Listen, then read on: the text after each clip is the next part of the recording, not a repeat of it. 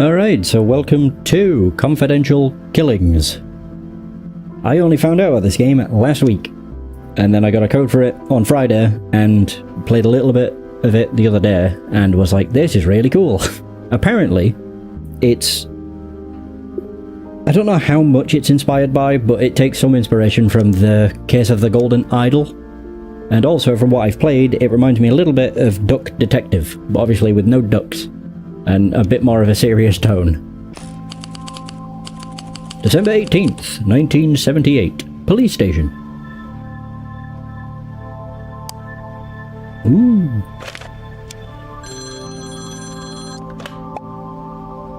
So you collect clues by clicking on the underlined words. Then you reconstruct what happened in your notebook. Yeah, it's really cool. I've only played up... I've done 3 cases. I didn't read anything, I was just clicking the underlined words and did it that way. So, this will technically all be new. So, detective, there was a call from high up. Oh yeah. A car crash near the Lexington Street Patrol. It was on Repose Street, close to my beat up in the hills, so I got there fast. Driver's dead. Looks like an accident, but something's not right. They requested a proper look.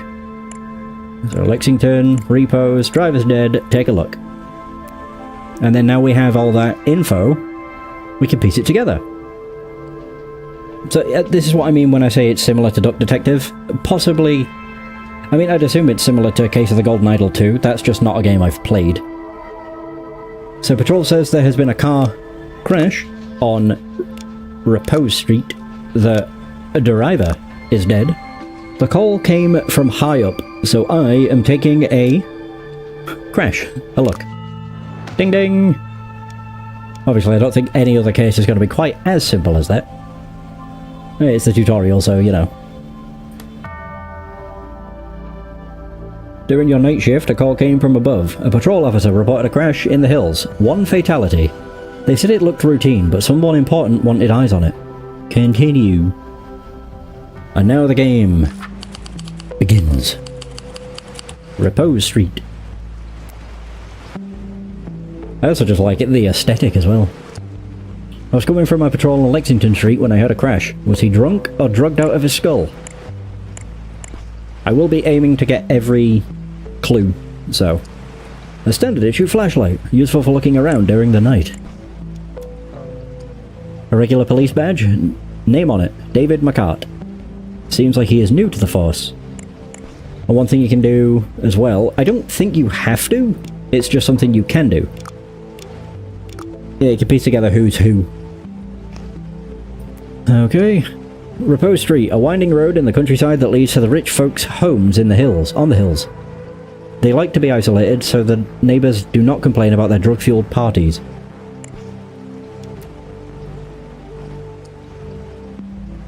The brakes have been precisely cut and the fluid is leaking, creating a puddle under the car.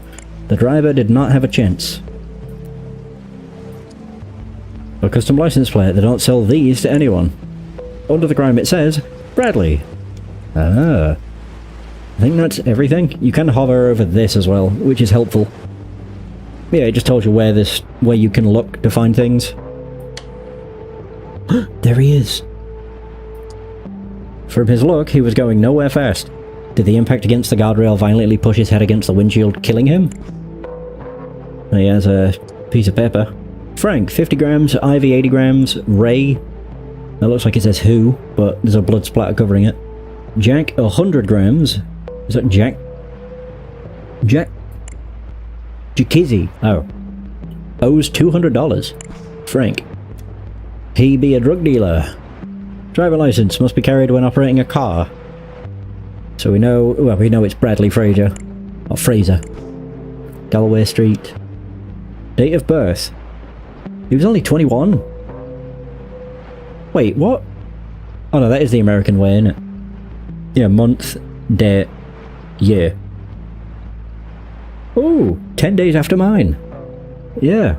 But also, 38 years prior.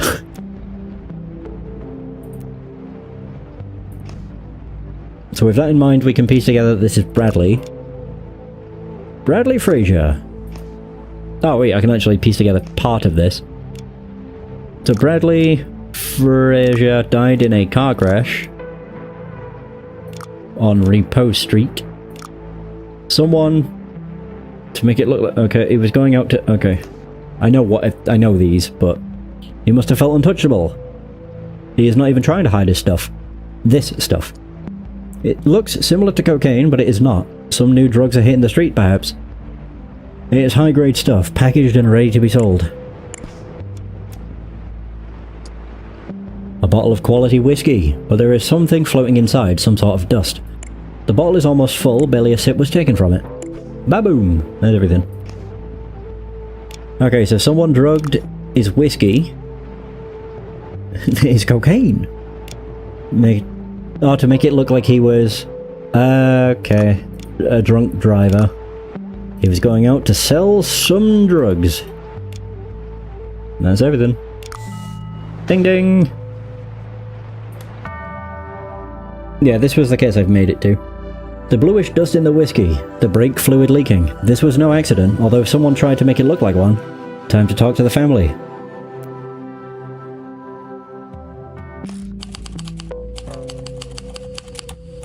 I also quite like the music. What little of it there is, I just find it quite cool. 4 medals from the Korean War, framed and polished. Certainly not an ordinary soldier we are talking about here. It is a war hero material. A pop art piece, probably very valuable. Its meaning is obscure, but there must be some substance underneath it, to be shown in such a prominent spot. A classic Hollywood portrait from the late 50s, it appears to be a publicity shot for the movie Gift of Nature. Clarissa... is it Le Mans? 1959. Okay, so that's who that is. You're Clarissa? Nope. Clarissa Le Mans. Oh, there's another person here too.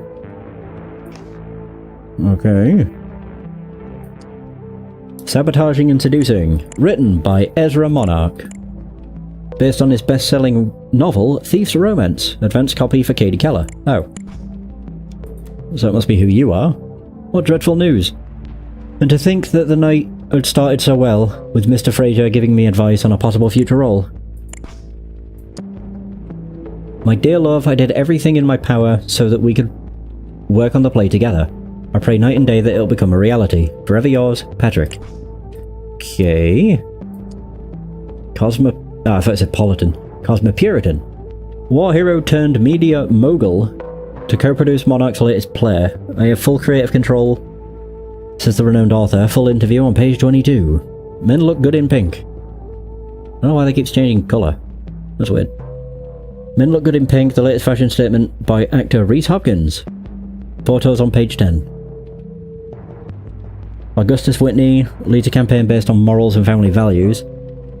But is it true what they say about his mistress? Ooh. Wait, is there any... Okay, there's no clues to be found there. So you're Katie Keller. Dunk. Ooh, we have books. An eclectic array of books. They include Dominic Fraser's Mind and Body, Total Control of the Mind Under Stress.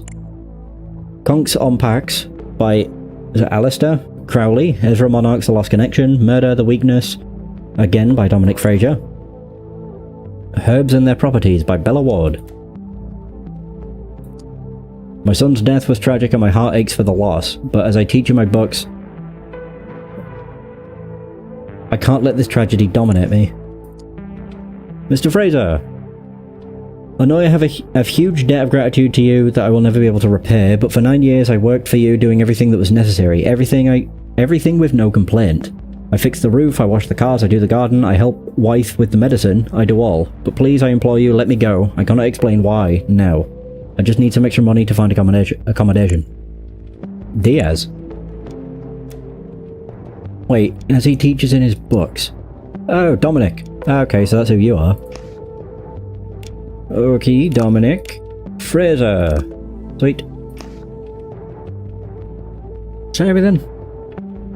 Yes. So an elegantly carved container made of dark ebony. It appears to be used as a medicine box.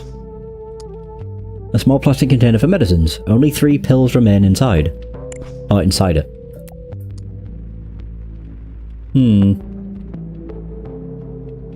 So, Mrs. Lehman, remember these are the strongest sleeping pills on the market. I'm giving you a week's dosage. Take only one per day. Sunday, Monday, Tuesday, Wednesday, Thursday, Friday. So, days she's taken. Oh. So one of those is missing. Is Bradley really gone? He was the light of my life. A small ornate key. It seems to open the medicine box. A beautiful silver ring. Simple and elegant, a very classy piece of jewellery. Oh wow. American Nurse Association. The NAA. Anna.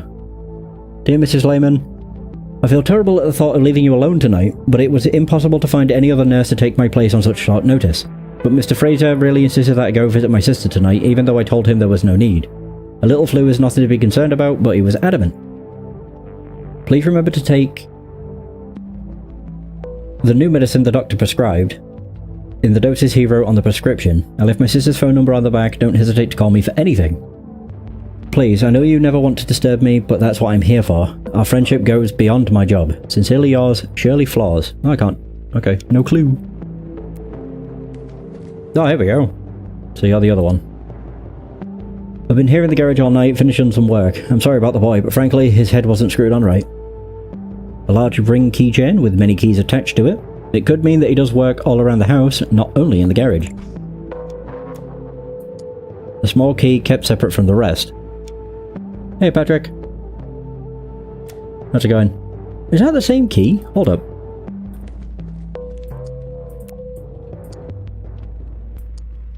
It is.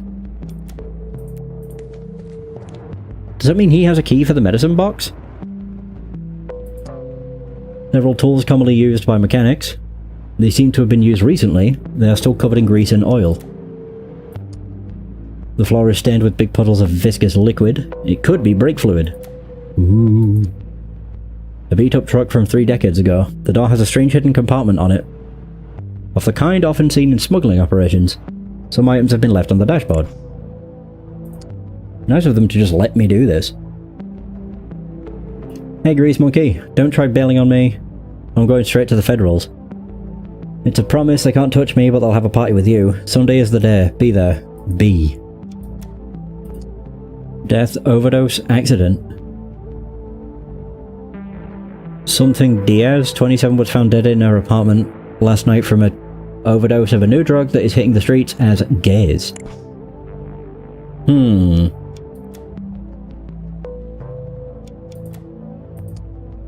A beautiful sports car in pristine state. Looks like an imported model, it must be incredibly expensive. Whoa, what the hell's this? Enough is enough, I will not do it, not Sunday, not ever. Oh, B would have been Bradley. Oh. You've seen what your stuff has done to my sister, I don't want anything to do with it anymore. I'd rather be in federal prison than bring another gram of that poison to you. Pedro. Ah, okay, so you're Pedro. Mr. Diaz.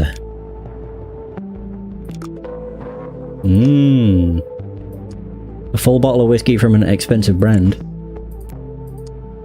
Hey Bradley, have you asked your daddy about his friend Roman? Do it, his reaction will surprise you. K. CK! For confidential killings. Wait, I've missed 3 things? Have I? Wait, what?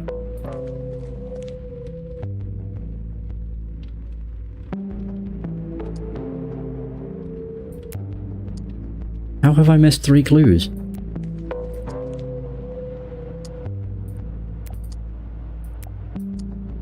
If I got all those.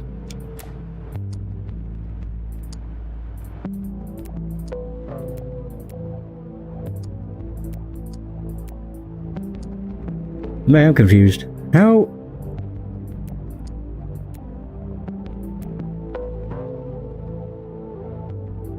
Yeah, how the hell have I missed 3 clues? Oh, I never read that. That's how. Somehow. Mr. Fraser, one of my agents found drugs in a vehicle parked near a roadblock. Its license appears to be registered in your name. Knowing that you don't drive, and in the name of our shared friendship, I suggest you keep an eye on your son. We can't keep hiding this forever. Inspector Hadley Badman. Aha, there we go. Somehow I managed to... miss that entirely. Did I miss the other note too? Oh no, I read that, but then skipped over the other one. Whoops. Okay, so it's pretty clear that it was Pedro. Pedro Diaz killed not Badman. Killed Bradley Frazier by sabotaging... yeah. Sabotaging his whiskey and putting Clarissa's sleeping medicine in his whiskey. The reason for the crash, murder, was the accidental death by overdose of his sister. Story is one clue ever be correct. Oh, sabotaging his car, not his whiskey. Yeah, that's right. Yeah, he did the brake fluids, didn't he? Oh, he snipped the brakes and then made him fall asleep. Yeah, usually you don't use the same clue twice. The plot thickens. Pedro was sick of working as a drug mule for Bradley. His sister's death from the very drug he smuggled out of Mexico was the drop that finally spilled the glass. Cornered, Pedro made the wrong choice. Bradley paid the price.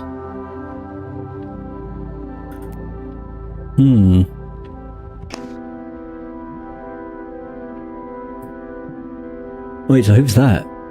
Is that Pedro? Maybe. Ooh, 8th of January, 1979. Steinwitz residence. Whoa. Chair lies on the floor. Apparently something pushed it over. To Mr. Raven, to each his own. Hawkins Flowers.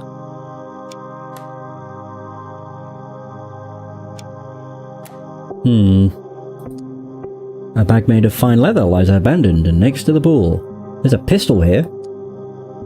Monday, 10 to 12 AM rehearsal. 3 PM Dennis Miller interview for newspaper. Party at Jeffrey's house. Tuesday. Radio interview at Alpha Omega. TV interview. Important, take breathing pills before. Wednesday, meeting with lawyer, meeting with the writers. Ezra Monarch will be there. At the club with Augustus Whitney, should bring the wife, she's a fan. Sabotaging and Seducing by Ezra Monarch. Main characters parts only. Patrick Raven. I'm assuming that's who's dead. Oh god, there's a lot. Wait, isn't that the same lady? Oh, there's a lot of people here. Is it you? Okay, yeah. I couldn't tell because he's blue. A half-empty bottle of white pills, many of them are scattered all over the bag. The label says, Abraxidol Red, the remedy against allergic reactions you can breathe safely with Abraxidol. So he had an allergy. Dr. R. Barton, patient name Patrick Raven. When having a respiratory attack caused by plants, flowers or other allergies, take 2 pills of Abraxidol as soon as it starts. Make sure to not exceed the dose of the red Abraxidol pills and never mix it with other medicines, even similar kinds, because they would cause a respiratory obstruction and could be fatal. Okay. A gun. A small, well-kept semi-automatic pistol. Its magazine is full. So no bullets have been fired. Is the only other thing the body? Yeah. There he is. Oh, the hand. Petals from a red flower. Okay. Holy shit, look at that. Look at all this. There's a lot of stuff here. There's all the clues here. I'm assuming these people are all alive. It's hard to really tell. Oh. Enough drugs to kill a herd of elephants. It could be easily mistaken for cocaine, but it is something else. Next to the open packets, lines ready to be sniffed, these people seem to take drugs on a regular basis. Or coked out the mind. A record by Troy Dixon has been left on the player, the stylus scratching its surface. The side should be swapped, but the residents are too high to notice. A strange painting titled Homage to Buñuel. It shows an eye with a razor in front of it, not the most pleasant of images. What else we got? Another picture. Oh. To Jeffrey, producer extraordinaire in the land of dreams, and his wife Nadine. Carl Carlson. So that's Jeffrey something, as well as Nadine. Is Nadine one of the characters? No. That's Jeffrey. I don't know his surname. We got a noise complaint, didn't expect to walk into this. They're not dead, just out of their heads. Some kind of drug hit them hard. The police issued 38. So will they even be able to, like, can I talk to them? This man is on a bad trip, covered in sweat, dilated eyes, apparently oblivious to what is going on around him. He's muttering something unintelligible to himself. A fresh pack of cigarettes, not even opened yet. An expensive gold-plated lighter. Okay. Oh, this guy looks happy. This person's eyes appear to see something we do not see. His mind is in another dimension. His broad smile reveals shining gold grills. A lot of cash, too much money for pocket change. Oh, dear Mr. Kunta. Wait, Alpha Omega radio station. We don't find talent, we create it. It is with immense pleasure that we welcome you as the latest member of the Alpha Omega radio station family. We have attached a list of albums and artists to play, as suggested by our program director, that you can peruse at your own leisure. Please feel free to make any changes you like. We trust you completely. Your success at previous stations is a testament to your musical knowledge. We are looking forward to collaborating with you. Please join at our weekly conference next Monday so we can discuss with you the details of your employment. Details on the back of the paper. Mike Alvarez. So, something Kunta. What? Oh, really? So I can't put down his name?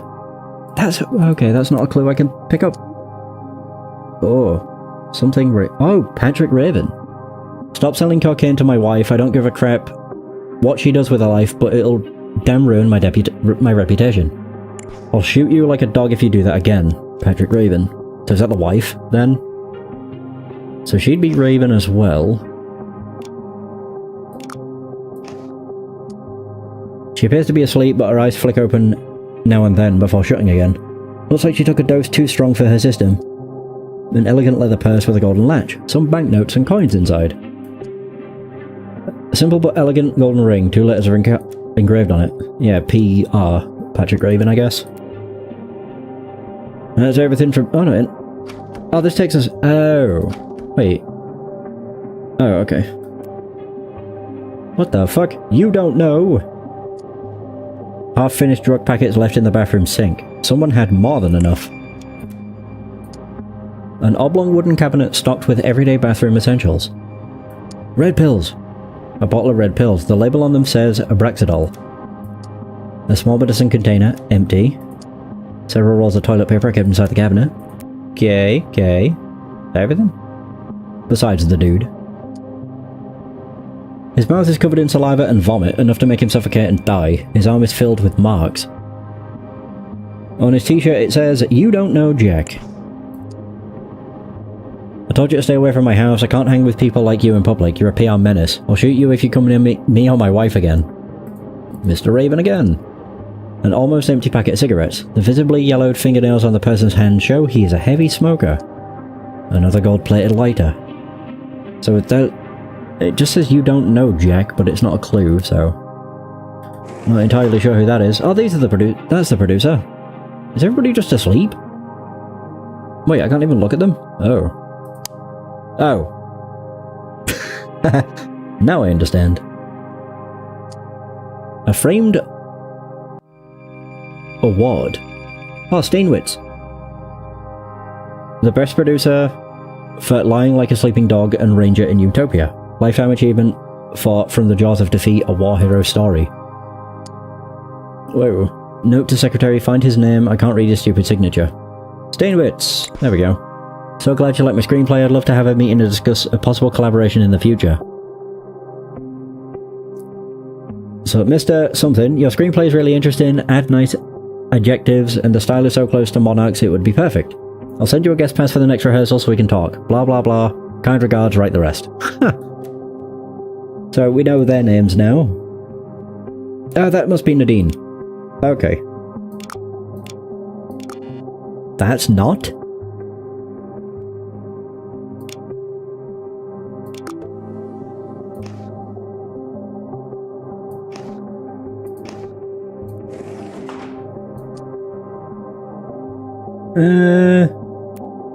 Wait. Yeah, and his wife, Nadine. Okay. Woman is sleeping peacefully on the sofa. Her breath smells of alcohol. You bitch, first you steal my husband, then my role on the production. I'll get you if it's the last thing I do. Katie, the muse of my heart. What the fuck? It appears to be a very, very amateurish attempt at poetry. In darkness after dusk, your laughter lights the sky like a sun. Each note a brush stroke of my heart, Katie, my irreplaceable muse. So beautiful you transcend the frame, although a reckless vow binds me. In my heart you inspire my art, and not the bride I'm chained to. Love will be our masterpiece we won't speak of, a sad longing that colours my soul. Classic red lipstick from an expensive brand.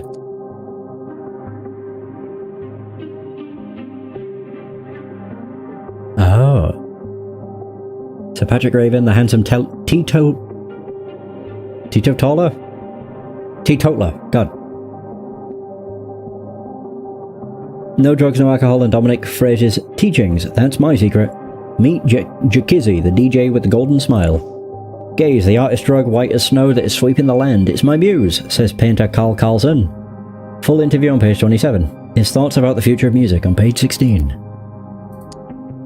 Whoa. Dominic Frazier. Okay. Is that the same lady then? From the mansion, but maybe not. I'm happy to report that you have been accepted for the role. The support of your colleague, Mr. Raven, has been overwhelming, and he was elated when I told him the news. I'm afraid I'll not be at the party because such occasions are a burden to my temperament after my recent loss. But please feel free to communicate my approval to our producer. When you see him tonight, you'll be able to celebrate together the good news and discuss the role. You are a rising star with a bright future, my dear. Dominic Frazier. Huh. It does look like the lady from before, but I don't think it is. Wait. Traces of lipstick are visible on the glass. A splash of wine is left untouched at the bottom. A bottle of imported wine, almost gone. Its container is made of finely crafted glass.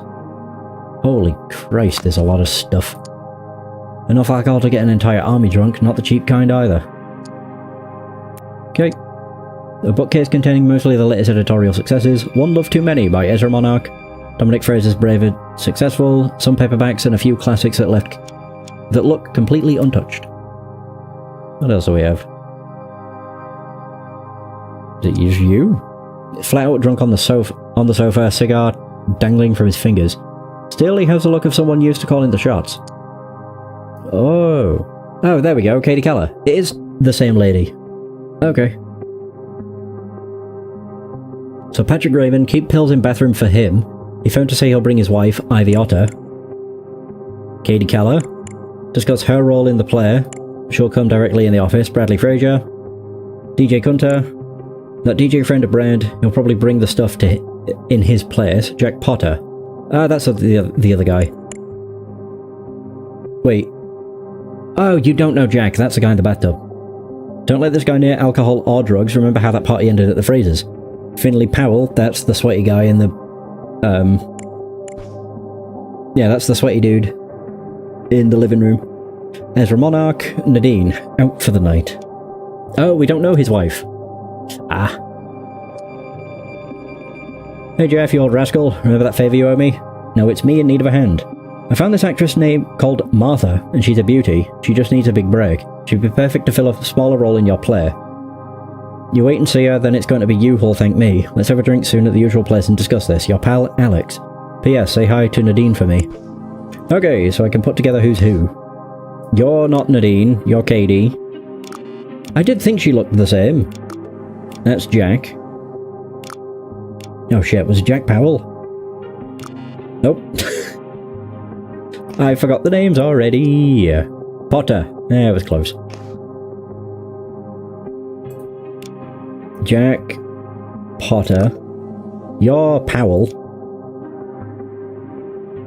Although I forgot what the first name was. Finley. Finley Powell. Oh, you're something Otter. Shit.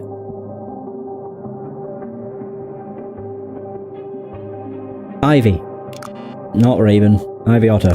There we go. And you're something, Gunter. DJ. I don't know. Jeff, no. No.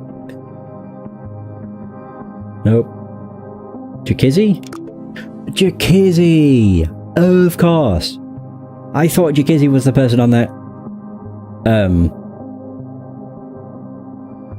Yeah, I thought Jakizzy was the person on that magazine. Oh. Well, now we know.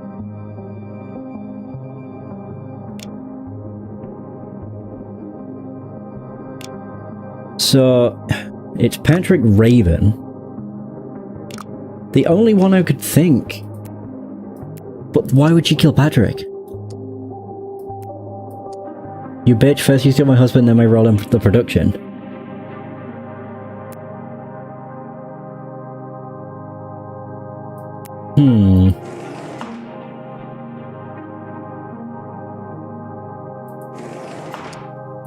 It could have been the producer. It's not that, it's this. Just because it mentions keep built-in bathroom for him.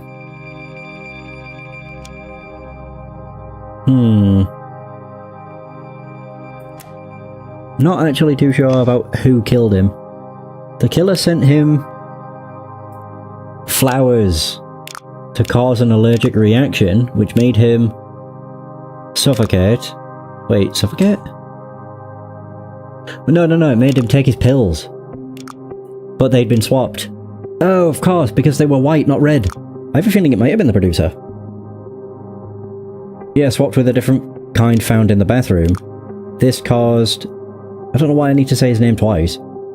Mr. Raven to suffocate and fall into the pool. The reason for the killing is the victim's relationship with Katie Keller, who used him to obtain a role in the latest Shoot. Play? Shoot. Play? Play. Ooh. First you take my husband. I want to say Ivy Otter, but she wouldn't kill her husband. That just seems odd.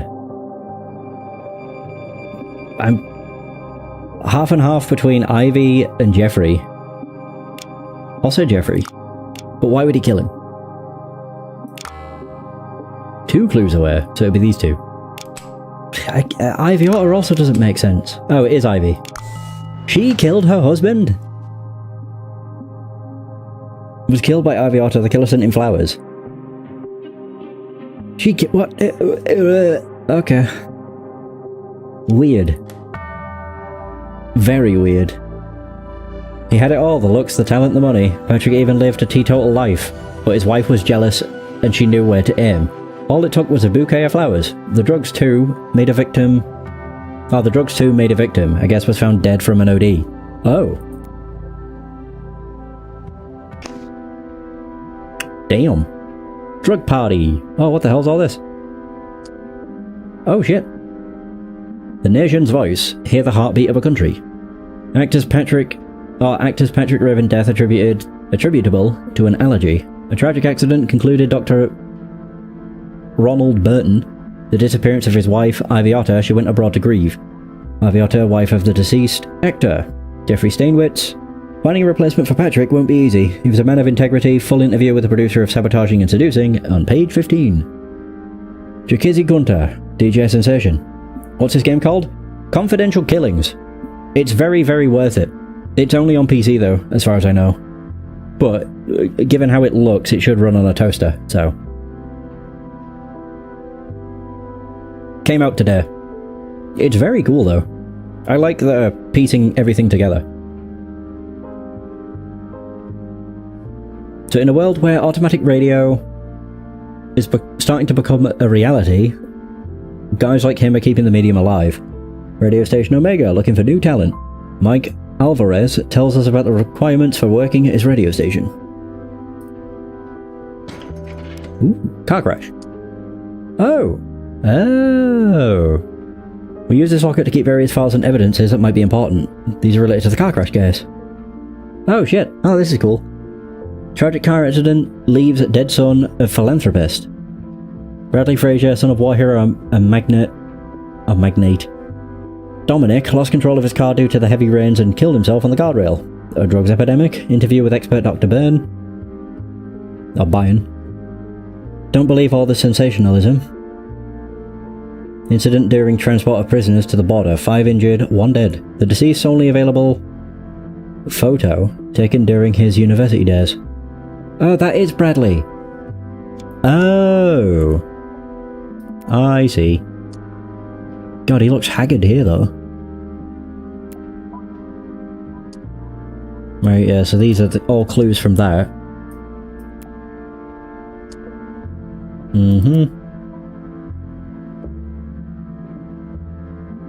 I always love... I don't know why, one of my all-time favourite things... I mean, it kind of ties back to Oblivion. Like, my favourite quest in that game is... It's not necessarily a murder mystery, because you're the murderer. But I've always loved whodunits. There's just something super appealing about them. How do I back out? Oh, there we go. Transcript of the primary suspect's interrogation. A stamped note was also recovered during the search. Whoa! Oh, transcription of Ivy Officer's confession. Even though she appeared in an altered state, the medical report said that there was no trace of drugs in her system. Her lawyer found the confession admissible. You admit to the killing of your husband, Patrick Raven. Yes, he is betraying me with that slut, Katie Keller. I had to kill him. You could have asked for a divorce. I tried, my lover wanted me to, but Patrick... He refused. Oh, wait, so she's cheating on him anyway? What? Oh god, everybody's backstabbing everybody. Jesus. But Patrick, he refused. He is a tyrant, he has his image to protect. Nope, she kept referring to her defunct husband using present tenses. You mentioned a lover. Who is he? I don't want to get him involved. He has nothing to do with my decision. When did you first decide to kill him? She appears confused, she stutters, has trouble finding the right words. I don't know. I got the news that I lost my role, I was so down, so depressed. That's when I first tried it. It? You mean the drug? Yeah, gaze. Jacuzzi got me into it. I started taking it regularly, in stronger doses. My stupid husband thinks it's cocaine. Gaze, it changed my outlook on things. That, and those letters I kept getting. Like this one? See attached document. Yeah, what about Patrick? Have you interrogated him? Is he lying about me, as always? Your husband is dead. She looks puzzled at the detective. Oh. What? Ivy, did you know your husband demoted his very own wife to a secondary role with the help of a starlet? I certainly wouldn't let a thing like that slide. Huh. There's another CK. Obviously CK is the initials of the game, but I have a feeling that might also be the Puppet Master. Yeah. 9th of January. Horizon Theatre. Oh! God damn. 57 clues? Well, that's the dead guy. Is that Jeffrey again? It kind of looks like him. Whoa, what is this? Should connect the role to the name of the actor. Oh. The man lies dead on the floor in a pool of blood. A light but sharp metal sword is planted deep in his chest. Small key found in his pocket. Whoa, you're supposed to say the words like they're written on the fucking script, not make your own mediocre dialogue. You're not the writer, I am. Remember that. I can get people hired, and I can get people fired. Actors are exchangeable, writers aren't. Stay in your place, don't cross the line, or there will be consequences. Well, I have an inkling as to who might have done this. One of the writers. Hey, Finn. Oh, is that Potter? No, yeah, Finley Potter. I sent that letter to Jeffrey. He won't complain anymore about giving you a raise after he reads it. You want me, Big Pal? Baxter and Gillespie Law Firm. So that's Potter. Oh. A sword light, but made of metal, planted deep in the man's chest. It has hit the heart with uncanny precision. Okay. A light sword is laying on the floor next to the man's hand. Despite its realistic look, it is harmless. It is made of plastic and the blade is retractable. No more dangerous than a toy. Oh, so the one that killed him was not...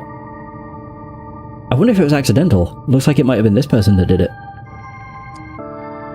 I handle security around the theatre, but it's mostly psyched fans and simple stuff like that. I called an ambulance, but I'm afraid it's too late. Revolver? I'm not entirely sure why that's a clue. A ham and cheese sandwich, packed with a note. Oh, packed with it, a note. Have a good day at work, sweetheart. Is he dead? But the sword is fake. This can't be. Instructions. Oh, that's Keller. E.M. Miller. Ezra Miller. When using the sword, remember to push it hard against the center of Powell's jacket.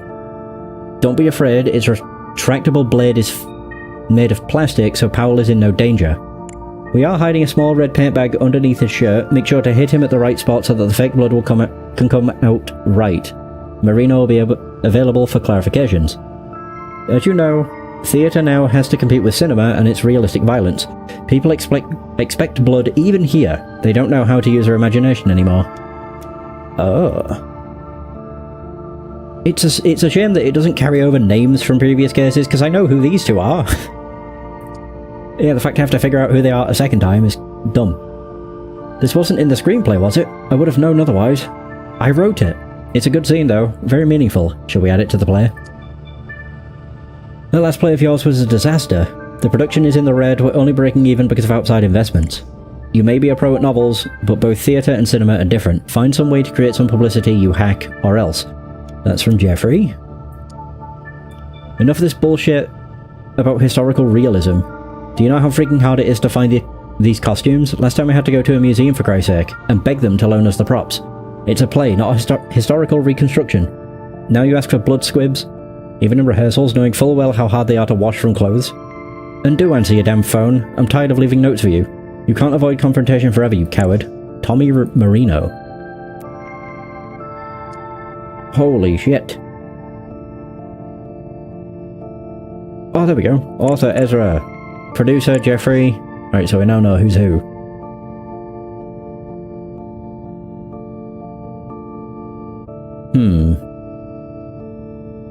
So for positions, see diagram. So Ruth and Hugh are one in front of the other, at the center of the stage preparing for a duel. Hugh doesn't know that it's Ruth he's fighting, disguised in men's clothes. In a corner, Dorothy Darlington is watching, mute from terror, too scared to stop the tragedy. Adeline for Dee Dee here. Hugh unsheathes his sword, Ruth does the same reluctantly. Prepare to die, villain. So Hugh plunges the sword, Ruth moves to the right, she tries to defend herself and accidentally hits Hugh with her sword. Near the chest, blood starts spraying from the flesh wound, Hugh drops the sword. From the corner, Marjorie Hastings comes running. Stop it, Mr. Culpepper, you don't know who you're fighting. Do we really throw the wig? Those things are expensive. Ruth, crying, throws away her wig, revealing her identity, and holds Hugh. Why am I fighting the man that I love? Look at me, can't you see me? Okay, so I can at least do 2 people. I'm assuming you're Ezra Monarch? Okay. That's Jeffrey. Oops. Jeffrey. Good. And I know who these two are as well, but why do I need to find their names again? Silly. Wait, so what can I do with this? Connect the roles to the names of the actors. Oh, we don't know their names yet. The one appears to be in shock, gasping for air. Her entire body is trembling and she seems unable to speak. Small metallic key. Penny! I'm on a casting call, so I won't be home for the day. I hope I get the role this time. A man can't depend on his wife. Please, please, please remember to ask Steinwick, or whatever the producer's name is, if he can find me a part in the play. Imagine if I had the role that insipid Finley Powell has. Both you and I in the same play. We'd be set for life, or settled for life. Let's make this dream real, whatever it takes. Love you, Henry. Okay, so you're Penny. She has a small knife on her hidden behind the dress belt. It looks very realistic, but it's made of plastic and bends to the touch. Alright, so you're Penny. Penny something.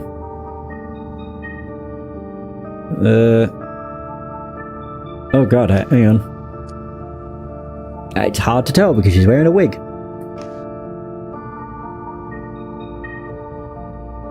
I'm gonna guess you. Oh, Penny wasn't a clue. Really? Oh no, it wasn't. Oh. I'm gonna guess he's Henry. Okay, so is that everything here? Yes. Oh, fucking hell, there's so many people. Oh, there's Jeffrey. What a mess. This could either be the greatest publicity stunt or destroy us. Can I talk to the press about what's happening? Or would it hinder the investigation? A modern metallic key. My dear friend Jeffrey, I know you have reservations about Katie Keller, but you have to trust me on this. We're trying to shape her into a star, instilling the self-confidence that she needs. Our last two shows have been a failure, but I didn't mind despite my big investments in them.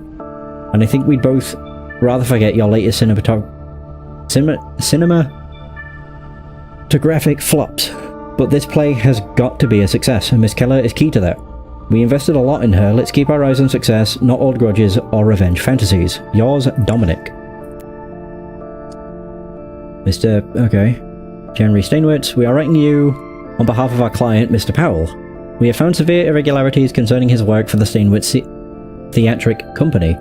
Attached to this letter are a cyclo-styled copy of his hiring contract and a more recent paper clearly showing that my client's salary is below the rest of the cast, despite what is stated in paragraph 3C of the aforementioned contract. If this serious mistake is not fixed within the manner specified in the turn page... Oh. I can't. Why shouldn't the choreographer and costume designer and only sane person in this group of idiots get royalties for from his work? Without me, people won't even know where to put their feet on the stage, or what to wear on said feet. That's the choreographer. A board used to hang notes for the theatre staff. At the top is a small metal key on a hook. It opens a costume room. Evelyn? Oh god, there's so many names. So please lock the door to the costume room after use. Expensive and uninsured items have gone missing in recent weeks. A grate has been installed on the window to avoid theft, but it's no use if the door is left open.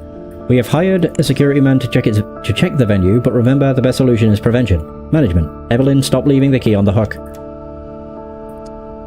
The installation of the new vent in the costume room has created some electrical issues. These will be resolved soon, and they will not be a problem during the play opening. We are deeply sorry about the inconvenience. Management. What the hell are you waiting for to fix the electricity? We can't work with blackouts every 30 minutes. We'll be switching the venue if this continues. Evelyn, you stupid midget. Don't leave on the floor things that need to go on shelves. I don't care if you can't reach them. I'm tired of stumbling in the darkness, and I don't give a shit who gave you this job. What a swell man. Or whoever said it. Right. They don't want to let me in. Imagine that. Paul refused to see me when he was alive. Now I can't get to see him when he's dead either. Oh, you're Miller. Dominic, maybe? Oh, I mean, it's D. A pass that says press and D. Miller. So you're not Henry. Is it that? It can't be that guy. Maybe this guy? Dominic Miller. No?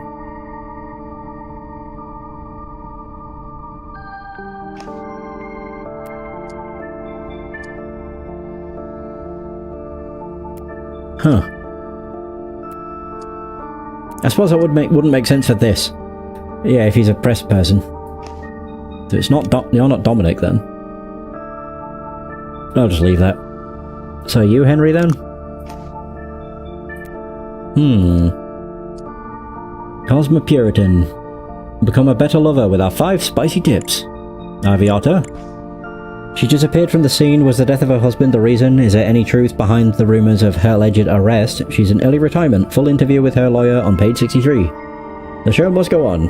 Patrick Raven's tragic death doesn't stop the new Steinwitz production. All the latest news inside. We have a chat with Katie Keller.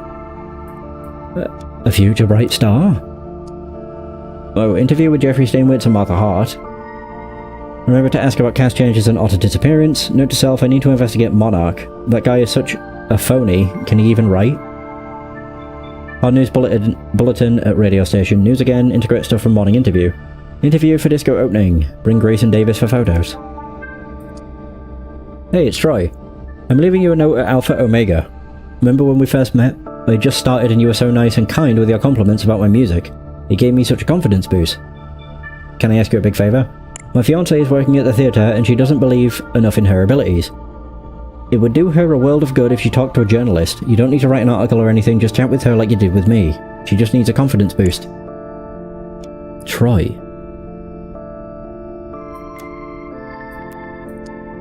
What's all this racket? Me? I stayed here the whole time, but waiting for Martha to try on her costume. Not waiting for Martha to try on her costume, but as usual, she's late. An expensive gold bracelet. You're the lover! Inscribed in tiny letters on the back of it, to my true love, I.O. That poisonous snake Katie is trying to steal my role, can you believe that? You're my only solace in these troubling times. Come see me in the dressing room before closing time. I. Oh, the plot thickens. Oh, Jesus. Guest. Jim Blair. I can't take that as a fucking... Okay. Grants the holder access to the backstage area and an interview with producer Jeffrey Steinwitz. More powder. Small plastic bag containing gaze. It's been placed at the bottom of the bag, buried under other items in an attempt to conceal it. Oh. A notebook filled with story ideas. The most promising ones have big red circles scribbled on them. Oh, there we go. Now I know his name. Gloomy Clouds Over Paradise, A Dark Tale of Love and Betrayal. By Jim Blair. Copy reserved for Jeffrey Steinwitz. Right, so you're not Henry either. Who the fuck is? I mean, just because I know the name doesn't necessarily mean he's here, I guess. A small .25 semi-automatic pistol kept inside the bag, next to it a license for concealed carry. Oh. I want to actually go back up. Whoa! This isn't where I thought it was. Oh, Christ, where? There it is. Was it you? Yeah, a small quantity of gaze, a creative drug. Have I spoke to everybody here? Yeah, I guess. Yeah, I have.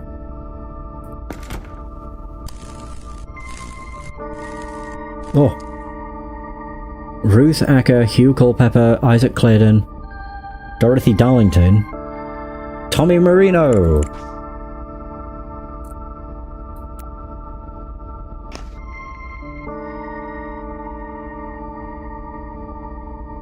Marino. It's the only dude I can think. Hey! So Tommy Marino is Ivy Otter's lover. Rows of racks with clothes from various time periods and fashions. Several are missing, probably being used on the scene right now. Several boxes filled with scene objects. Hats, purses, belts, plastic, knives, fake pistols. It appears that someone dropped a newspaper clipping inside it.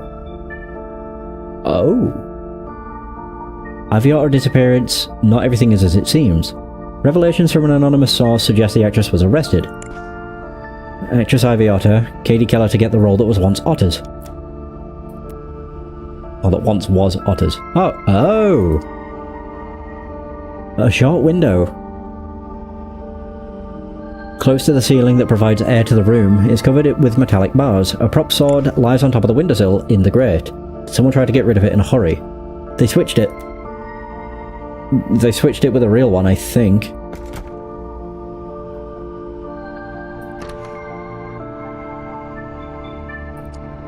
One's bag has been left on the desk. Looks similar to a model from an expensive brand, but the logo on it is wrong.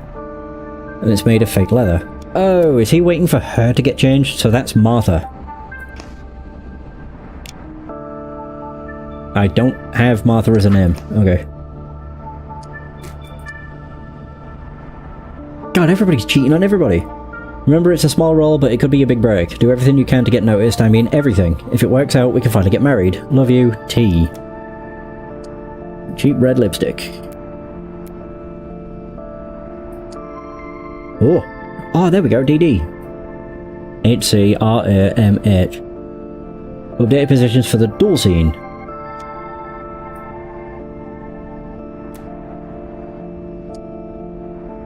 What the hell? Marjorie Hastings. So Martha Hart's requested changes to her costume. Lighter sword prop, bigger neckline, no wig. Shorten, larger, hidden belt.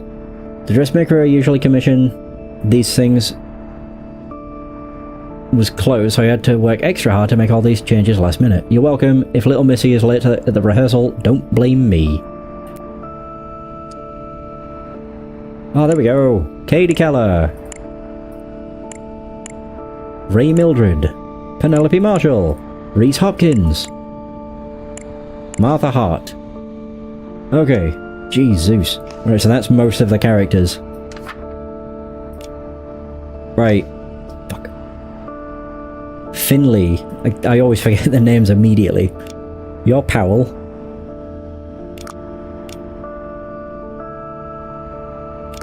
Finley Powell, you're Katie Keller.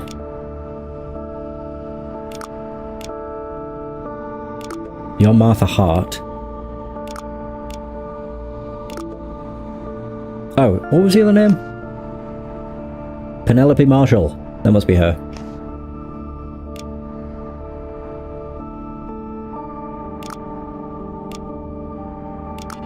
No.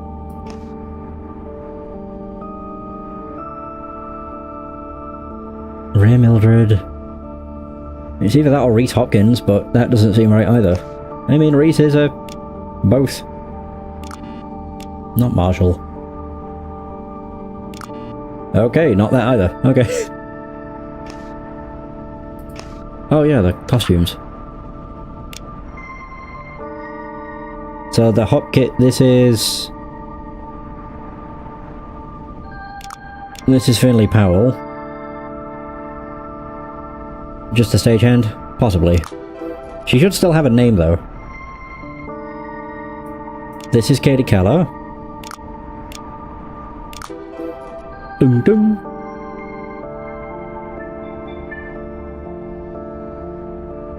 Small knife. Oh. Wait, hang on. Yeah, they're the only ones I've not done.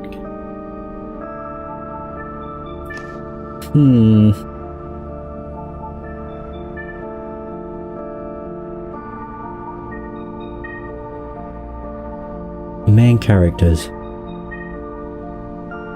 Isaac Claydon. Oh shoot, not that.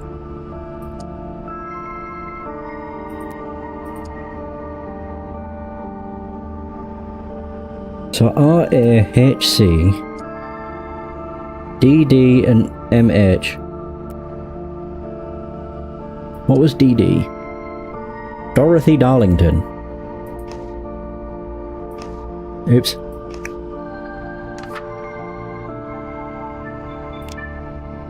I need to pay attention to what it says for both. Oh, there's a note in here too. Letters been crumpled and thrown away in the bin. Dear Miss Hart, we want to once again extend our invitation to join one of our enlightenment centres. As you are well aware, your fiancé is already a member of our group, and it has done wonders for his career. You too could unlock your full potential by joining us. Reach for the stars and become one. Okay. So Penelope Marshall is DD. Which I guess would be this. Aha! Oops. And this was Ray. Mildred, I think? Ray. Oops. Hey! So they're all done. I just work here, I bring stuff to the actors, do the needed odd jobs. But why is the police here? What's happening? Oh, Miss Hart, do you want to speak with a journalist? A Dennis something? That's his name. Dennis. Of course, there's two D names. Douche. You're always late. Oh! She's the one that was referred to by Midget. Evelyn, that's her name. I don't have that as an option though. I don't think. No, I don't. Okay. Time to get more. So you're always late, you always have excuses for not doing your job properly. You gave Finley's scarf to Ray, Ray's shoes to Penelope, you even switched wigs one time. And how many times do I have to tell you, check each character's weapon? You can't give daggers and swords at random. The diagram I put in the costumes room is there for a reason, you dolt. These things do matter, even at rehearsals. They're part of each character's personality.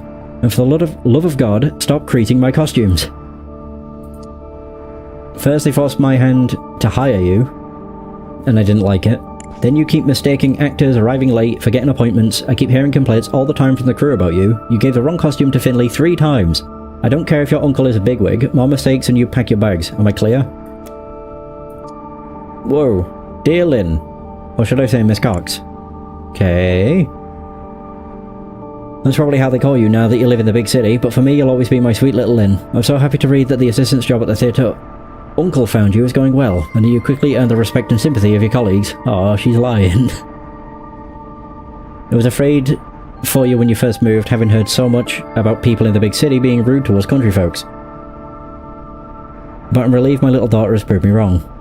Life at the farm has been hard since Daddy's gone, but I'm sure glad I have your brothers with me, who's a hard worker. If you see Uncle Preston, I know he's busy. I know how busy he gets with his travels and conferences. Thank him again for me, for all he's done. Write me soon, your letters lighten up my days. Mom. A bracelet made of small cuts of silver, turquoise, and a little gem in the middle. Okay, so something. Oh, it's Evelyn Cox, but I don't know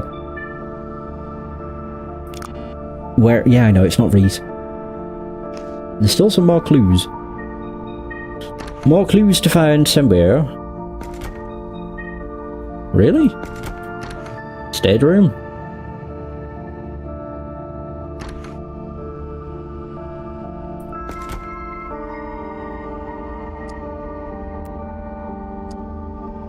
So we've done all those.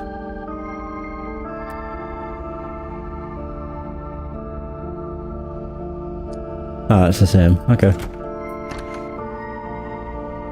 I've not fucking spoke to her. I'm an idiot. Ah, there we are. I'm still missing 3 things. TD? Who are you? Are you the journalist I was waiting for? What? The police? I haven't left this room. I've been stuck here waiting for Evelyn to bring me the right costume. Okay, there we go. This woman's wearing a small and simple ring on her hand. TD? Well, that wouldn't be Tommy. Okay, so I now know her name. I'm missing a goddamn 1 clue. Hooray! God bollocks. 1 clue.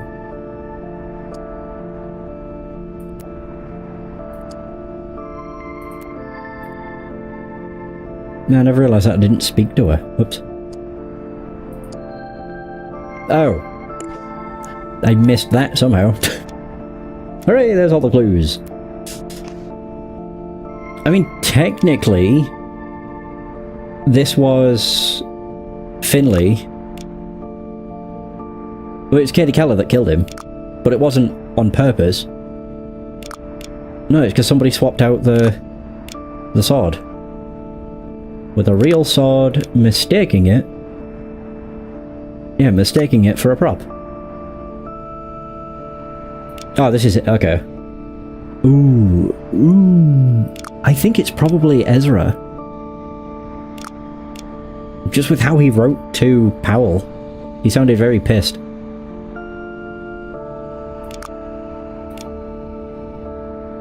Even that, I don't know, that doesn't seem right either, but we'll try it. Switching the sword with a real one? Or would that be the prop? Yeah, whatever.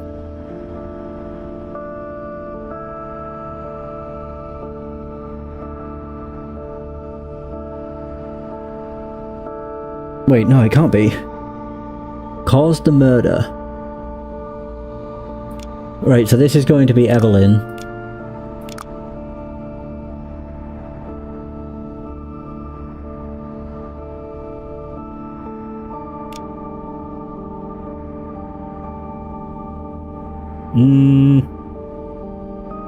Keep forgetting Finley's name for some bloody reason.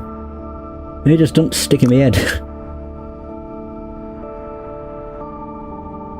Blamed for the something of his something. Whoa, okay.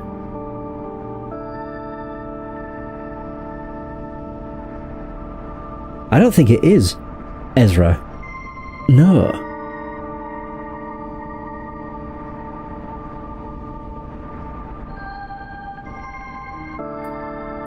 What else do I have as that? Writer, security, fiancé.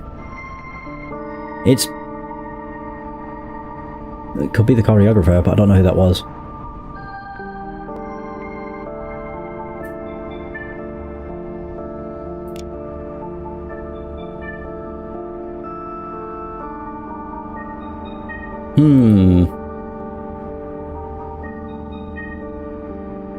Oh, whoops.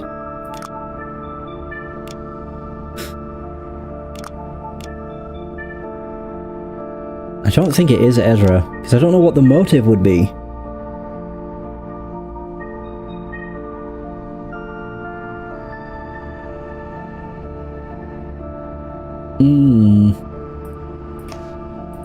Oops.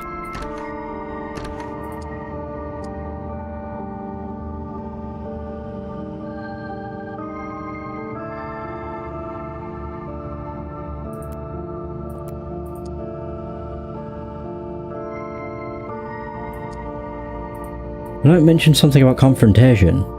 You can't avoid confrontation forever, you coward. That was from Tommy. Oh.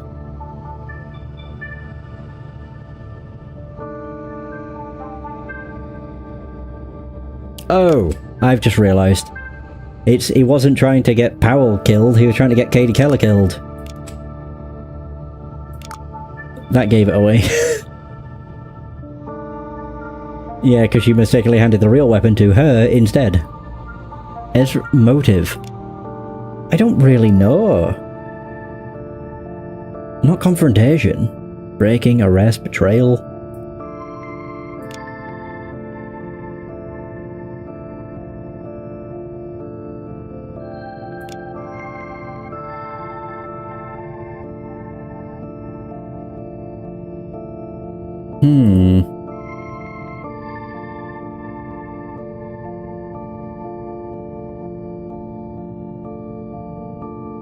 Oh, it's not Ezra, it's Tommy. My god, I'm an idiot. Yes. What was he, though? Was he the choreographer?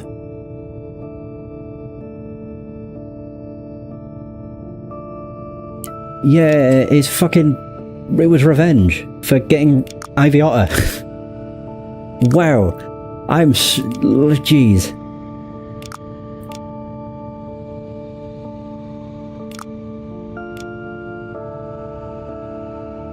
Oh well, if this is wrong, then, you know, so be it. Of his lover. Oops. Oh, fuck me. Ivy Otter.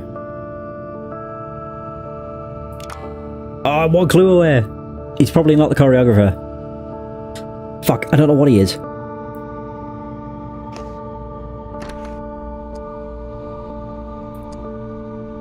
The poisonous snake, yep.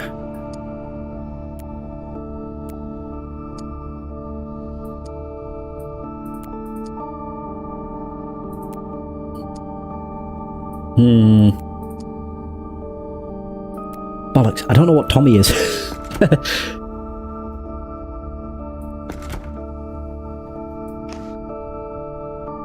Choreographer, writer, security producer, fiancé. Oh, wait, the fiancé on the play? That was mentioned. 2 clues. Oh, it's not that then. He is the choreographer. So something else is wrong.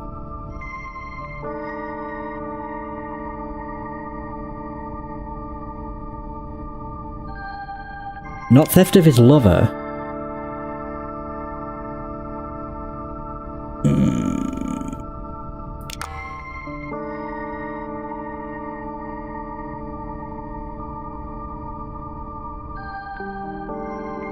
At least I know he is the choreographer. What else would there be?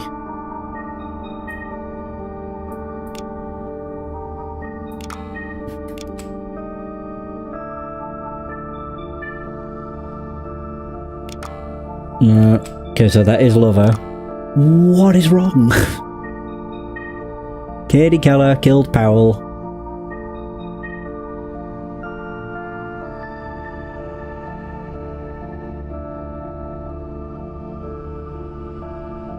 Switching the soul with a real one.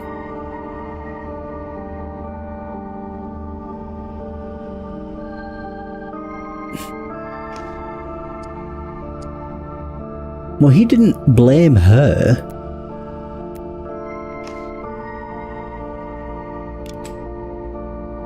Hang on, if I just switch this. Okay, so that's the one that's wrong.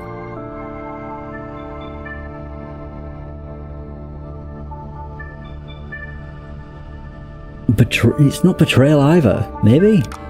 Nope.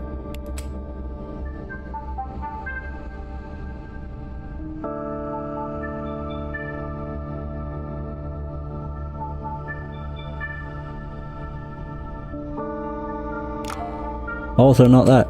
None of these make sense. His motive was revenge because she stole the role.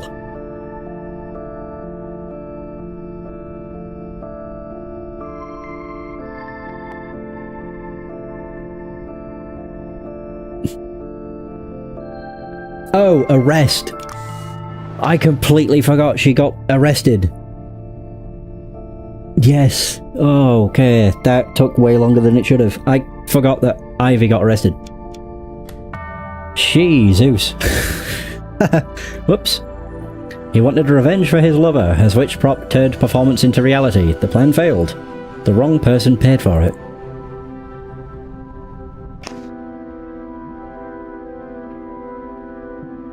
Craziest thing with all this is just how everybody's cheating on everybody. Yeah, like Ivy had a thing with... Oh, she was Patrick's husband, but she was seeing Tommy on the side.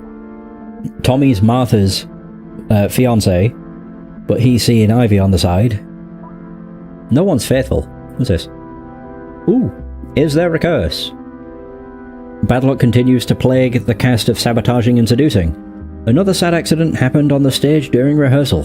Theatre crew books an entire hotel. Better safe than sorry, declared writer Ezra Monarch. Having the cast all under the same roof will also help boosting morale. Renowned writer Ezra Monarch during a signing event. Hadley Badman to be the future chief of police. There are more deserving candidates than me, his interview on page 22. Dominic Fraser about his generous donation to help poor kids in the world's south. Having lost a son, I want to give a future to as many young people as I can. The reclusive philanthropist in a photo from 1971. Anything new? Drug party.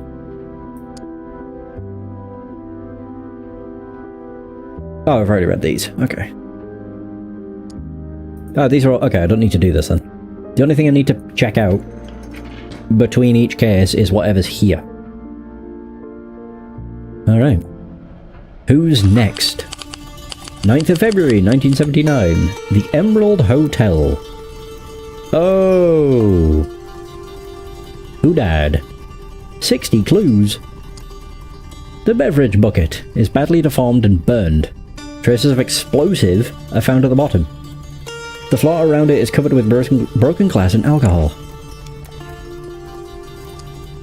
A wooden box containing 3 bottles of expensive champagne. There's a typewritten note next to it. Against all odds, the play is a success. Here are 5 rare bottles to celebrate directly from my special supply. Oh, it's this guy again. I was here with most of the cast. The waiter picked up the bucket that was on the floor behind the counter, then a loud explosion.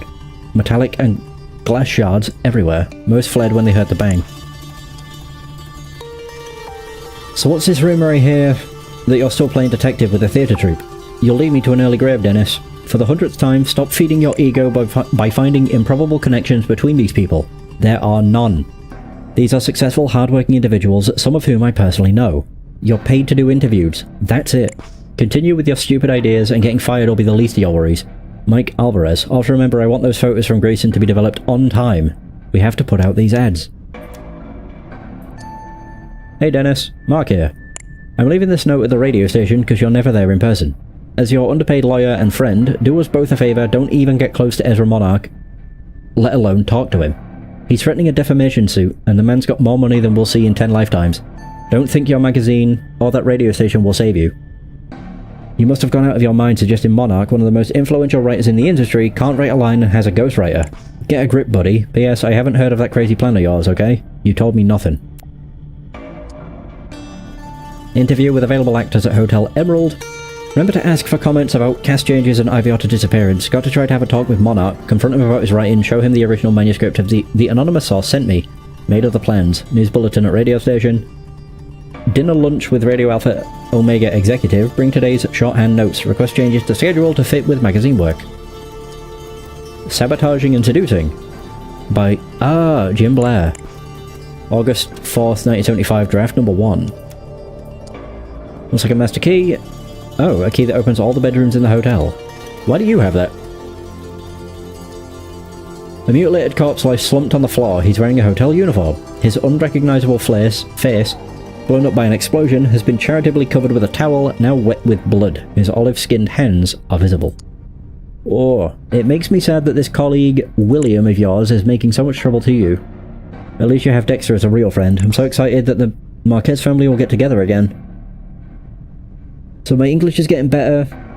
Oh god, use something you can see from this letter, and something is improving as well. We love you. Marquez. Dexter. Oh wait, Marquez was not one. Are you Dexter? I was looking for Brett, he disappeared. Then I heard the explosion, people screaming, running past me. I found the body on the floor, his face gone. I knew who it was. I covered his face, he was a friend. Hotel Emerald, this is for you. You just get me the good stuff and keep it between us. H. Ah. Oh. Oh. Shit. Not Dennis. William. You're Dexter.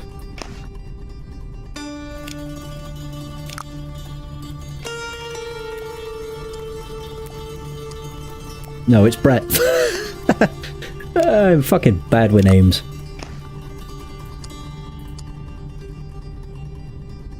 Makes me sad that this colleague William is making trouble. So that's possibly William. Just going off the pictures. Yeah, I doubt it'd be this guy. He's the old man. It could be this guy as well. Yeah, we'll find out. Aren't you called Dennis?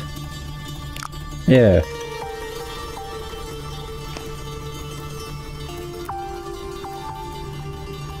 There's everything there.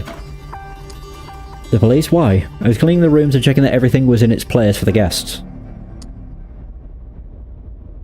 What is wrong with you? I heard you again got caught stealing in guest rooms. Our colleague Mr. Richards took the blame for you, and the poor guy has a wife and children. I'm glad I didn't catch you because I'd have to make sure no hotel in this city would ever hire you again.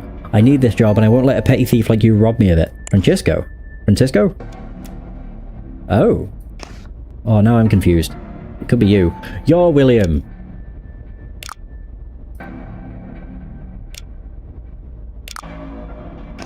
Yeah, you're the petty thief. Ooh, an expensive piece of jewellery that I'm sure he bought himself. A passport out, a master key that hotel personnel usually have to enter every bedroom. I just need to leave something in a room as a surprise. This is for you to forget the master key at the reception.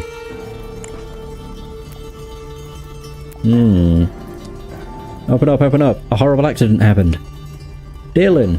Is it true what they're saying about all those deaths in the theatre crew you're working with? Why didn't you tell us? My heart almost exploded when I read the newspapers.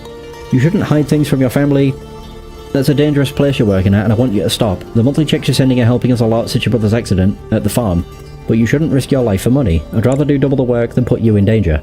Us Cox have always managed to survive come hell or high water. I asked Uncle Preston a small loan, as he has been so good to us in the past. That should help keep things going until your brother is back on his feet. So you don't worry about us. He's yet to respond, but you know how busy he is with his political campaign and all that. Please stay safe and write me soon. Love you, Mom. They arrested Marino, who was the only one of you idiots who did some good work. Why couldn't they arrest you instead? You're the criminal, killing my player like that, not giving hints at the right moment, making a mess all the time. I found the 15-page instructions I gave you in the trash bin, you little twerp. Think I didn't notice? I see everything. I'm surprised she's still alive. Yeah. Was that everywhere? A puddle of blood is visible under the room's door. Are there 2 deaths? Oh. Ezra Monarch's amended screenplay for sabotaging and seducing. So this is for Penelope Marshall.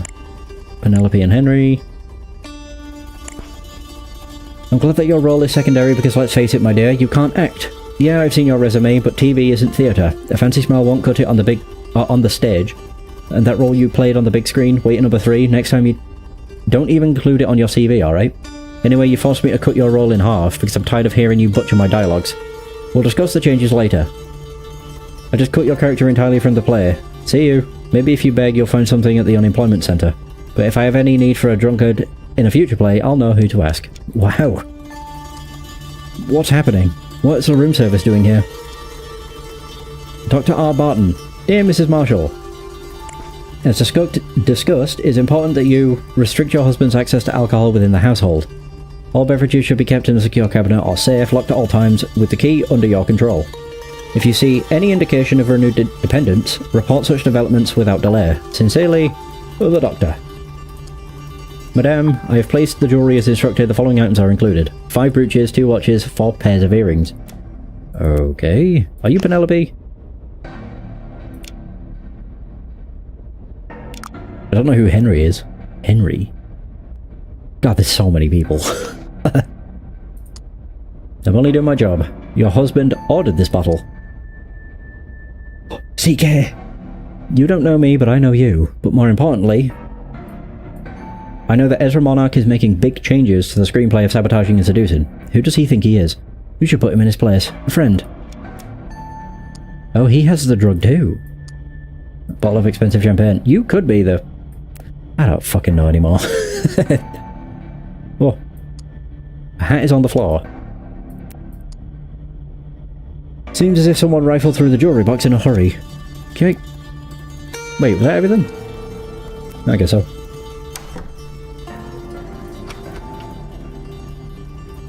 She's half naked on most of these. Katie Keller, Martha Hart.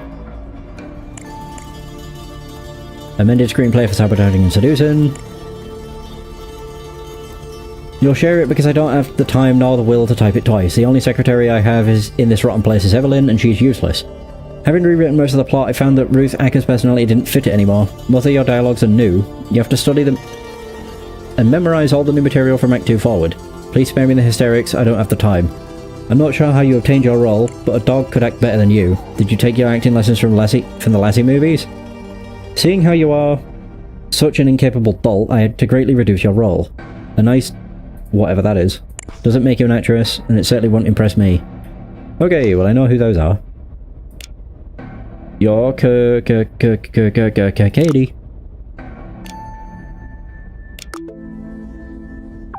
Hello.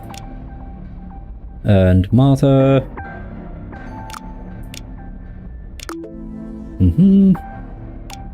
Oh, I can do her name. Yeah, Evelyn Cox.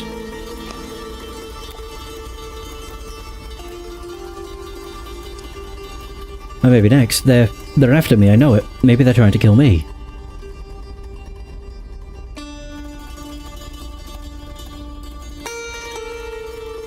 If only you knew. A packet of cigarettes almost empty.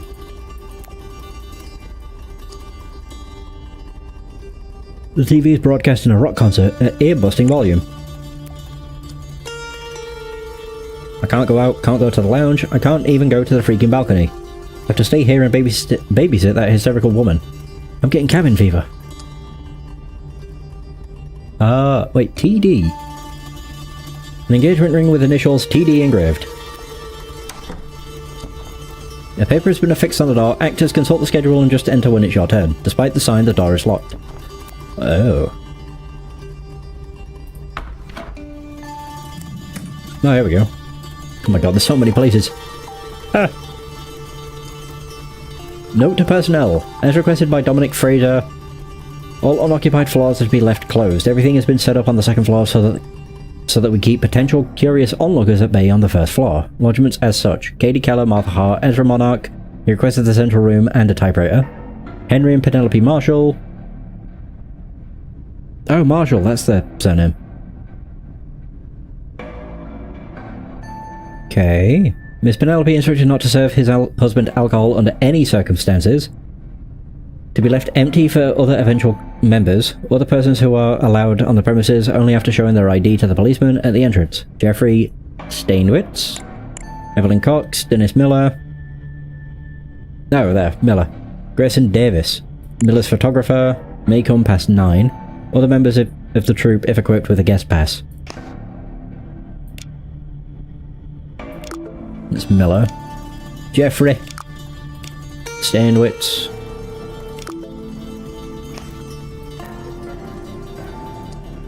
Emergency services have been called, sir. The police are already here. Luke. Wait, I have to leave in a hurry for an emergency at the other branch of the hotel, so this must do the job. I entrust you with running the hotel with a skeleton crew.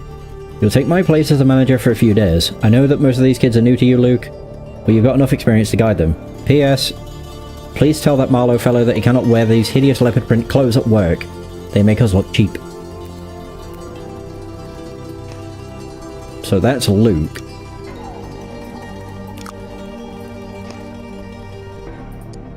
Call an ambulance, there's an emergency. An explosion in the lounge. Mr. Stainwitz, our firm has reviewed your complaint against Mr. Ezra Monarch for his deliberate sabotage of the place, sabotaging and seducing, with his unwarranted changes in the text, seeking damages in the amount of 5 million. However, due to the wording in his contract, so see attached to this letter, it would indicate that Mr. Monarch is allowed an unspecified amount of freedom regarding late text changes to his screenplay. We'll continue our efforts to find legal precedents. However, the law seems clearly on the defendant's side. In the meantime, we advise you to try take matters into your own hands in an attempt to find an agreement with Mr. Monarch. Mr. Steinwitz, unfortunately, our last meeting was cut short due to that accident. My objective that day was to point out the similarities between my work and Ezra's. Oh. It's not a coincidence, I assure you. I think a new appointment should be scheduled soon.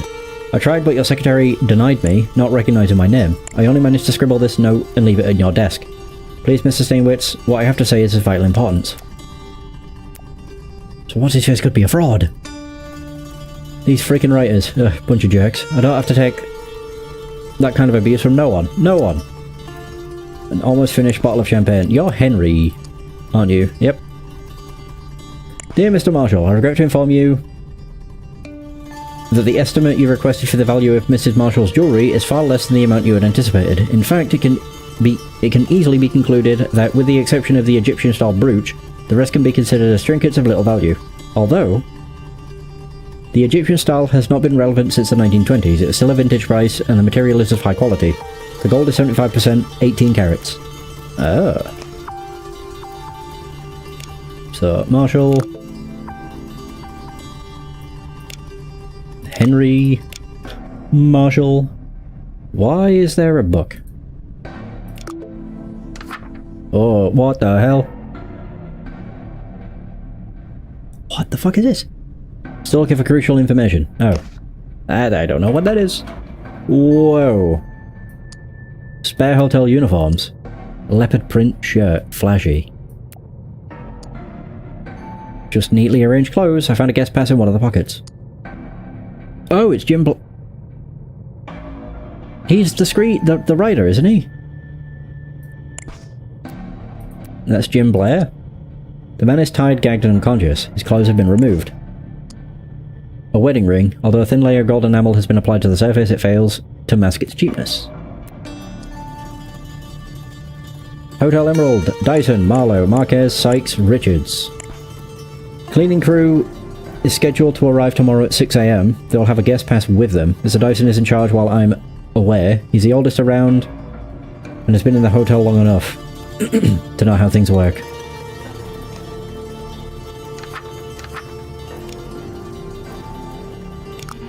No, not was it Marlowe? Dyson. Whoops.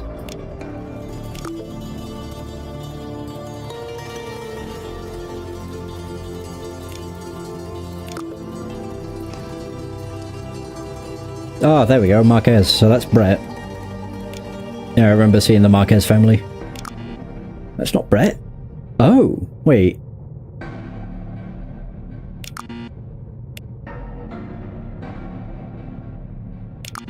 Wait, so which one? He's got to be one of these then. Oh shit. I thought he was Brett, because he mentioned Brett. So that means one of these two.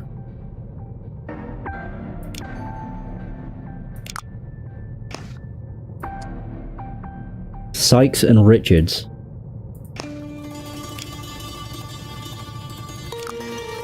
Okay, so it's not Richards, is it Sykes? Ah, they're Brett Richards. Oh. Dexter? I know that was a name. No, it wasn't. I don't remember. Clothes have been removed. They did mention this. Oh no, it was a note he had. Tell Marlowe.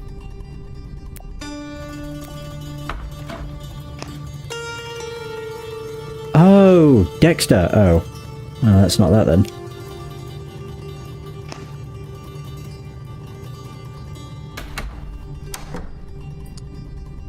I was looking for Brett. He's disappeared. Oh! That's who this is. Okay. Ooh.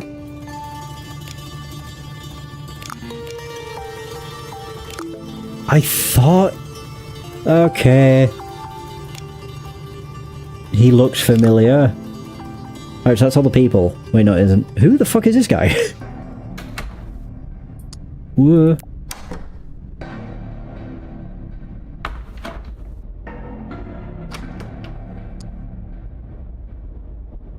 Yeah, you're Jim Blair. Oh, wait. Oh, there we go. Whoa. So, liar, liar, liar, liar, liar. Sabotaging and seducing. Has he killed him?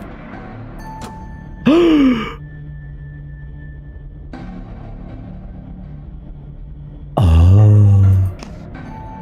I think Jim killed... That explains why he looks like that. I thought he was asleep. Right, so Jim's killed Ezra. Oh, yep. Well, shit. An expensive typewriter, it seems that the same page is being rewritten like on the sheets on the floor. Scheduled for discussions with actors Katie Keller, Penelope Marshall, Martha Hart. This big leather suitcase has not been opened. All the clothes are still inside it. Oh. Sheets from the play are scattered on the floor. It appears to be the same page written and rewritten again with little success. A stack of papers for the typewriter. Half-consumed lines of drug are laid on the first sheet. It appears that this recorder was hidden behind the desk. Only 3 distinct parts are audible on the tape. Oh, here we are.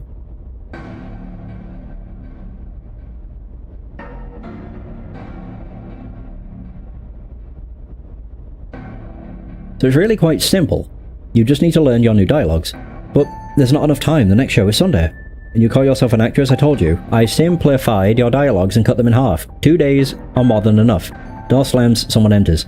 Get out, you're not in my schedule, you're not even in the play anymore. I have a contract, look at it. Sounds of paper, you can't fire me, I'll sue. You could take that contract and shove it, static. I have a feeling man number 2 is Jim. Yeah. So I think this first one is Katie. So that's Ezra Monarch. Woman is well, I think it's Katie Keller because she was first up. No, wait, what? I don't know who it could be then.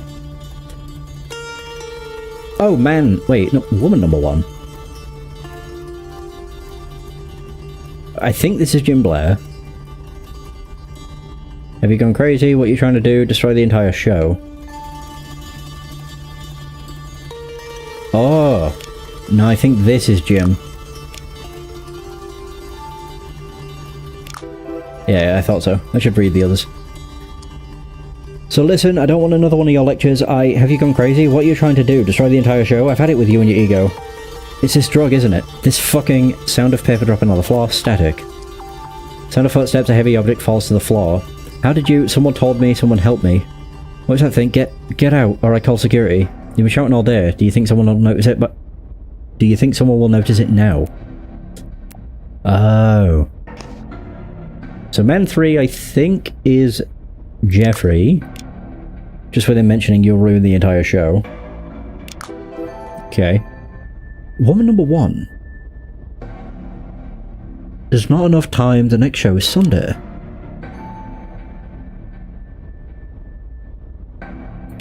Wait, if it's not that, it'd be Martha...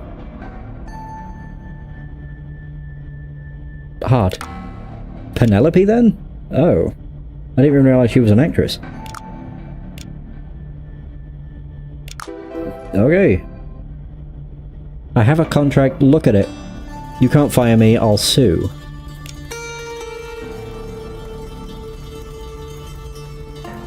Oh, this is Dennis. Yes. No? You're not even in the play anymore.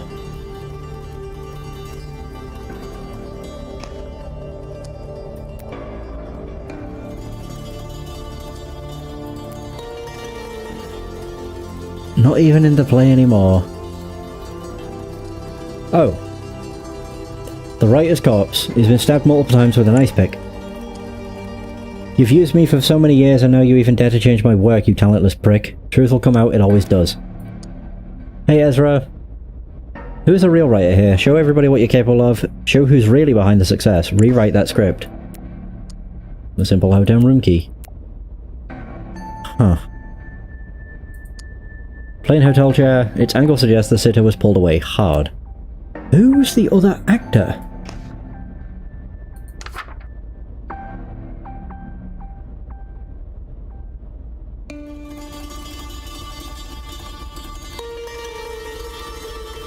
I don't know.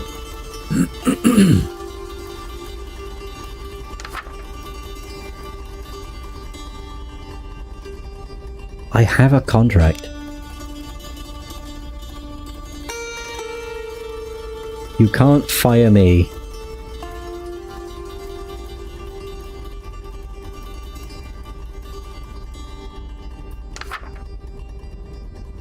It's one of the people that are here.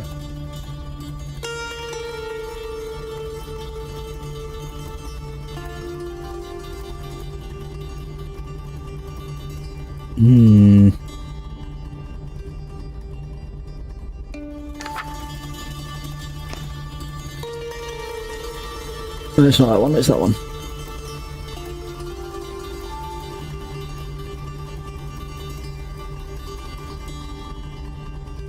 You can take that contract and shove it.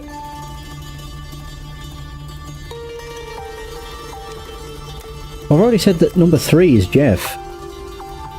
So it can't be number 2 as well.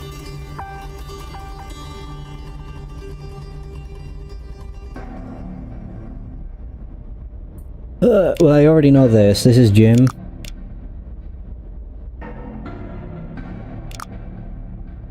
Yep, Jim Blair killed Ezra. Ezra Monarch with an ice pick to the heart. Before the murder, concealed a recorder in the writer's room after he... Oh.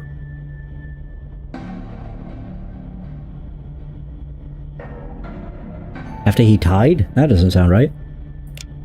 But this is Jim. Again. Concealed a recorder in the writer's room. This was Brett Richards to get his master key. Tied doesn't sound right. I don't know who the voice is. I have a contract.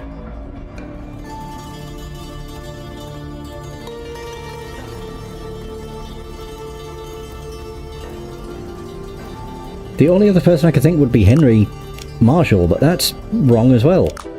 He is an actor. Oh, I should have guessed. If Penelope is. Whatever. So I am still missing some things. Oh, there we go.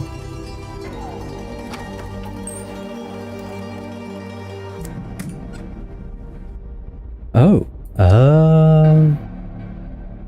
In the ashtray next to the cigarette box and burnt papers lies this crumpled letter. Dear Miss Hart, we are delighted to congratulate you on your fiancé's success. Troy Dixon.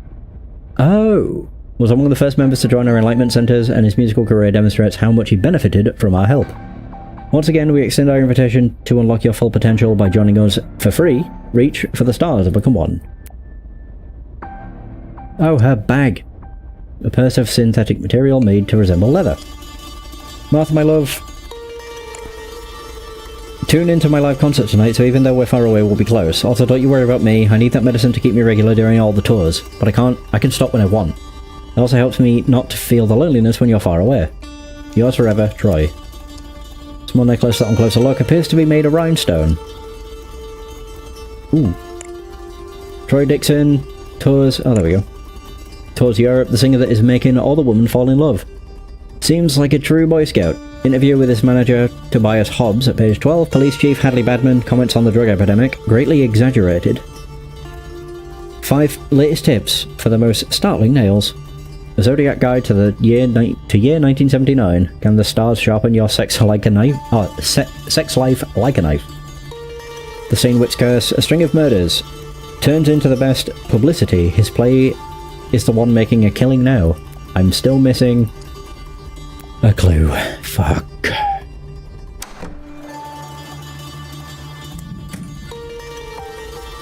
Wait. Nothing here. Nothing.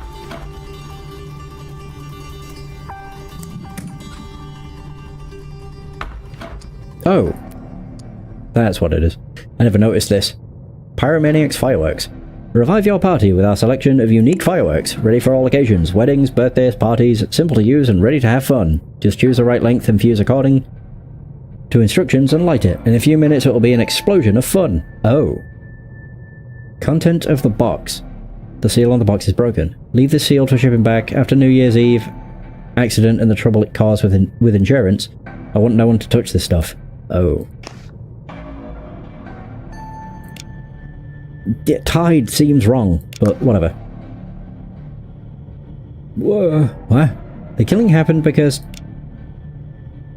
someone saw one. The victims...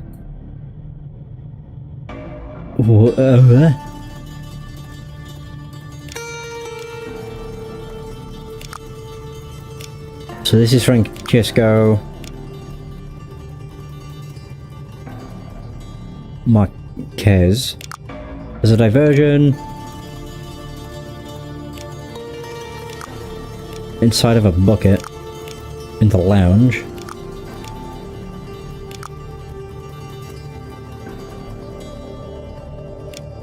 I'm gonna just guess this is more Jim Blair.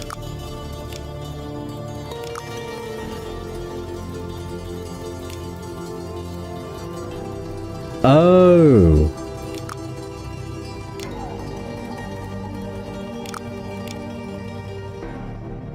I understand. Wait, rewrite his role. Wait, no. So Jim Blair is a ghost. He does have a ghostwriter then, I guess. His screenplay. There we go. This is where I've got probably a bunch of this wrong. I've said Jim Blair a lot. Or does it make sense right now? I mean, that's right. Jim Blair killed Ezra to his heart. For the murder, he concealed a recorder in the room. Oh, after he... Yeah, that's the only thing. After he disappeared.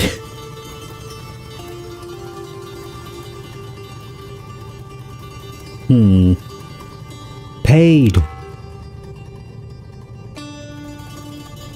He didn't pay Richards. He paid... He was the one that had the money, wasn't he? To forget it. So too much doesn't make sense. Yeah, whatever. There we go. I forgot about the whole thing with William.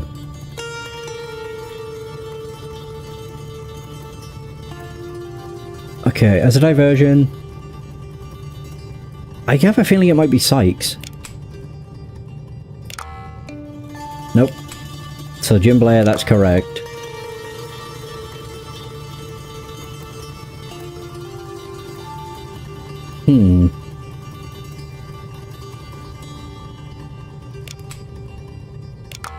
Okay, so that's also correct.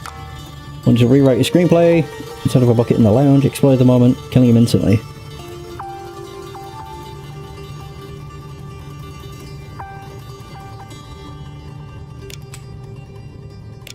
It doesn't make sense. I'm just changing things to see what... So what's wrong? Killing happened because Jim Blair, the victim's ghostwriter, found out the victim wanted to rewrite the screenplay.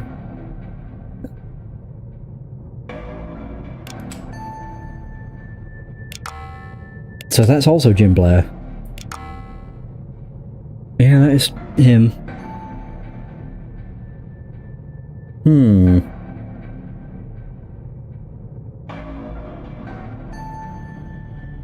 Two clues away from being correct.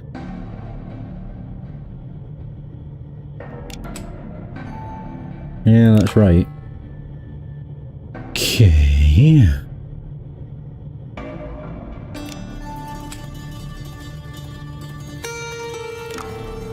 I'm just seeing what changes. I think these are alright as well.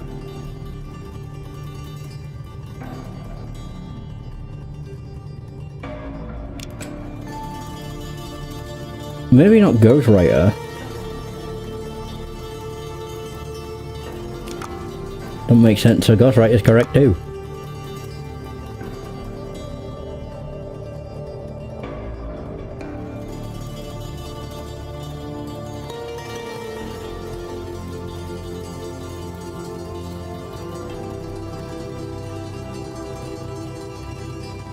There's two things here that are wrong, but just reading it, it makes sense.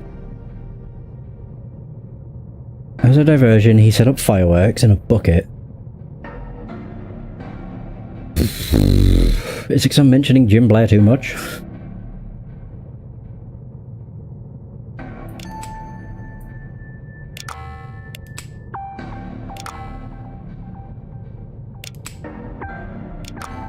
Oh, that's why. Who else could have done it? It wouldn't be Jim. Who would... Wait a minute. I think I can find out how. Not that. Wait. I just need to leave something in a room as a surprise. Oh yeah, that's Francisco. Money.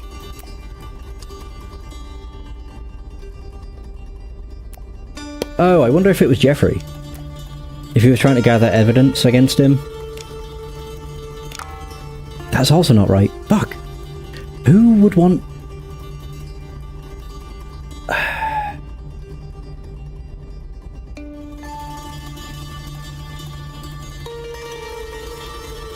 I really thought it would have been Jeffrey to try and get, like, evidence to sue him.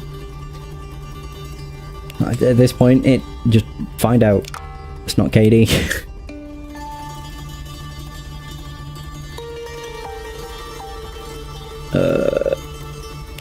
It's not Henry. Who the fuck? Oh, Dennis? He has the master key. It's Dennis. Yes, I forgot. God, every time. Yeah, when you looked in his inventory, he had the master key, which I even thought then, I was like, that's a bit weird. There we go.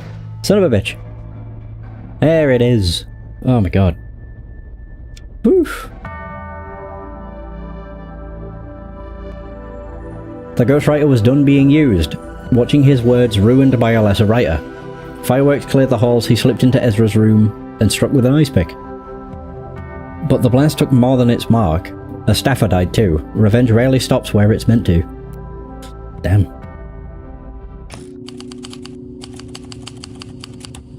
"7th of March. Oh. Hello. How do you do? A string of something surrounding the something. Oh. A file cabinet containing many files. The reports about recent killings are in there. Oh my. Yeah, the CK stamp. Hotel homicide. Emerald Hotel, Palm Springs. Ezra. Penetrating victim. Penetrating trauma in chest area caused by an ice pick. Secondary victim. Francesco. Marquez. Steph. Deceased. Fatal facial trauma from close proximity firework detonation. Jim Blair. Writer. Arrested at scene. So Jim Blair fatally attacked Monarch Following a dispute over unauthorized alterations to Blair's original script, Blair stated he became aware of the changes through an anonymous handwritten note stamped with the letter K, found among his personal effects. At the time of the incident, Blair was under the influence of the narcotic substance known as gaze, confirmed by toxicology and personal admission. Journalist Dennis Miller sustained a mild shock response from the detonation. Case status closed. Oh, that's all I have.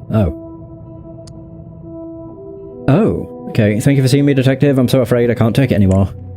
People are dying all around me, and now I've started getting these weird notes. What's happening? What if I'm next? Do these notes you've been receiving have a letter K stamped on them?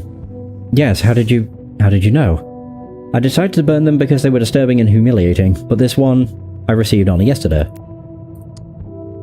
Katie Keller, a third-rate actress suddenly put under the spotlight. Do you think it's all down to your talent and your carefully cultivated relationships with actors and producers? Or are you choosing to ignore the contribution of your dear patron? Remember, ill-gotten gains never prosper. Do you have any idea who's the man who sent you this, or who is the... Oh, did I not? Oh, I didn't get burned. Whoops.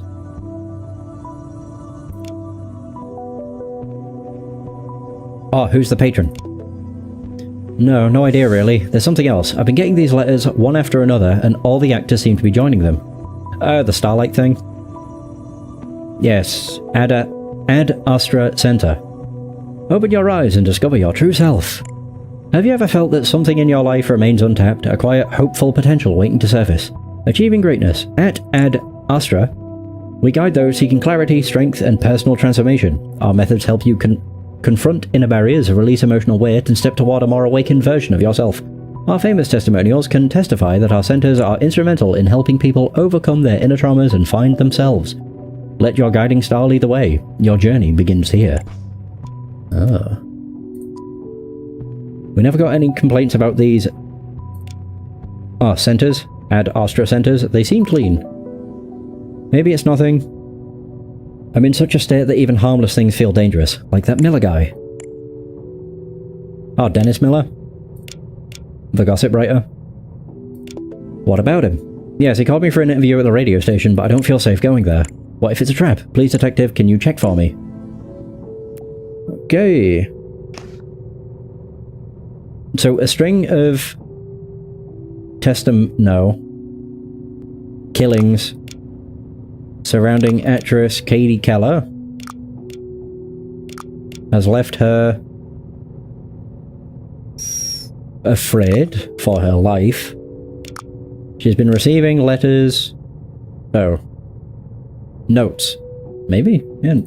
Notes stamped with a letter K. Really? What does it do I have to do? Actress Katie Keller. Every time? I mean, I guess so. Requested a meeting at the radio station, but she suspects it might be a trap. She wants me to go there to check whether it is safe for her. What? String of killings.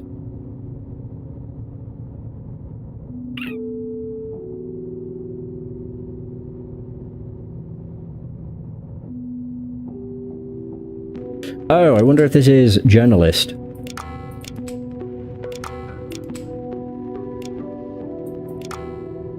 One clue away. Maybe it's not notes.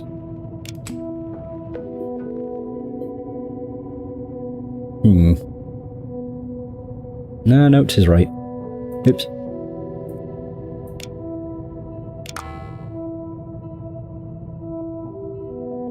A string of killings surrounding. That is right.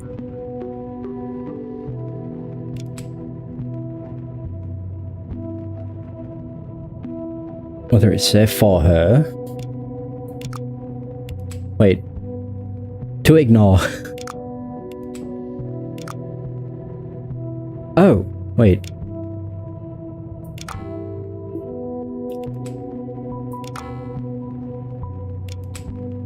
Oh, would it be Star? Oh, never mind. Actress Katie Keller, afraid for her life. She's been receiving notes stamped with the letter K.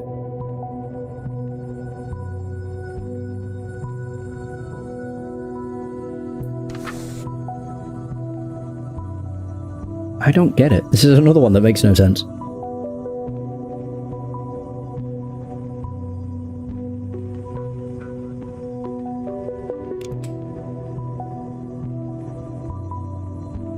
Oops.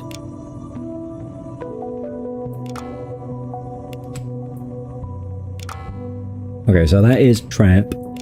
What? Oh, I've done Katie. I didn't even realize. Katie Keller. I'm Whoops. Yeah, no wonder it didn't make sense.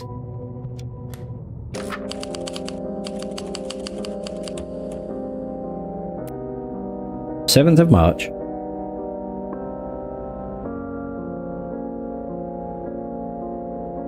Right, I'm just gonna BRB real quick.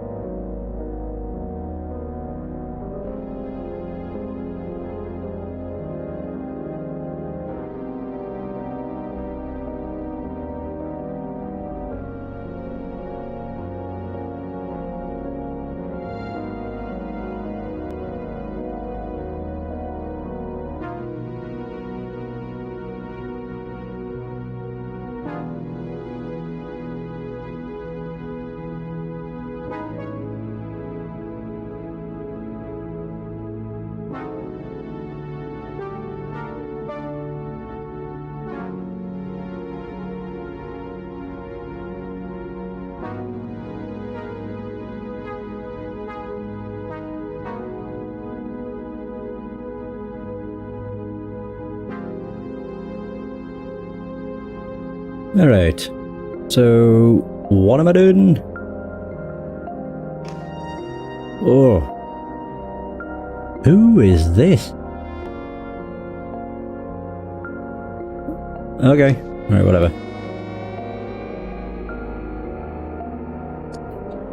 So the turntable does not appear to have been affected by the short circuit. The last LP that has been aired was Freezing Facts by T. Sixto, a lesser known artist from the early 70s.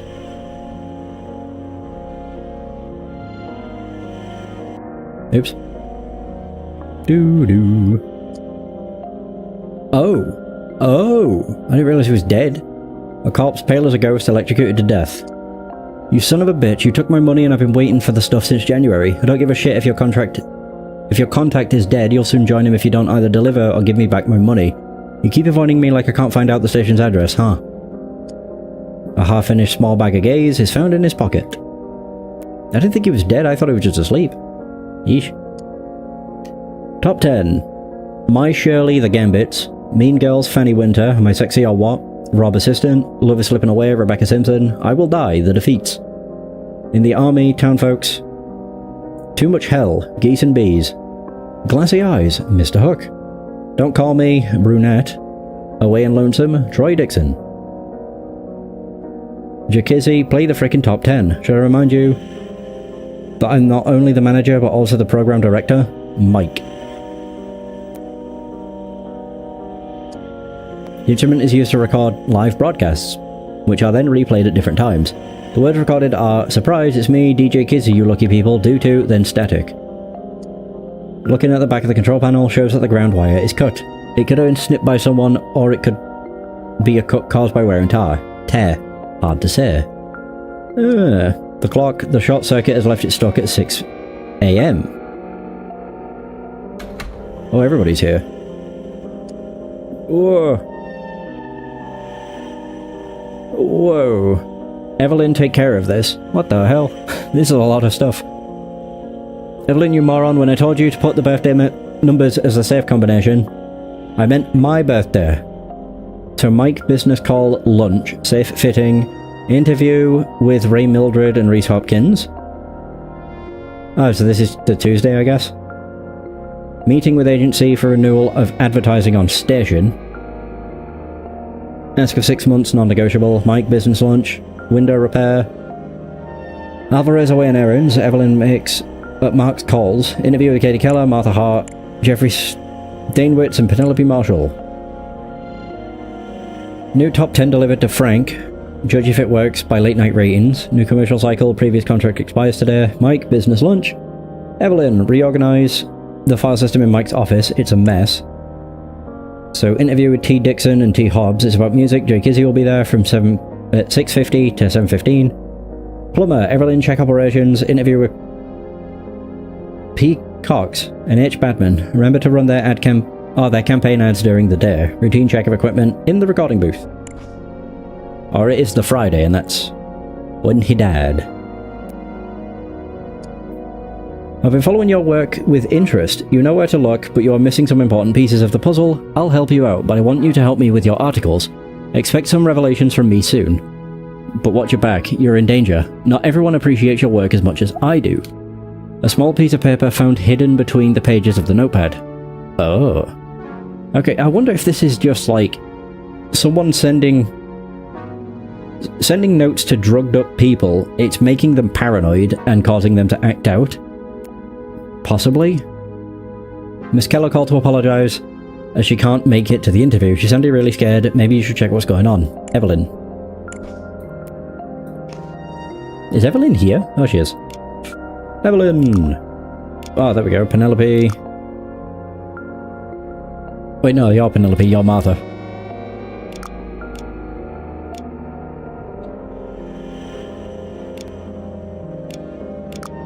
Yeah, whatever. Yeah, I know you're Martha Hart. Is that Jeffrey? He looks very different. I've had it with you. What the hell are you doing? We barely avoided getting sued by Ezra Monarch just because the guy had the decency to get himself killed. I told you hundreds of times, stop playing Sherlock Holmes. Your job is to entertain our stupid audience with gossip about stars and starlets, not digging dirt on them. I swear I'll fire you next time.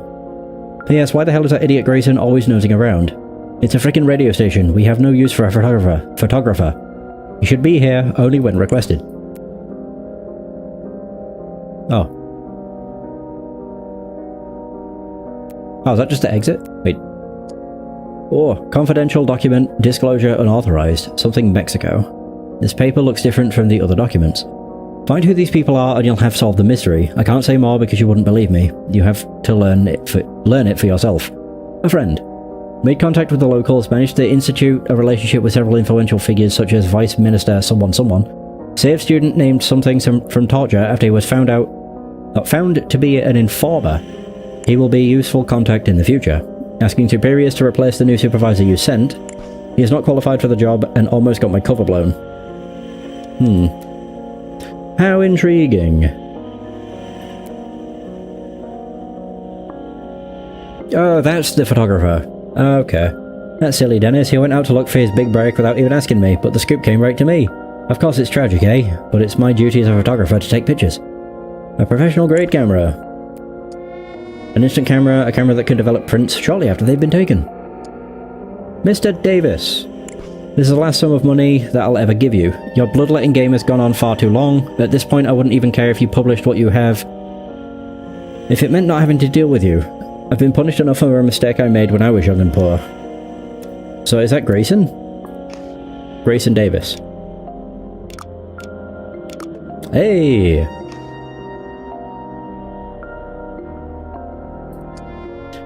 On the letter rack, mails from listeners are piled, some opened, some still in their envelope.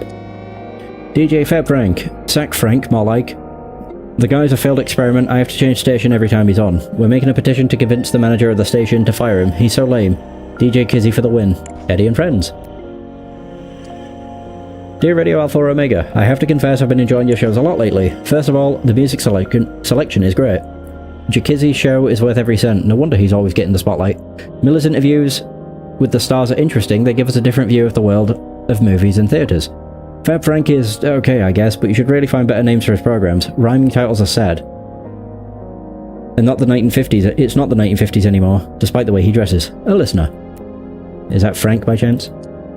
Just Gizzy, I want you to have my babies. Come to the address on the back and let's do unspeakable things. What the fuck? Mr. Gaines. Isn't it a shame that a person who is addicted to drugs, prostitution, and gambling like Jakizzy Gunter is getting all the praise while a clean, talented person like you is ignored by everyone? I wouldn't tolerate it any longer. Maybe you should act.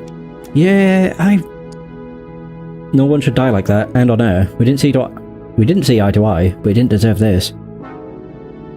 A bracelet made of small cuts of silver and turquoise.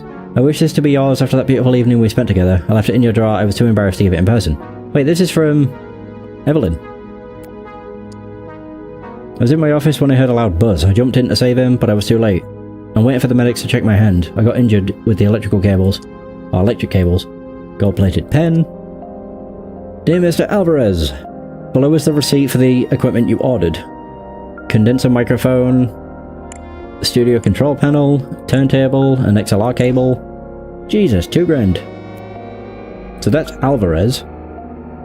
We got anything else here? No. Manager's office. Whoa. Photos of bands and singers. They are mostly from the start of the decade. Oh, hey! I need to find a code. Mike, I can't take it anymore. I've tried to have a chat with you, but you're always on business lunches with your secretary. Why do I get the short end of the stick every time? Whenever there's a pay rise, everyone gets more money but me. I always get the shitty time slots when no one listens to the radio. I work my ass off while Jakizzy comes to work stoned. He sniffs gays while on air, for Christ's sake. He even brings prostitutes into the booth. Meanwhile, I get berated about work relationships because I went out to dinner with Miss Cox. It's grotesque. Did you know there's a loan shark or who knows what else circling the building every day waiting for Jakizzy to come out to smash his bones? It's a circus. Jakizzy's got to go, one way or the other. Ah, that makes it look like he killed him. The interview transcription. Please let me know when you have it reviewed so I can send it to the newspaper. So you're telling me... Wait, moved to the United States with his family as a child. Oh, I can't read the rest. So you're telling me that you always had a keen interest in music, but you never played an instrument, right? Where? Hey Mike, make sure Jakizzy stays out of the studio when the interview starts. I don't want him anywhere near me or the troupe. He should leave the station before we go live. I've got a restraining order made for the guy, after the mess he made at my party months ago. He almost got me in trouble with the law, for Christ's sake, and it wasn't cheap covering it up. Nothing personal, Mike, alright? That's Jeffrey. Dear Mr. Alvarez, thank you for choosing Jeff Security. Enjoy your new top-of-the-line safe. Stay safe with our safes. Discretionary notes from the technician. I have set up the combination with the date of birth provided. Month, day, year. It is an acceptable password for now, but I advise to change it as it is very common and easy to guess. The technician could be booked for the operation in 3 workdays. So I need to find out Evelyn's birthday. God, she is short. Right, Jeffrey.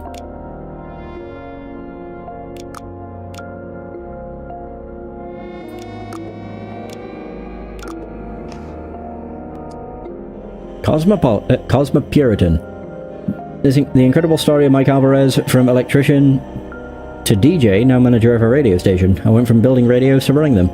The future is in the ground. Preston Cox planned to subsidize farmland in the country. Time to buy some land. DJ Kizzy the winning DJ with a golden smile. His extreme life, parties, alcohol, wild women. Fab Frank, the guy is a waste of space, says the DJ. Yeesh. Alpha Make. Oh, there we go. Jacuzzi, Gunter, Frank, Gaines, Dennis, Miller, Mike, Alvarez. Evelyn, if there are guests waiting to be interviewed, you are assigned to the lobby. Make sure the guests have everything they need.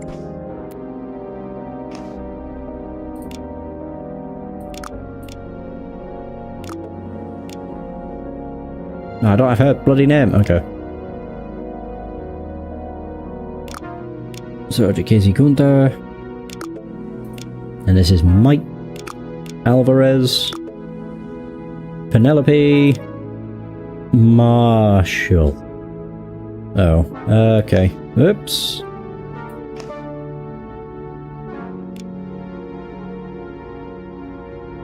I don't have her first name either. Oh. Alright, well, whatever. Wednesday schedule. Feel alright during the night. Morning groove. News from Alpha to Omega. Get down with the J. Play this set till sunset. News from the stars. Gossip interviews on more from the world of entertainment. Get down with the J. Get on the flight to musical encore. Pre-recorded program. Rerun of news from Alpha to Omega. Abridged. And news from the stars. I'm here for the interview, but it's taking forever. My husband Henry, he isn't here. He refused to come and doesn't like the guy who does the interviews. So, Mrs. Marshall, as you'll see in the attached analysis, your husband's health is deteriorating. Frankly speaking, his alcoholism and drug use, or should we say abuse, is getting out of hand. The only solution I have at this stage is to send him to a rehabilitation centre. Since your husband is a member, may I suggest asking for the help of the Ad Astra centres? I heard only good things from my patients who have been there. They just don't help, or they don't just help actors find their inner selves and build confidence. Sincerely, R. Barton. This is my first time doing a radio interview. I didn't think there would be such a long wait. But isn't it live? Oh, they don't even know he's dead. And a show with TD on it. Troy Dixon's tour a smashing success. We interviewed his manager and friend, Tobias Hobbs. The entire country will talk about my boy. The singer at the end of his concert in New York. Martha, my love. Oh, there we go, I got it. Hooray! I know you think you're doing this for me, but let me tell you. Rehabilitation clinics are not the answer. This ain't cocaine, every artist takes it. It's a mind-opening experience, not a drug. I don't need it, but it helps. Carl Carlson has been using it and his paintings have never been better. Ad Astra allows it too, and they care for their people. Carl, me, and even that colleague of yours, Katie. Katie? Oh, Katie Keller. Of course. We represent them to the public. Do you really think they'd ever do anything to hurt us? For some reason you resent them. But they're like a shrink. But unlike shrinks, their therapies work. You know, I've got the new LP coming out. Interviews, TV appearances, all of that. I need to feel stable. Please understand me, my dear. I know it's hard. It's harder because we rarely see each other anymore, and I'm always on tour. But when I'm back and we finally see each other again, I'm sure you'll understand. Love you, Troy. Right, there we go. So I can get your name. Martha! Whoosh! There we go. Marshall! Yeah, perfect. What the hell's happening? They're really late today. I hope I don't have to run into Jacuzzi after the mess he created at my house. Gold-plated lighter. Small box of imported cigars. I've been here the whole time taking care of the guests, even though it's getting a little late now. As I understand it, there was some kind of electrical failure. Saw your note. A hastily written note. Going there might be important. Ask someone to take my place. Thanks, Lynn. Are you big for this? P.S. Don't tell Mike. Dear Lynn. Oh. I'm so happy that this new job is finally in a place where there's no trouble. In one of these letters, you'll have to explain to me how a radio station operates. It sounds so fascinating. What a shame that your station can't be received where we live. I hope this letter will arrive on the right day. I tried to time it right, but you never know with the post office. It's always too late or too early. Remember when we got Uncle's Christmas card in March? It was so funny. Anyway, hoping it reaches you at the right time. Let me be the first to wish you a happy 23rd birthday. Oh! My little girl's growing up so much. I know you told me how busy you'll be for your birthday, up to your ears in files and folders, reorganising your boss's office, but I hope you'll find some time to enjoy yourself too. We'll miss you on your first birthday far from home. Speaking of home, you should see the farm these days, Lynn. With the money Uncle Preston has invested, it's never looked so good. A big hug from me and your brother. Mum. 23rd birthday. Is there a way I can check what the date is? I think it's 1979, so 56.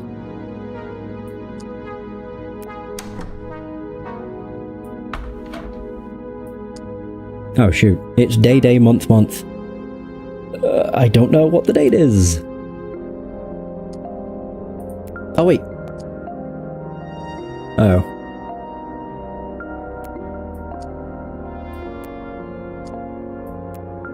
Nothing here is going to mention the fucking what the day is it?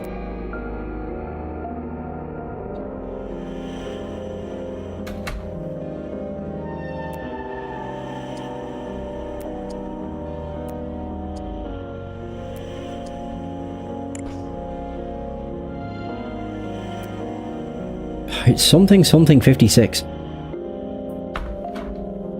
Yeah, but I don't know what. It's day, month. Is it? Or is it month, day?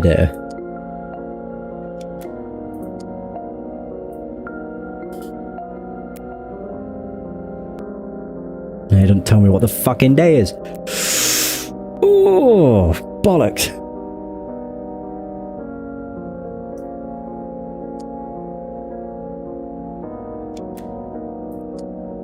It's month. Let's just do 02/16. Balls.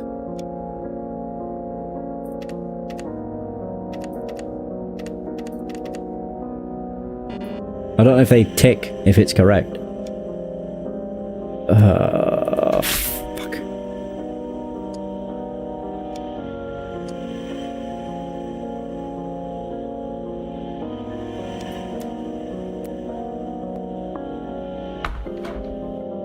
Oh. Yeah, it stopped at 6 AM. Fuck. I really hoped there was going to be something that mentioned what the date is today. Oh, maybe it does. Nah, March. There we go. Okay, it's Wednesday the 7th. I forgot there was actually something that did. So, 0703/56. Okay, good. Whew. 0703.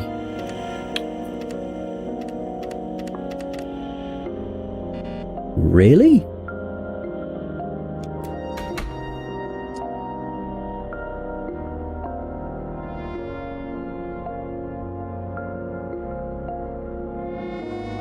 Oh, did I do 0703? God, I'm too used to how we do dates. 0307.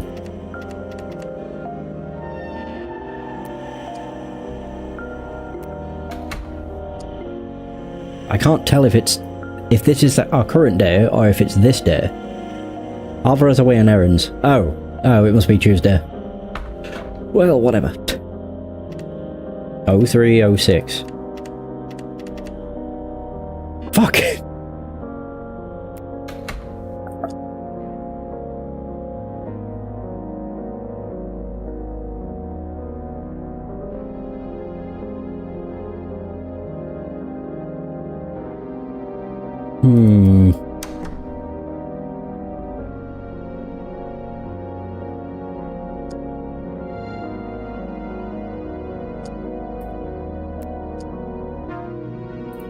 Yeah, happy 23rd.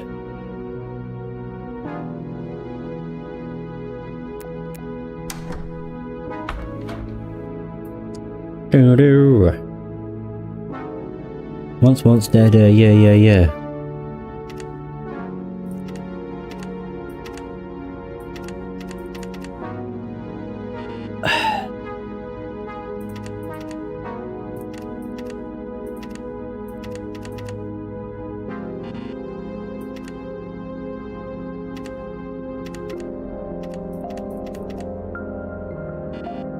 Son of a bitch.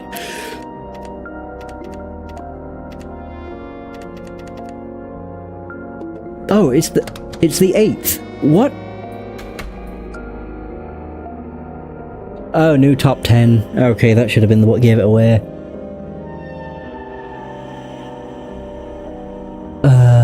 Okay.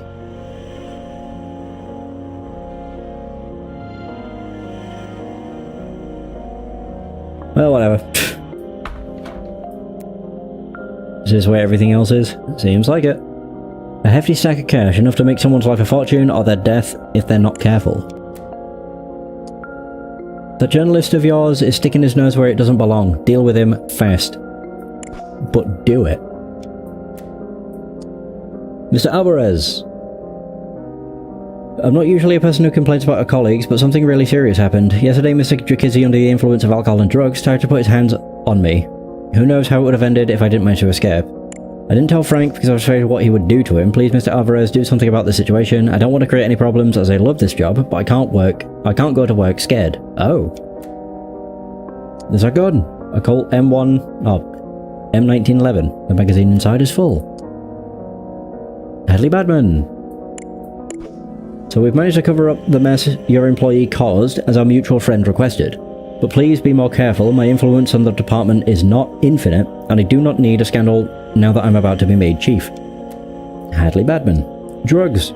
Sorry Mikey for the troubles, my lifestyle is causing you. Hope this is enough to compensate your patience. Love ya, the J.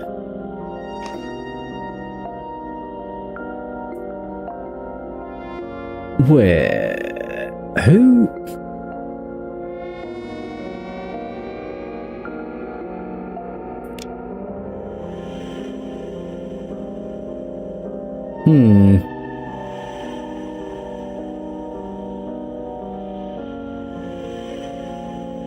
Do I have the name Dennis? I do.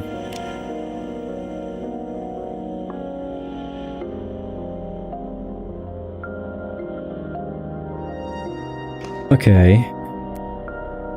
It's just because it mentions get rid of him. Is this it's a recording booth? Oh, the control panel. Okay.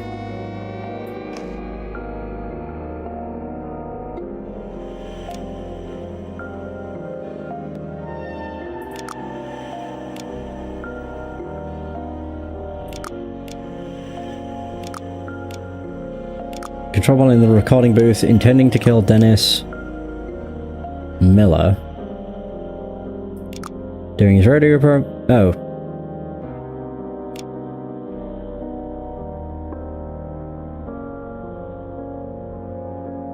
Oh, wait.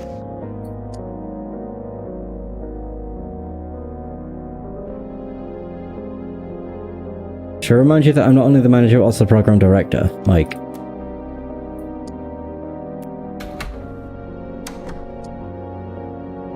Oh, it stopped at 6 PM. Oh, is it AM? Feel alright during the night, maybe?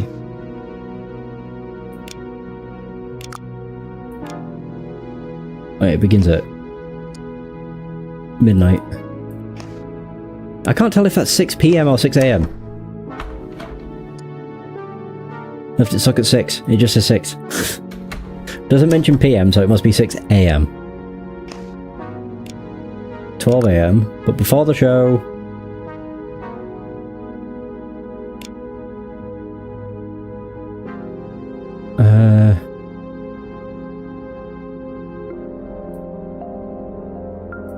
Okay, so this is to replace. Oh, it must have been...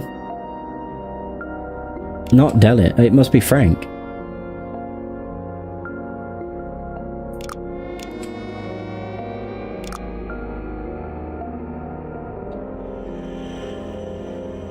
Maybe.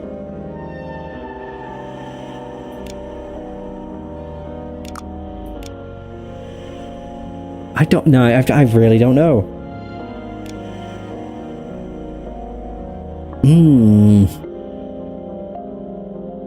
Right, well I know this is causing the death of Drakizzy.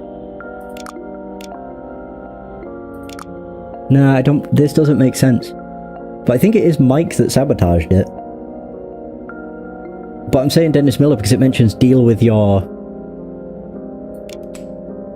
Oh, the Dennis was here. I'll keep it. Killing Frank doesn't make sense. It's just the whole deal during his radio program that's throwing me off because he doesn't have the radio. Oh!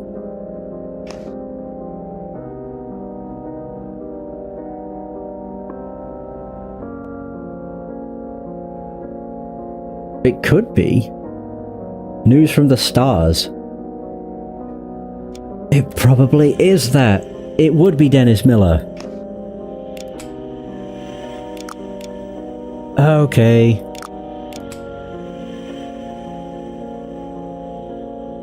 News from the Stars, which starts at 6 p.m. But before the show... Dennis. I would assume Dennis had to step outside to talk to somebody.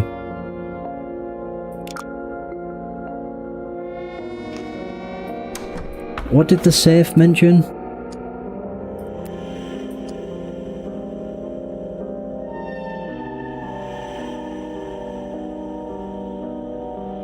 No.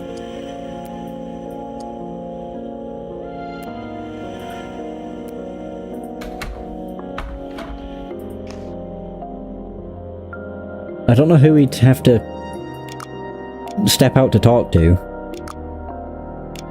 When the show started... Wait, what? Ed. The sabotage control panel.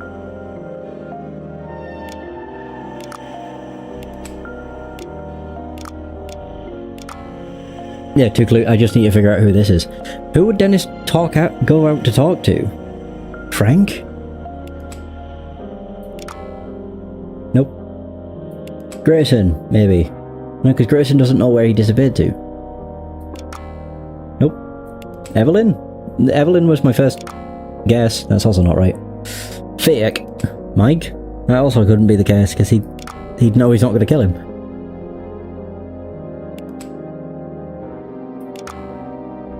I don't know.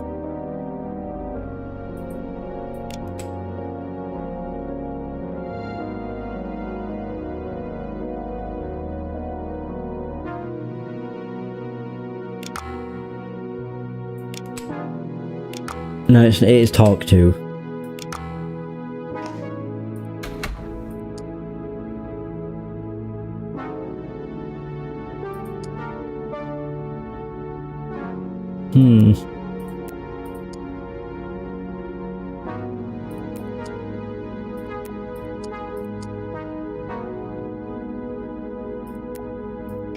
I just don't know who would he have gone to talk to.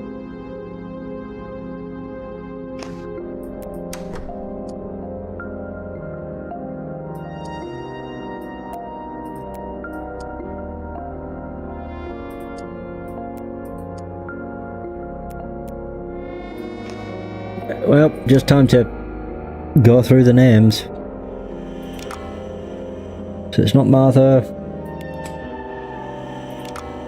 Also, it's not Grayson. Just cycle them all, I guess.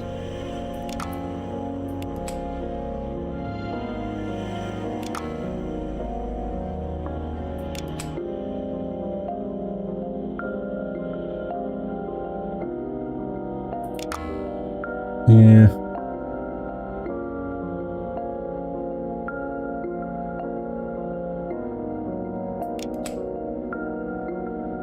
Oh. Nope.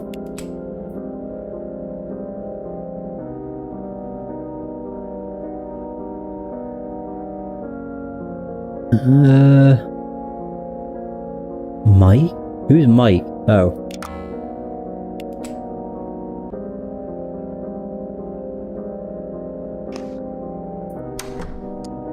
Nobody mentioned about it, did they? Watch your back. No.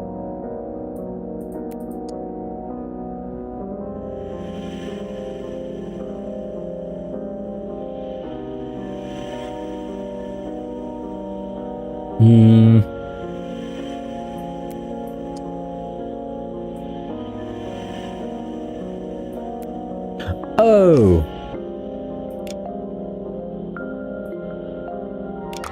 There it is, to check on Katie Keller. There we are, we got there in the end. Hot damn. Whew. Wow, he got one hell of a lucky break then, didn't he? Jeez.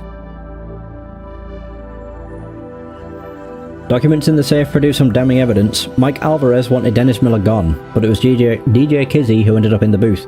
One question remains, who is the instigator? Yeah, who is CK?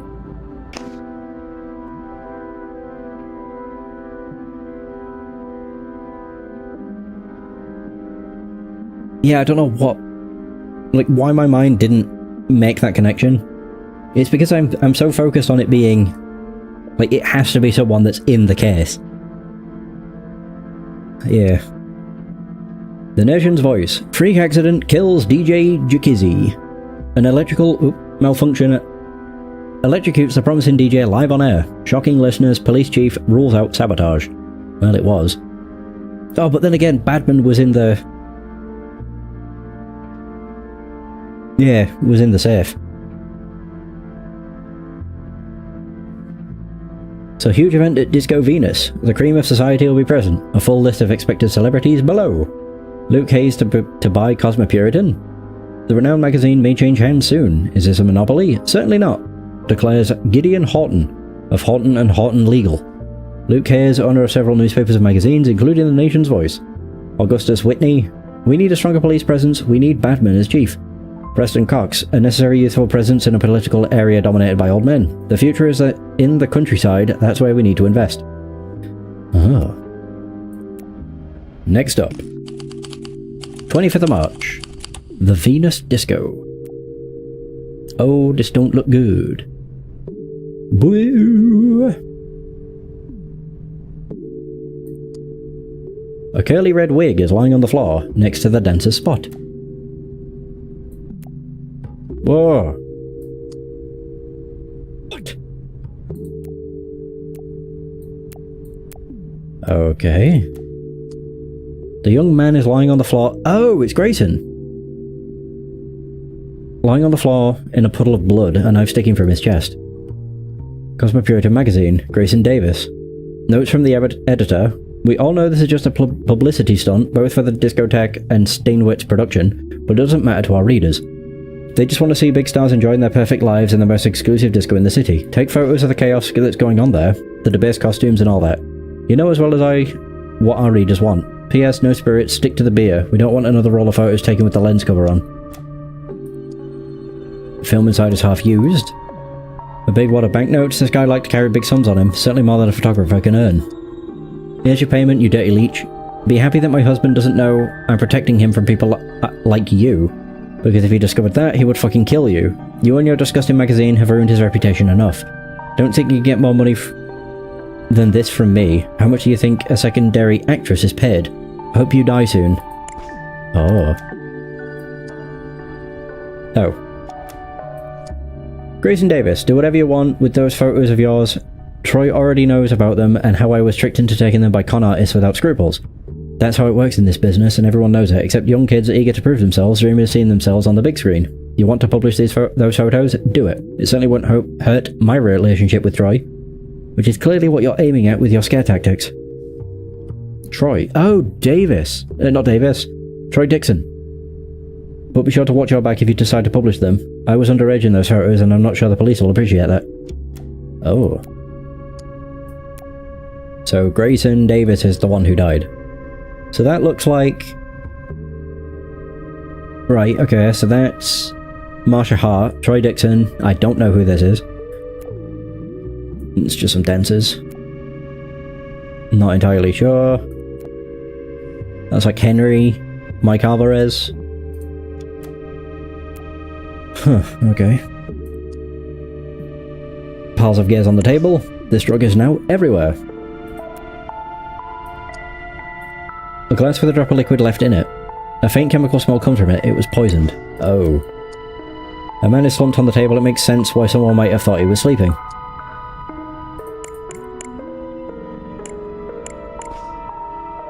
Reportage. Do me a favour and keep an eye on Grayson. I don't trust that kid. There have been complaints about him in the past. Special night at Disco Venus, organised for adaptation of successful play sabotaging and seducing into movie. Report about VIPs there, especially those involved in the play and future actors on movie. Interviews with cast and crew are appointed. See back of paper for lists and instructions. Dennis, don't go there, it's a trap. They already tried once, one failure won't stop them. I know these people, they're ruthless, they tried to kill me too. I'm your friend in this, we share the same objective, showing the truth to everyone. Kenneth! Ooh. I already revealed a lot to you, and I put my trust in you. This is not something I do lightly. Heed my advice and stay away from that disco. Kenneth.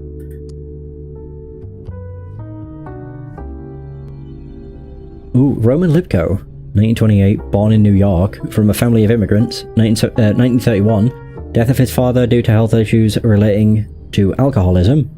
Reported for several incidents requiring police intervention, no arrest. Arrested, avoids prison by getting enrolled into the army. Dies in the Korean War, closed casket military funeral. He's not dead. Find Roman Lipko and you'll have solved the mystery. Why did he disappear? Where is he now? I can only give you crumbs. You have to fill the blanks yourself to believe it. Powerful players are involved. So Dennis is dead too? Holy shit. Hey, it's Agent 47. I didn't move from this counter, I don't know what happened. You tried keeping track of anything with the loud music, the moving lights, and all these junkies? This job is hard enough without police interrogations, alright? Cocktail list for VIPs. Remember, our VIPs don't have to ask for their drink. They need to have it ready when they arrive at the bar. Memorize the list. Jeffrey Stainwitz, Only Whiskey, Troy Dixon, Harvey Wallbanger, Penelope Marshall, Pina Colada, Katie Keller, Green Hornet, Mike Alvarez, Grasshopper, Martha Hart, Brandy Alexander, Henry Marshall, Don't Serve Him Alcohol, Tobias Hobbs, Harvey Wallbanger, Dennis Miller, Tom Collins, Jeffrey Donnelly is the manager. Oh boy. Oh, we already know this is Miller. Fuck.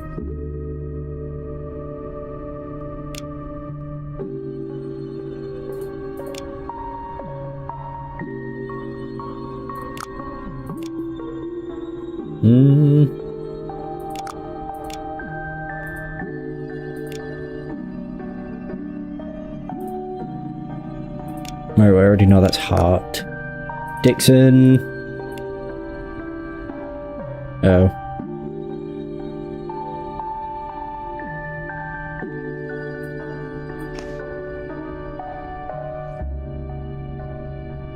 Oh. Most of the people were so drugged or drunk we sent them to police station. We lined up the ones who were still coherent in the corridors. One of them must have stabbed him.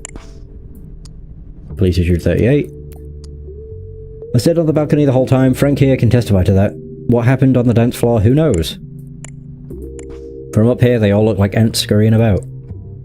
Mikey, the lackey, always ready to lick his master's boots and do his bidding. You avoided justice once, don't think you can do it twice. Comeuppance is coming for you and your master. A friend.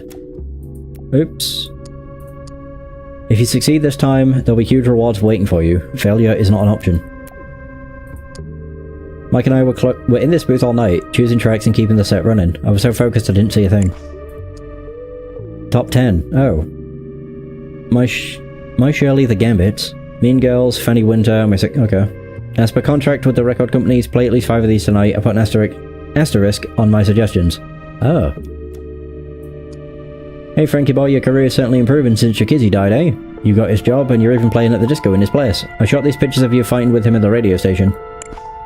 They might not convince the police, but I'm sure they're good enough for the sensationalist press. You can have them, for a price.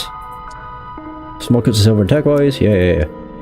So proud of you for this disco gig. Show them who's the best DJ in town. See you at the station tomorrow. Love, Evelyn. Oh.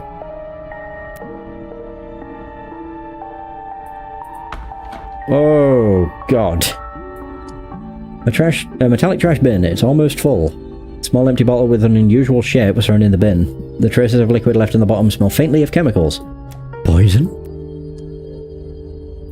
As if this job isn't tiring enough. Now we're getting the 3rd degree from the police. Small purse containing a few dollars. I'm the new dancer here, so they gave me the worst spot. I couldn't see a thing. And no important Hollywood agent could notice me either. Cheap red lipstick. Look, I was just dancing, doing my job. If I keep working near the speaker like this, I'll go deaf before I'm 30. In the back pocket, a small quantity of the drug gaze. Okay, I was at the table with the drugs, but couldn't even take a hit. My girlfriend stopped me and started arguing with me and my manager. But maybe she was right. MH. Troy. Oh.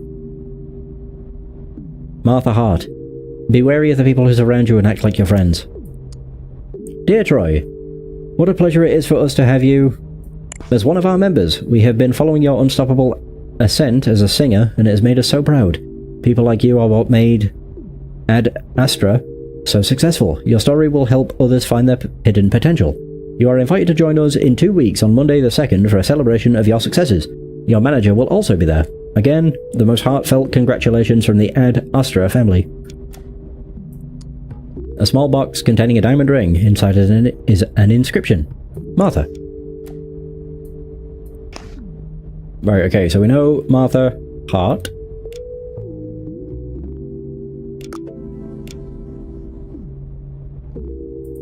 And you're Troy. Don't know your surname. Well, I do, I just can't do it. You're Henry. Do I have Marshall? Nope. Is that the journalist who's lying dead on the table? I admit I didn't like the magazine he wrote for, but he seemed like an alright guy. Mrs. Marshall, we must express our regret over your recent misguided attempt to cure your husband's so-called alcoholism by seeking outside help. We made him the successful actor he is, and he knows where his real family is. For the love of your husband, we implore you to leave his recovery to us. Interferences will only make his condition worse. The direction of Ad Astra. Okay, so we know you're Marshall. We know you're Marshall. Still don't know yours. Oh, Frank. I can do that. No idea. Is Miller here? Miller. Oops. Oh, there, Dennis. That's Dennis Miller. So yeah, they both died. Jeffrey Grayson. Wait, no. Grayson Davis. Wait, I do have Mike. Mike Alvarez. Don't know your names. Who the hell are you? Jeffrey. I mean, there's Jeffrey, but spelled different.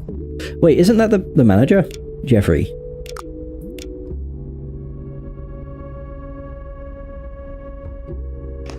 It was, Agent 47. Oh, I never read that. Oh. Jeffrey Donnelly, that was it. I don't know why I'm thinking this guy's the manager, he just looks a bit iffy. Okay, I was wrong. It could be him or him. Yeah, whatever. Police report, Peter Decker. Oh. Offense type. Drug dealing, aggravated assault, resisting arrest, aggravated assault, attempted robbery. Look what my cop friend dug up in the records, Peter. Or should I call you by your new fancy name, Zachary Pierce? I wonder what my old friend Jeff would say, having hired a criminal without knowing it. He'd send you straight back to the slammer for identity theft. But don't worry, we can bury the evidence for a favour. You'll find my instructions in the trash bin in the corridor. Make sure you destroy them, we'll protect you after that. Oh. Zachary Pierce.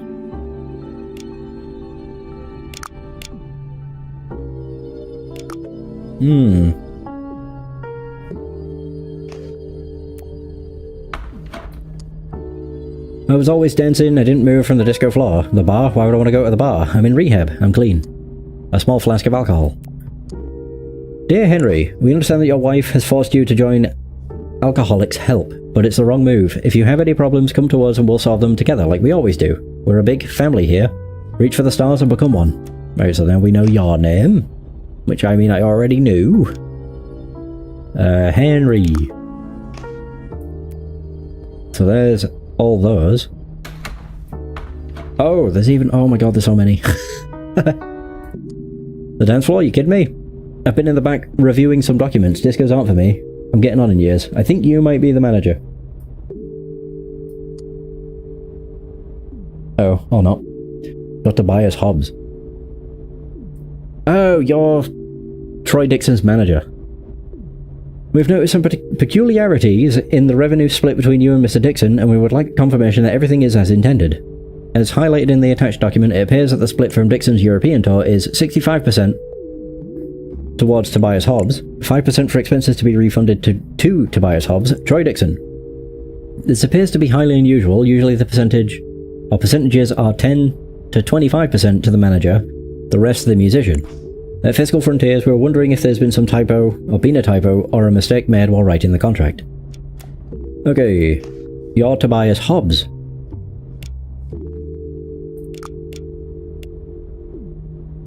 Man, the web just keeps getting bigger. Alright, Troy Dixon. Hooray! Dear Mr. Hobbs, we would like to express our deepest congratulations on your recent successes. You have shaped Mr. Dixon from a timid young kid to an international star. We are glad to announce that your request for a higher position inside the center has been accepted. Expect a convocation soon. We will be in contact by phone. Your contribution as a creator of the stars is deeply appreciated. I was trying to stop Troy. I don't know what happened to him on that tour. He's changed. Okay. I found this guy trying to slip inside without an invitation. No documents on him, but by frisking him I found these flight tickets that I held onto. Caliber 38 pistol. Boarding. Passenger name Cleveland Kenneth. From LA to Mexico City. Cleveland. Okay, okay. So you're that guy. Cleveland, was it Kenny? Kenneth. Let me inside. I'm here to meet a person. It's a matter of life or death. I wouldn't... It's him! The letter K enclosed in a C is engraved on the bottom. He's the guy that's been sending notes to everybody. Hey, it's Jeffrey. I haven't even set foot in the globe, are you crazy? I heard those places and this PR stunt is stupid. Sorry to hear about Dennis. He was nosy, but always gave good ratings to my shows. Cosmopuritan. Mercury in retrograde. Astrologer reveals what this ominous shift means for your favourite stars. Henry Marshall is at it again, slave to the bottle while his career is on the line. Alcoholism is no joke. Everyone is mourning the tragic death of DJ Kizzy. Turn to page 29 for heartfelt testimonials from his closest friends. A new star has arrived, Rebecca Simpson. Came out of nowhere right at the top of our playlist, her story on page 9. My dear friend Jeffrey, despite all the setbacks and problems, I was certain I could count on you to make the play a success. You expressed worries about Katie Keller's nervous breakdowns, but worry not, we're taking care of her, and she'll be in top shape soon. She's a new big star we need, instrumental in rebuilding our destroyed reputation after all the incidents. Tonight's disco is just a small annoyance you'll have to bear for the sake of the press. My doctor ordered me to stay home, my heart condition simply doesn't allow me to go out anymore. Also, guess who is going back to Hollywood? To show everyone that he's still the best producer in cinema. You, my friend. Yours, Dominic. From the Jaws of Defeat, the movie based on the autobiography of the war hero Dominic Frazier wins 6 Oscars. Both the producer Jeffrey Steinwitz and the author were present at the ceremony. Dominic Frazier, the veteran who conquered America's heart with his tales of bravery. Look at this old article I found in my archive at home. Our first big collaborations. And we're still friends after all these years. I see many more movies in your future, Jeffrey. You and me working in Hollywood again. It'll be like old times. And a box of fine cigars. I was checking on that new dancer, the blondie who always makes a mess. I didn't notice the dead guys until people started screaming. I don't care if it's a drug addict OD'd or whatever happened. I have a business to run. You're the manager. So you're Gregory. Oh shit. Jeffrey. That was it. Ah, bollocks. I don't remember.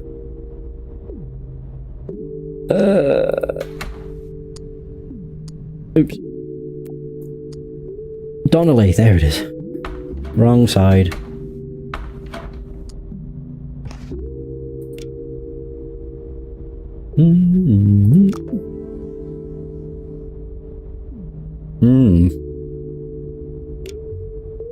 Well, it's 2 murders, isn't it?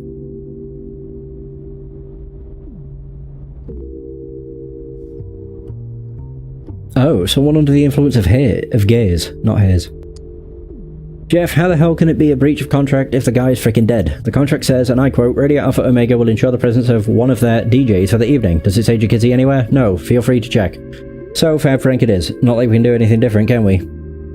Unless you take a shovel and get Jacuzzi out of his grave. Kind regards, etc. Evelyn, copy this on the typewriter and don't send the draft like last time. For the love of God, another stupid mistake like that and you're out. I don't give a shit about your politician uncle. When we aired his interview, it got the lowest ratings ever. Oh, there we go. Amanda Adams. Female dancers. Okay, so I think Sophia Smith is her.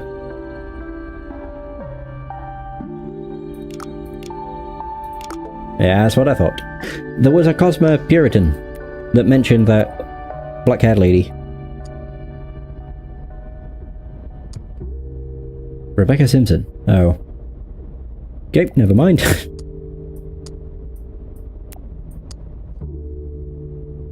Megan Hawkins, maybe?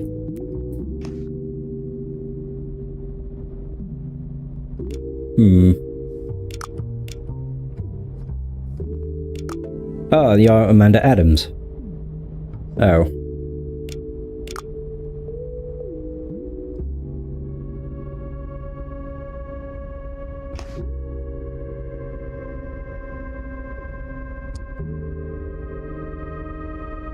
I just need to find her first name. Barman. $1 an hour? Oh my god. Frank Gaines.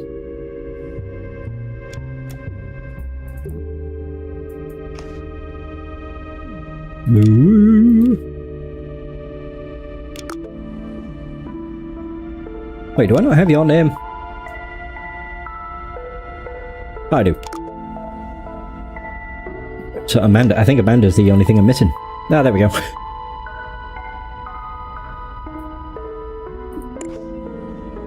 Is there any reason why Junkie Amanda is getting paid 6 times more than the other dancers for the same job? Especially when she spends half of her time snorting gays, which I happen to accidentally photograph with my camera. Maybe there's something else behind all her trips to your office. None of my business, but the press loves a good scandal. Maybe a businessman like you would like to discuss the matter. Oh. Okay, so we now know your name. Yay! Okay.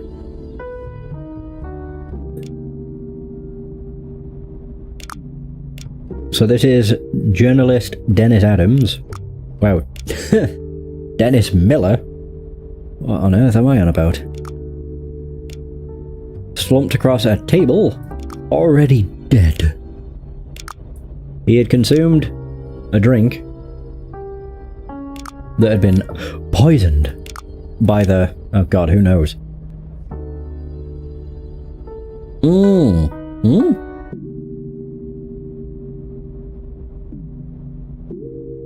Oh, he had been drugged by somebody. Nope. Nope. Not you. Shit.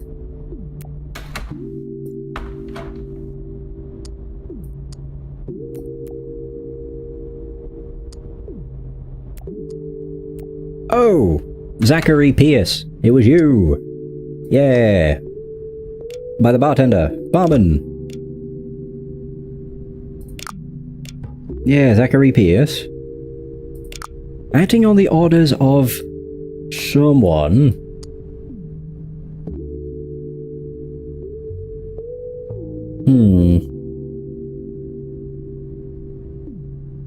My old friend Jeff.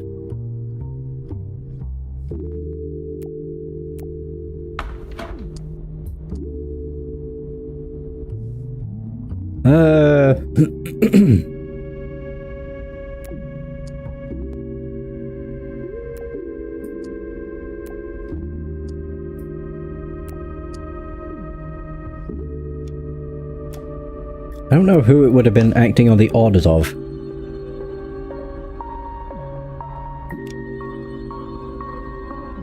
Oh, captured earlier by Grayson. Oh! So if I go to his corpse, I can have a look at the pictures.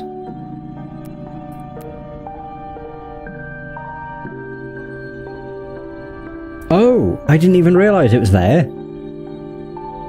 Under the orders of...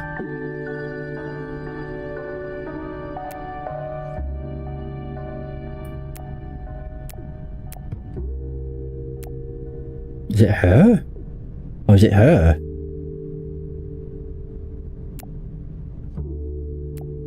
Amanda Adams, I would guess. Oh, I wonder if that's why she's getting paid so much more. But it's just because she's in that picture. A murder on the dance floor. Something at the disco.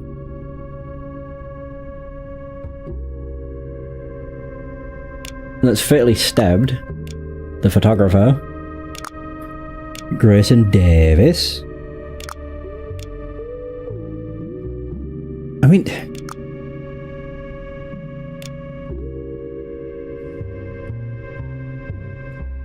Under the influence of... I don't know. A dancer!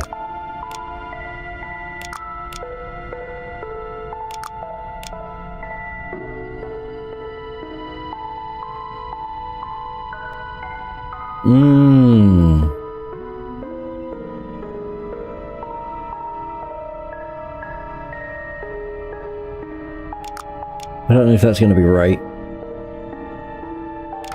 No. Under the influence of something.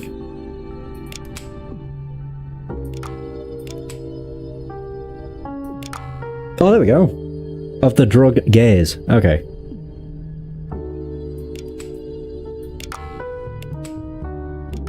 Okay, so it is Amanda Adams. By the barman. Aha! So it's not Amanda Adams. Who would have been under the orders of?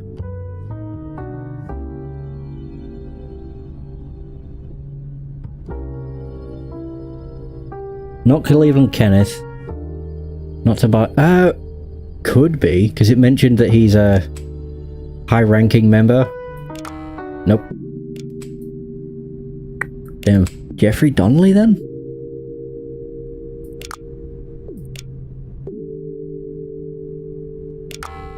No, still not right. Who would he be under the influence of? Acting on the orders of someone. As confirmed by the photo. It's man in a suit. Man in fancy suit. But he doesn't have long lock hair. Kenneth?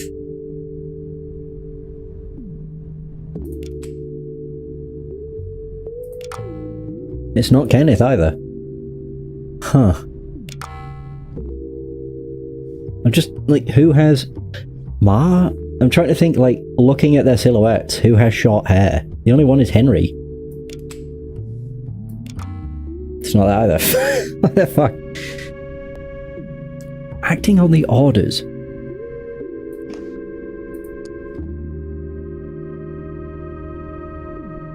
Oh, wait, I can see this. The knife. Well, we already know it's her then. I just realised that actually confirms it was Amanda. So it wouldn't have been her then.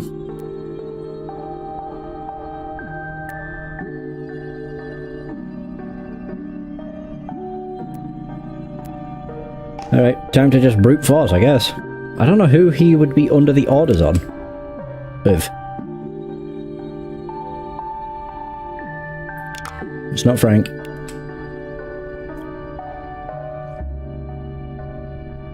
The only people that it shows... Oh! Oh, it'd be Mike! He's trying to get rid of fucking... Miller.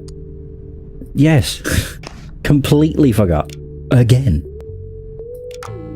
There we go. Mike Alvarez. Sheesh. I get there in the end.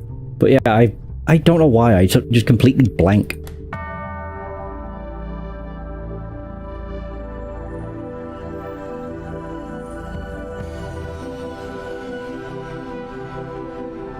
So one journalist is dead for digging too close to the truth. His photographer shared his fate when his blackmail met its match. Dennis Miller didn't escape death a second time. Mike Alvarez won't escape justice this time. There we go. Hooray! Hot damn. A rare interview with Clarice Lehman. Or Clarissa Lehman, who has been in seclusion since the death of her son. Her retirement from the stage after her marriage, her life in a wheelchair, her husband's philanthropy.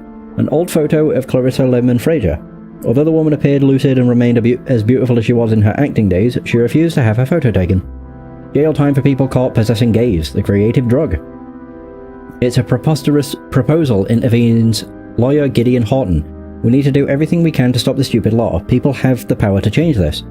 In this interview, the renowned Gideon Horton of Horton & Horton Legal explains what you can do to change this.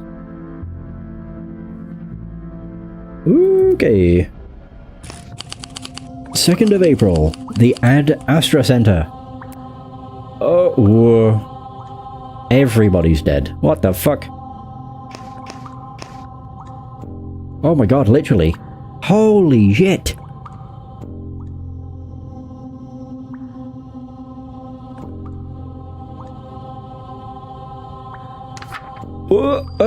Whoa. This is a big one. Oh, you have to choose the order as well? Oh, good. Fill the missing details of the events. Holy shit, this is a lot. The reception desk, covered with blood. The silent alarm button at the back isn't pressed. A young man lies dead on the reception desk, his head pierced by a bullet. His hand still lies on the silent alarm button. Morning shifts. Oh. Adrian Collins. Eli Vargas. Okay, so it's Adrian Collins, I would guess, or Eli Vargas. Adrian Collins. Yep. Yeesh. Some Ad Astra brochures are scattered on the floor. Open your eyes and discover your true self. Welcome to the Ad Astra family. Please make yourself comfortable, visit the guest areas, and feel free to ask questions to our staff. Achieving greatness. If you are visiting our center, it means that you have decided to unlock your inner potential. You have come to the right place. Our famous testimonials can testify that our centers are instrumental in helping people overcome their inner traumas and find themselves. As Dominic Fraser's many books outline, there is a cell of greatness hidden in all of us, yet few of us know how to tap into it. That's where we come in. Two singers you've heard thousands of times on the radio, Troy Dixon and Rebecca Simpson, are part of our family. Whoa. Our therapy, through cutting-edge research methods with the help of top doctors and psychologists from around the world, Ad Astra has developed what we call the ultimate method. What does it consist of? 4 simple points. Removal of past and future strain through psychological interviews designed to overcome trauma, reliving and learning to exercise past traumas, eliminating depression, fear, uncertainty, and other ailments that are the main cause of failure to achieve personal greatness. Gaining self-confidence in order to triumph within the world of entertainment, music, or business. Finding the keys to success by opening up an increasingly complex universe. Self-help cures through the works of Dominic Fraser, offered free to our members. His journey from war hero to philanthropist, his methods of unlocking potential.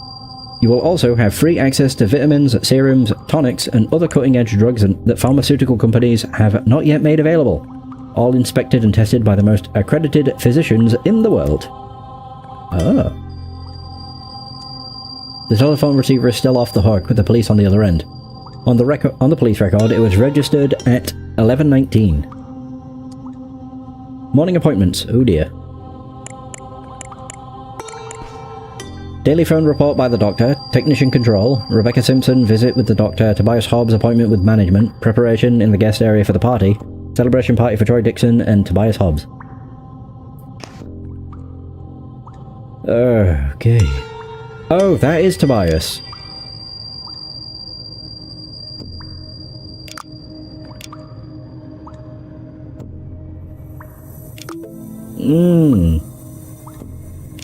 I can't tell if that's a bloke, but it does look like Troy. Yep. Rebecca Simpson. That must be you. There's very few ladies. Wow, I'm good.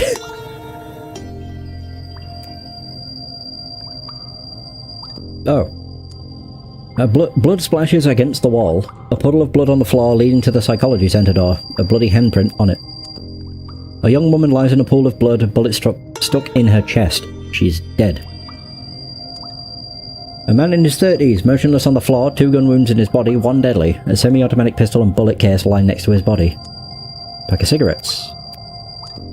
The gun is on the floor still smoking, which means this happened recently. Whoa! The man dressed in a lab coat lies unconscious on the floor. A large amount of blood is flowing from a wound on his head. He's still breathing. Mr. Fraser, I'm writing to request additional personnel to assist me at the center. I believe I am on the verge of significant discoveries. With our earnings increasing, an additional assistant would be a great value and would not pose a financial burden. I understand that the Synthesis chemists are now working for you, following the construction of the new greenhouse and the start of the Strophantin extraction. However, at the same time, there is no way to proceed with the laboratory studies without specialized personnel. For this reason, a letter left half-written on a sheet of notebook paper. So this is where we came from? Yeah, okay. Whoa. I was in the corridor waiting for the doctor. A man was screaming out of his mind, then I heard a shot and a woman screamed, then another shot. After that, silence, then I heard the sound of feet running, 2 other shots, or 3. I was so scared so I didn't hear. The walls are insulated so I heard nothing else. Ooh. No one's in here? Oh my god. Whoa. Self-help books by Dominic Fraser. The room is full of recording equipment, cameras, video, recorders, tapes. They seem to have been recording all the conversations that happen in these rooms. Oh. Oh.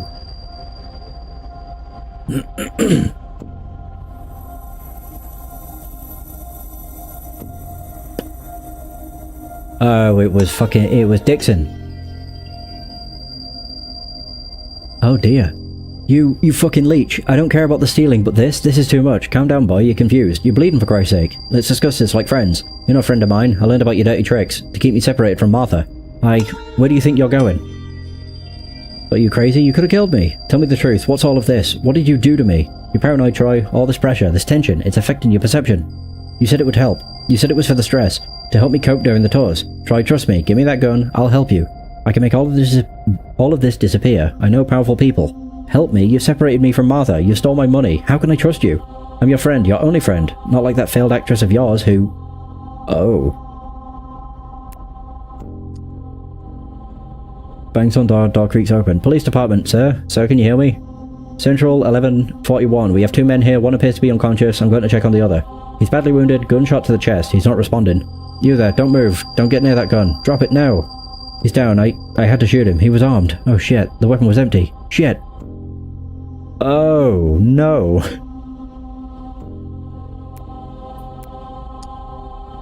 Oh, you're the officer. They barricaded the room with a table, but I forced my way in. Both were on the floor. The singer looked like he'd fainted. I was checking the odd man's pulse when the singer started to rise. I thought he was reaching for his gun. I shot him. Christ, how was I supposed to know that it was empty? That's when the woman burst in. David McCart. This gun has fired recently. David McCart. Do we know you? No. Man lies on the floor, copious amount of blood forming a pool underneath him. He appears to have a bullet wound in the stomach and one in the right leg. He's dead. An almost finished plastic bag of gaze. My poor naive Troy, have you not yet guessed who is stealing all your money and trying to keep you away from Martha?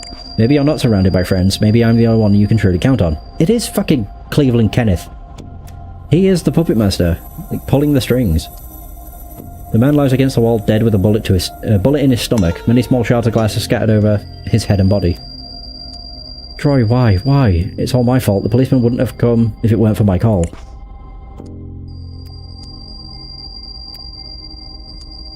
Dear Martha, I've examined Troy's contract thoroughly, and I can assure you that it won't be easy to change managers without resorting to costly legal proceedings. I'm not saying this I'm not just saying this as a country solicitor who works on office cases.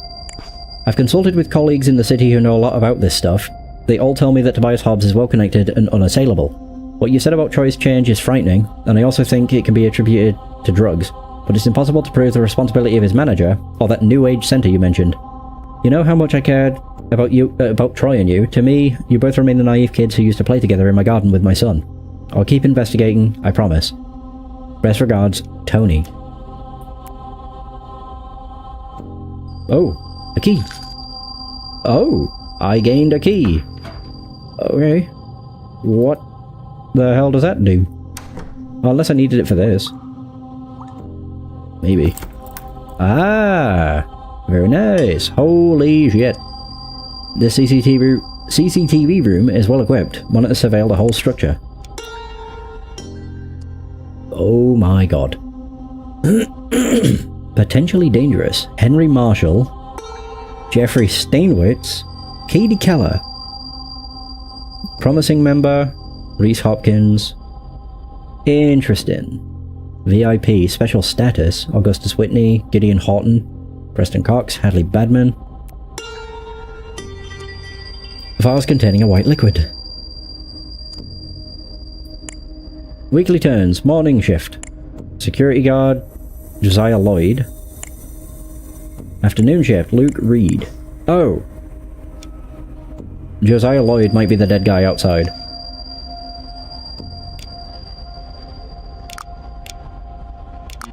Oh, what was the other one? Luke Reed.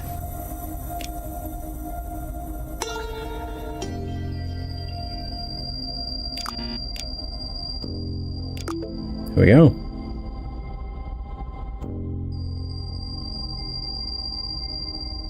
Oh, wait a minute. That's possibly Bella Fox, because that was Adrian Collins.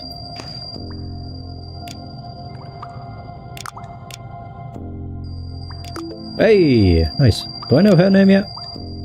Martha. I do. Oh, no, I don't. I know her first name. Shit. A tape recorder with conversations from the psychologic room. Ooh.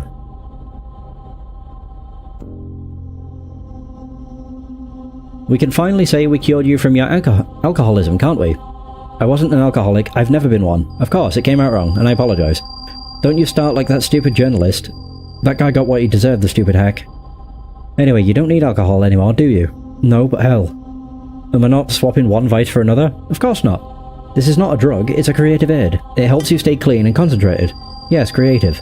Concentrated. Oh. That's right, now I know you don't like it, but we need to discuss your situation. Situation? With your wife. You know she was sabotaging your treatment. Sending me to Alcoholics Help. Right, like a common bum. You don't need her, do you? Can't have a drink in peace. You have your family here, me, your doctor. We always were here for you. We are always here for you. They're getting them on the drugs. I didn't want to be here. I only came because Mr. Fraser asked. Locking yourself at home won't help you, my dear. How can you become an actress if you won't leave home? Maybe I shouldn't be an actress. All this started when I became an actress. First, Patrick died.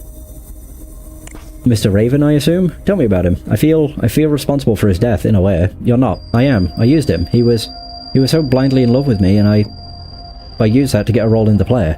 It was an accident. His death, wasn't it? An allergic reaction, I think. No, I mean, I don't know. Don't cry. Here, take some of this. What is it? I don't want drugs. I've seen what they've done to my colleagues and friends. It's not a drug. It's a pill. A calming pill. You're shook. The play, those homicides, everything. Here. I don't want it. We need to do something about her. She's not fit for our organization. I wonder why Mr. Of course she's a good girl, Doctor. What are you implying? I'm implying nothing. I'm your friend here. I just want what's best for you, and I've known her for most of my life. You don't understand. You've seen these photos of Mrs. Hart, right? Yes, I knew about them. She showed me those photos. Do you think they're the right person for you? Someone who would take photos like that to achieve success? Isn't it comparable to betrayal in a way? You don't understand. Oh, you don't understand, Doc. I've known her since we were kids. We only had each other. They tricked her. She's your school sweetheart. I know. You seem incredibly tense. I think it's the stress of the last months. Why don't you try a pill? I swore to her I would quit this stuff. The drugs, It's not a drug. It's a pill. A calming pill. You're shook. The tour, those homicides, everything. Here. Thanks. And it's not a drug. It's a creative aid, isn't it? Yeah. It helps me stay concentrated. Stay creative. You don't need her for that, do you? But why shouldn't I call her? Why? You have your family here. Us, your manager. We were always for you. Here. Right, so I now know... I know Hart. Only thing I don't know is this guy's surname. Yeah. A binder with a handwritten study. Oh, there we go. Oh. He's either Jacob Byrne or Aaron Lewis. We'll try Jacob Byrne first. Hey! That's all the people. Ba-ba-dum.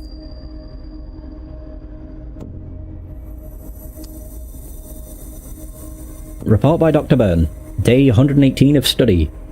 After thorough examinations at the lab, the drug appears to be a tropane alkaloid with strong psychoactive effects. It has a strong influence over mood, perception, cognitive and behavioral abilities.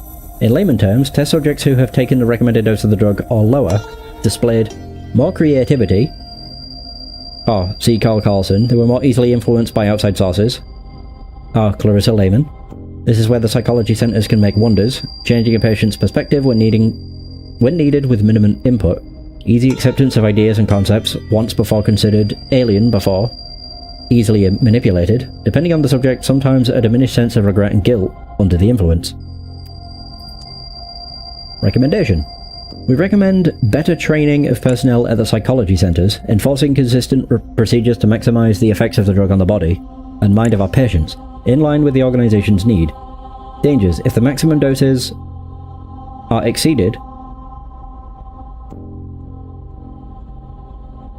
the what? The drug can act as an I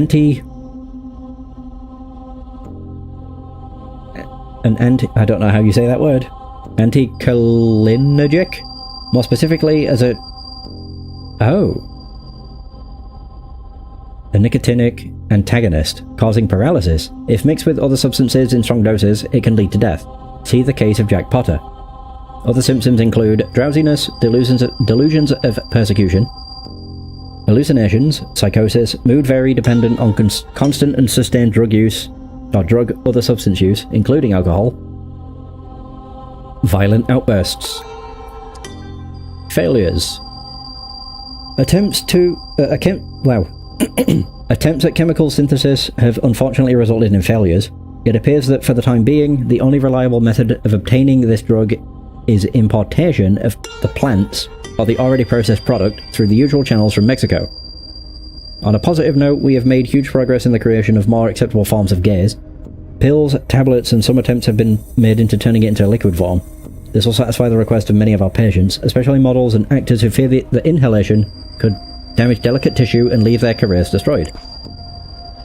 The new pills are simple to use. They resemble regular medicine, which will make them much easier to ship to customers. Police inspections will find only what could be easily mistaken for sleeping pills. The sleeping pills that Clarissa had, they were gays. Oh. A huge stash of the creative drug. Inside the box are also pills, tablets, and even vials. Or files. A note is inside. Thanks for subbing, Phoebe Man. Tonight's gonna be wild. There was no way I could face the morning shift. These 2 packs are well earned. Pack of cigarettes. Killing the doubts within, mind and body, total control of the mind under stress, empty your mind, a step-by-step guide to emotional detox. The entire bibliography of Dominic Frazier is here. Ah, fuck. Okay, so I've missed something.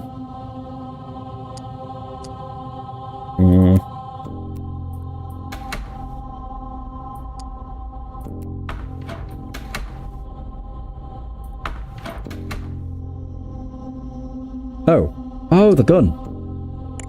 I'm missing one thing. The grip is slightly cracked and smeared with blood. It was used to strike someone. Oh, the doctor.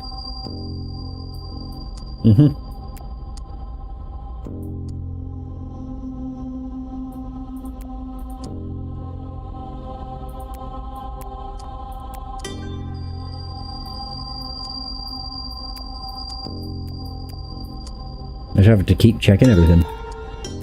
Thankfully, there's not many things. Not really. Yeah.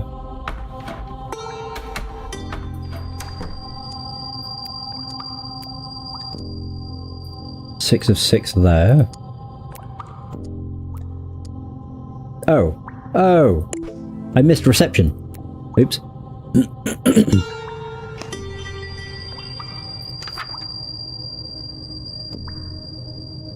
Wait, so what is this? Fill the missing details of the events. Oh. So this is Troy Dixon. Arrives enraged, looking for his manager.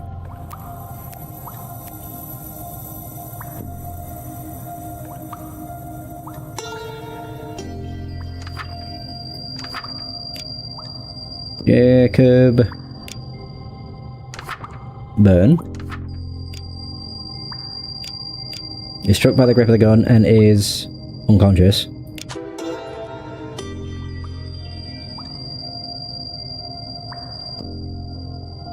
Oh, this is the not doctor, the copper. David McCart. Right. David McCart.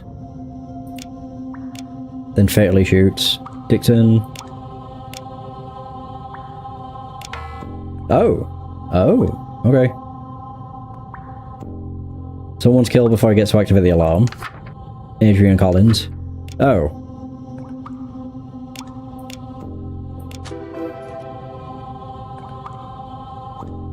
Someone wounds someone, but is shot twice and dies. This is made by Martha Hart.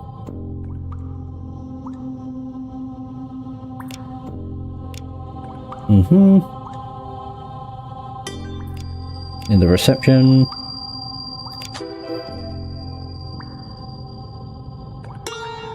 Oh, this is it. Wait, someone shoots.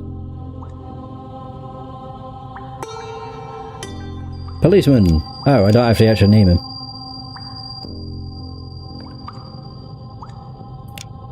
Shoots Troy Dixon. Yeah, I didn't realise it said that.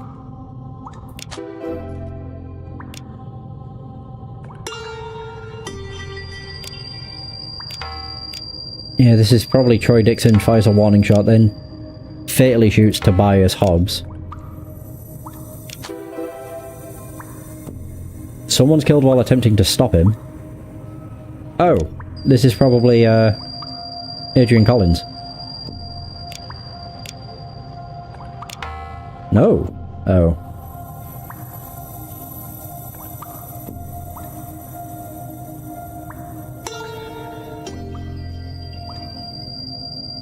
Oh.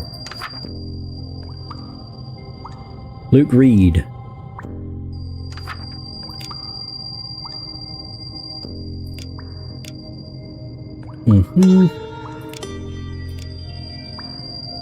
Wounds Troy. Oops, not Troy. Dixon.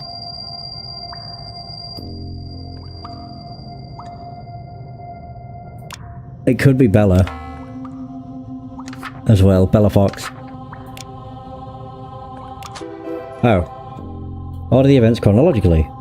So Troy arrives enraged. Bella Fox is killed while attempting to stop him. Adrian is killed before he gets to sound the alarm. Luke Reed.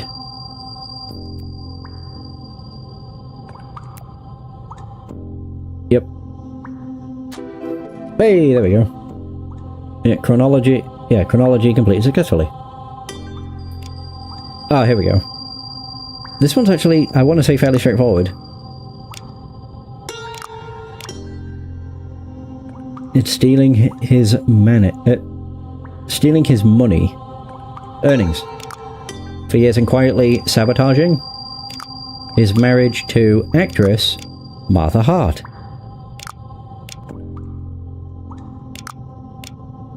So yeah, this is Tobias, not Tobias, Troy. Troy Dixon discovered that his manager, Tobias Hobbs, fueled by rage and by... oh, the drugs. Wait. The drug called gaze.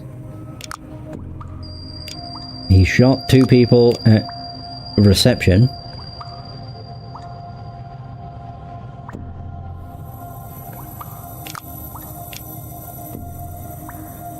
And, psychologist?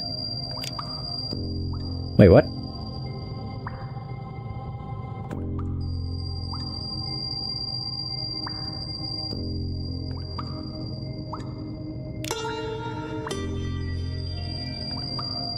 Wait, whoa. Fueled by rage and by the drug called gaze, he shot 2 people.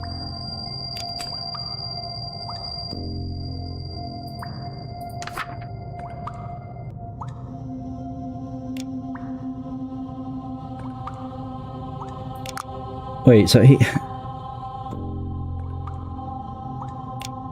Oh. Shot 2 people at reception, I guess. And a receptionist? No. I don't know. Oh, and a security guard.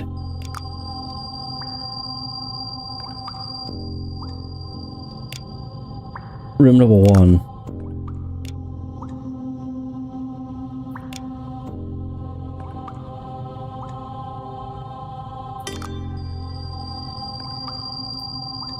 Was eventually killed, shot by a policeman. Oh, after his gun. Is it gun?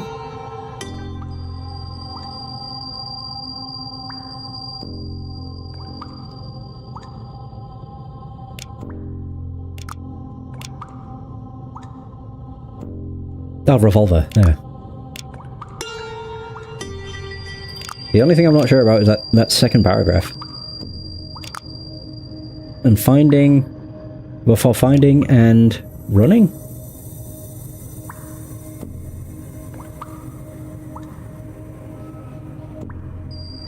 I don't know.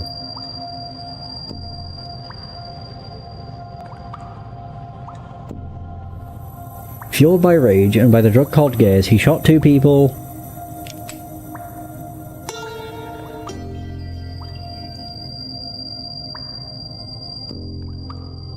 Yeah, at reception. And a security guard in the morning shift.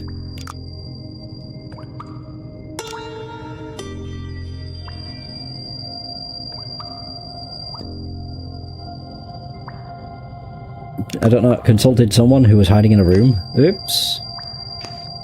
This doesn't seem right, because he would have killed her too. Rebecca Simpson. Oops. Can't wait for this. It doesn't make any sense. Yep. Fuck. It's not consulted. Running? Also doesn't make sense. Shit. Was eventually shot by a policeman after his revolver was already empty. Yeah.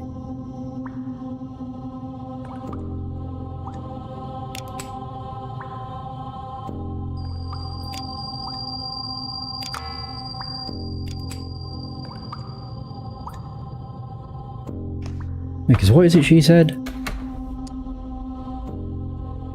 I was in the corridor waiting for the doctor. A man was screaming out of his mind, then I heard a shot and a woman screamed, then another shot. After that...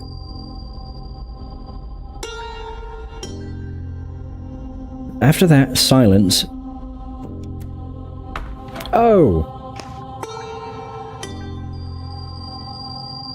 Before finding an... No, it's not shooting. Fuck! I thought it was going to be the psychologist he knocked unconscious.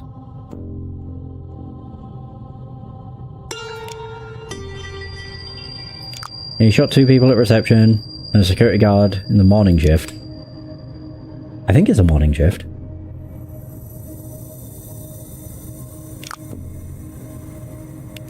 Maybe the afternoon shift. Fuck. It's the clues here don't make sense. But before finding an... Oh, killing. I'm an idiot. Yes, it's Tobias. Hobbs. Yeah, there we go. Psychologic room number 3. Morning. Was it morning shift? Yeah, it was. Son of a bitch. Yeah, I forgot he was trying to find Tobias, wasn't he?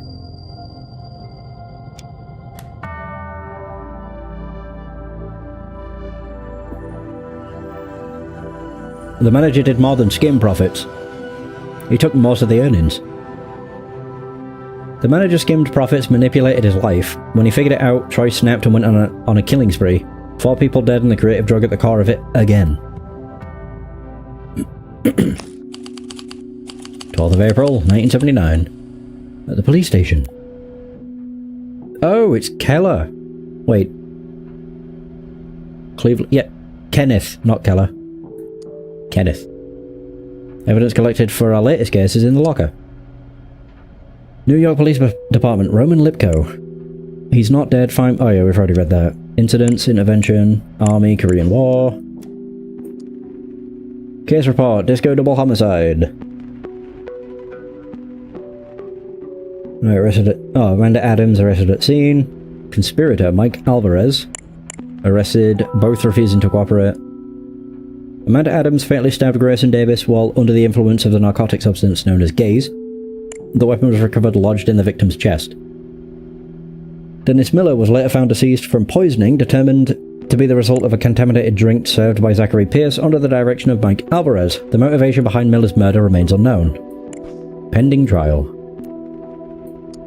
A stamp with a letter K encircled, and a letter C that we found on Cleveland. It's Kenneth for you, Detective. I've been wanting to talk to you for some time, but I was waiting for the right moment. I know you've been very busy. All these deaths deplorable. One can only wonder what kind of empire stands behind it all. Well, there's been a letter with your stamp connected to a lot of those deaths. Oh, my little letters, what can I tell you? I'm a bit of a graphomaniac, so I keep correspondence with a lot of different people. That's not a crime, is it? It might be, if your little letters result in the... murder of those you pointed them to. I would never hold up in court, and you know that full well, but I'm here as a friend to help you solve this mystery. Have you figured out yet who is behind all of this? Let me tell you a story. Once upon a time, there was a small crook named Roman Lipko. You mean Roman Lipko? Who is he? What does he have to do with all of this? Mr. Lipko was born in New York to an honest poor family of immigrants, but he wasn't cut from the same cloth as his parents. At 22, he had an argument with a boy from another gang over a failed smuggling deal, and can you guess what happened? Murder. Indeed. Stuck a knife deep inside him. The kid didn't seem to appreciate his new condition and died on the spot. Roman was supposed to be sent to prison, but he cut a deal with the police. Do you know the rest of the story, Detective? He enrolled in the Korean Army. To fight in the Korean War. But here it says that he died in... Oh shit. 1952. Couldn't remember. 1952. Exactly. That's why you're a top detective, isn't it? As you may have noticed, the funeral was held with a closed casket. Grenade wounds, what a terrible thing. Leaves you unrecognizable. So was he really dead? Or did he become someone else? A war hero, perhaps? Are you him?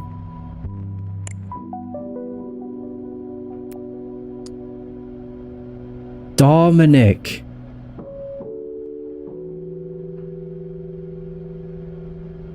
For the Jaws of Defeat, the movie based on autobiography of war hero wins 6 Oscars. Dominic Fraser, the veteran who conquered America's heart with his tales of bravery. Hold the phone. Whoa, shit.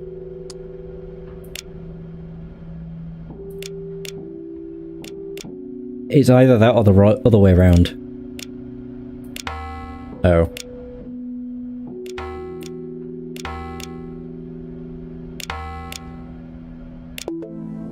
No, Detective, you said that.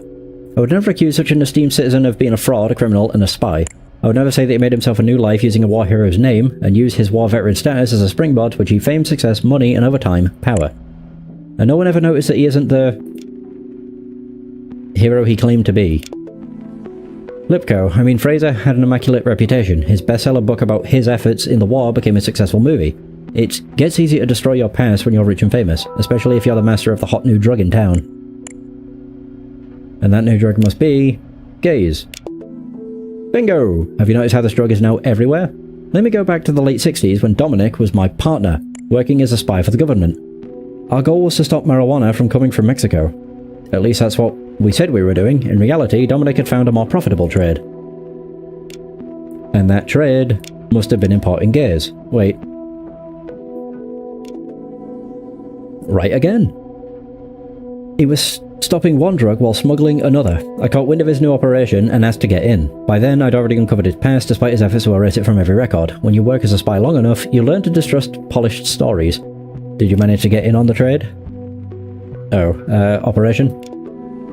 Dominic didn't take kindly to my involvement. He sent someone to deal with me and had me left in the desert to die. Convinced the problem had solved itself. It hasn't. Or hadn't. You may have noticed my scar in the eye. That's their parting gift. Since then, I've made it my purpose to correct what was done to me.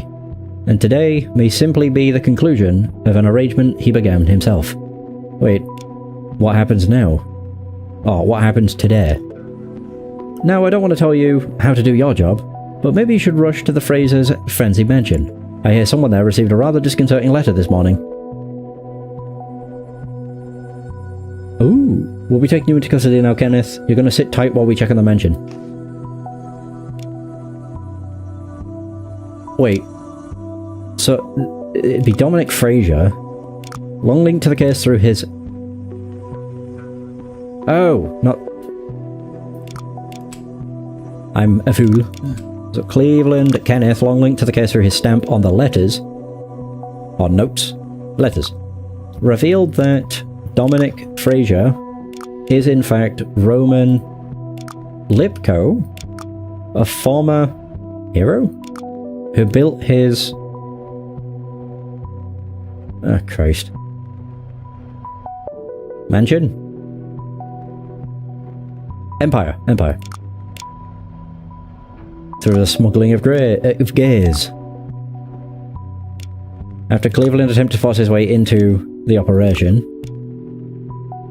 Sir Dominic Fraser responded by ordering his...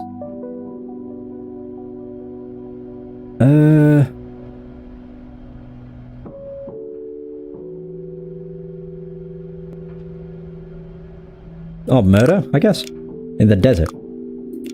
Cleveland survived and vowed to systematically destroy the empire Dominic built. He warned of an imminent... Ah, shit. Incident? At the Dominic Mansion, urging immediate correspondence today. Wait. Oh, police intervention. 2 clues. Fuck.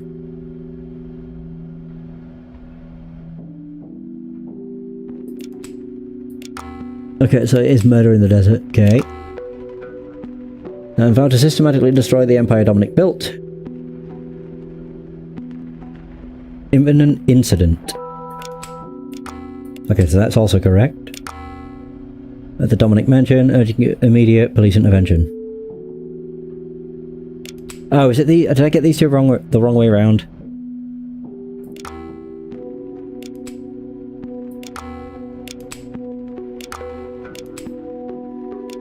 No.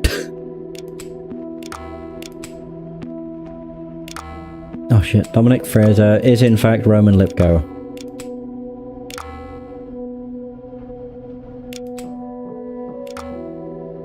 So that's not either. Oh, it's that one! After Cleveland attempted to force his way into the operation...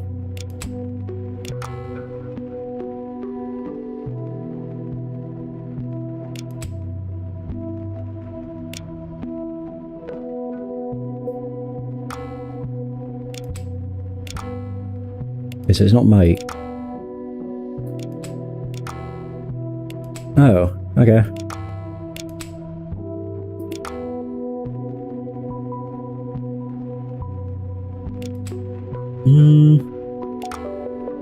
So it's an incident. It is an incident.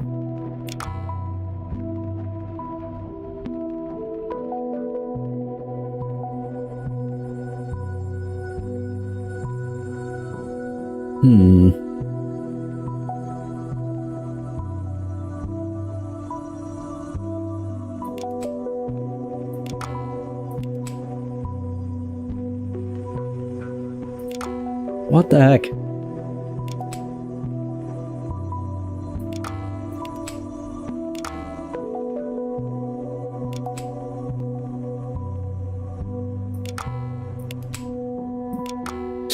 Everything I'm picking is correct. Yeah, I don't know what I've got wrong then.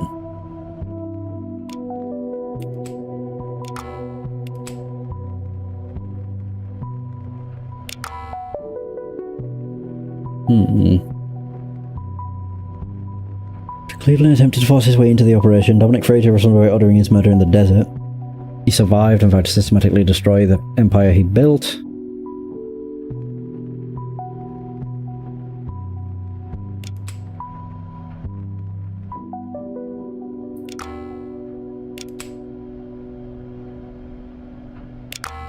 Yeah, the trade of gays. So it's trade or smuggling. Both of those are correct.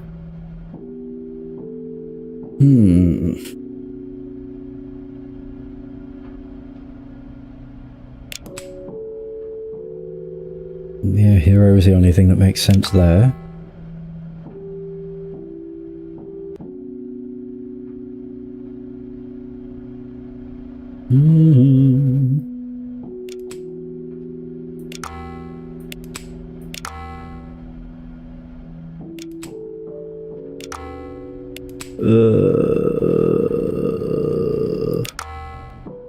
I don't see it.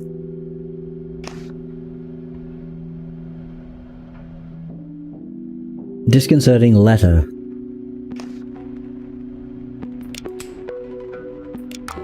Nope. It's an incident. So that is correct. What the fuck is wrong? Oh, I wish I knew.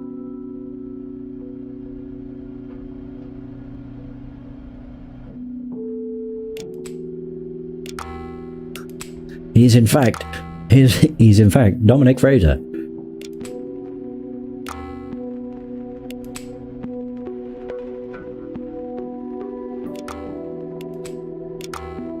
Doesn't make sense. What the fuck?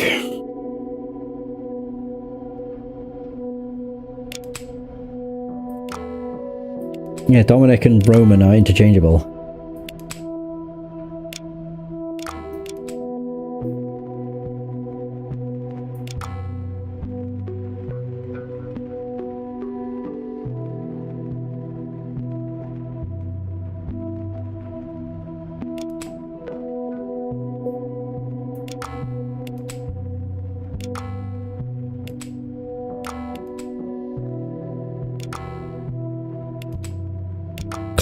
Two clues away from being correct.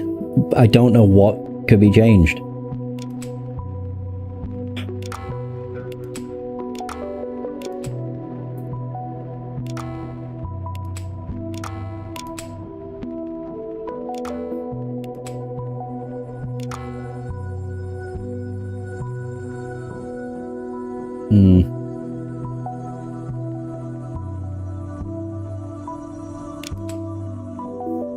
Anything else?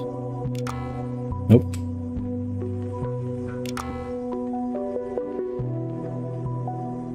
Oh, is he not a wait, yeah, that would be hero, not spy. One clue. Oh, of course, yeah. He mentions that they were spies, not the war hero.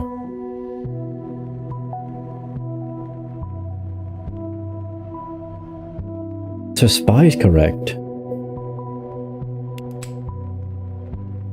Okay.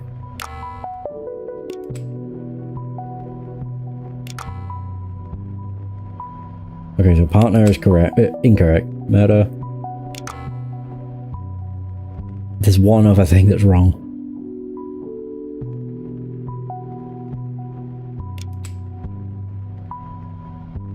Immediate.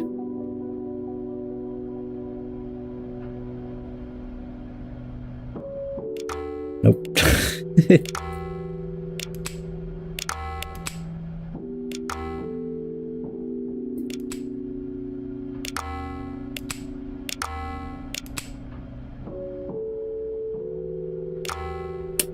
Oh, that might have been it.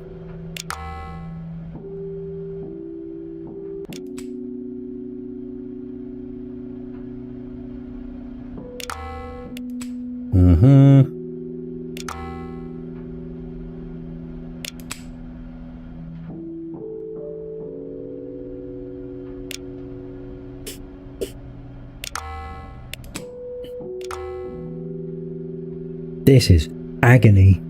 Because every time I read it, it makes sense. Like, in context, so I don't know what, like, could be wrong. Roman Lipko, a former spy. smuggling of gays.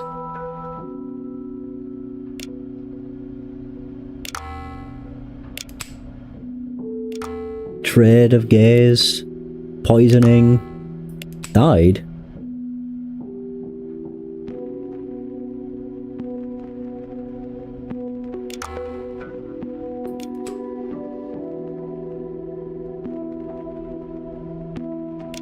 Systematically died. The Empire. Poisoning. Stamp.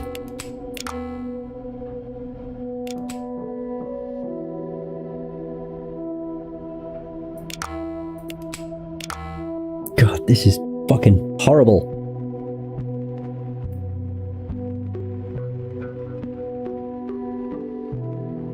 I just don't see it.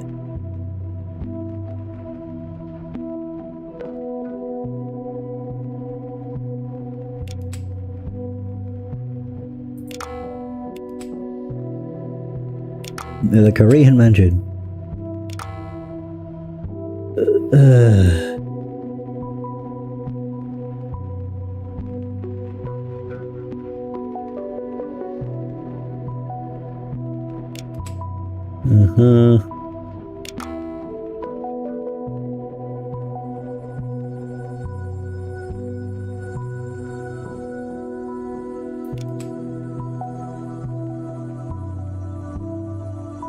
Yeah, operation. Ordering his murder in the desert. Man, I can read this like 400,000 times. It still won't make any more sense.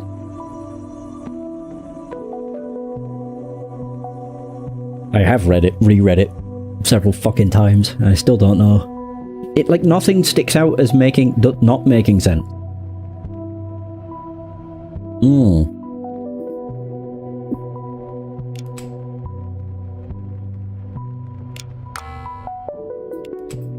The Roman mansion.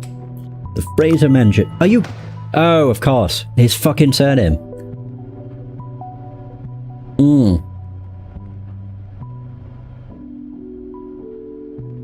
Yeah, because I had that in my head. Like, that's why it wasn't sticking out. Son of a bitch. What? Oh. I was just shutting him away. Fraser Mansion. Have they opened left? Who? Oh, is that Clarissa? Oh god, it is. The one lies on the ground, her face a mask of pallor. She's not breathing, she's dead. Another one of those letters stamped with a K. How? Mrs. Lehman, now that you are free from the so-called sleeping pills, you are finally ready for the truth. To understand how you were deceived, manipulated and blinded by a man who was never who he claimed to be.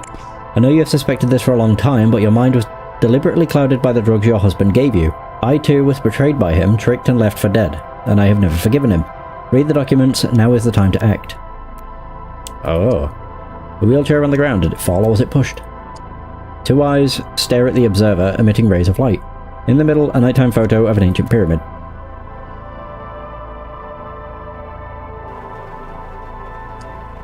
A mass of white and pink flowers lines the rows of the greenhouse. Along the side, other crops grow in scattered clusters. A lightweight metal watering can sitting near the plants. Oh. Is that all that was in here? Okay. Doo-doo-doo-doo-doo. Dear Mr. and Mrs. Fletcher, the letter is here, but there is no sign of the check. I'm giving you the day off, go and enjoy yourselves. Shirley and I will take care of the preparations for tonight's meeting. The only thing I ask is that you take the 2 bottles of champagne from Dominic's personal reserve from the cellar and leave them on the table. These are mature bottles, so I want to personally open them in advance and decant them briefly, as is necessary for wines of this quality. The bottles are required for the toast all attendees make at the start of the meeting. I'm grateful for all the help you have given me over the years. Enclosed with this letter is a check as a token of my appreciation. With gratitude, Clarissa Lehman.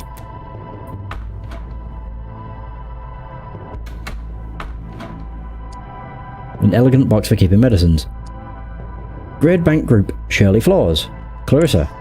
I hid this check in the medicine box, so you'll only find it when everything is over. I know you wouldn't have accepted it otherwise. It's my small way of saying thank you for your commitment and friendship over the years. Thank you for everything, and goodbye. Parting gift to Shirley Flores. Mrs. Lehman, I'm forced to increase your sleeping pill dosage in light of your recent mood swings, as reported to me by Mr. Fraser. Take 2 pills a day, 1 in the morning and 1 in the evening, to help calm your nerves. Also, make sure Shirley Flores gives you your weekly injection. A bottle of sleeping pills, it's unopened. Why did she do it? Why? Now that she was finally starting to live again. Whoa. Shirley Flores.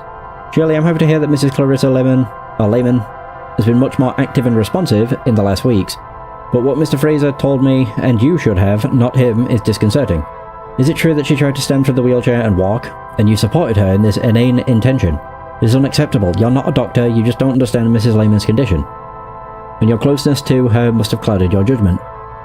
Mrs. Lehman is a weak, mentally frail woman. She needs her sedatives and her sleeping pills. Must I remind you that you respond to Mr. Fraser first, and to me, the treating doctor, second? You think you're seeing improvement, but instead you're looking at a mad woman who was inept even before her son's death, which devastated her already lacking cognitive abilities.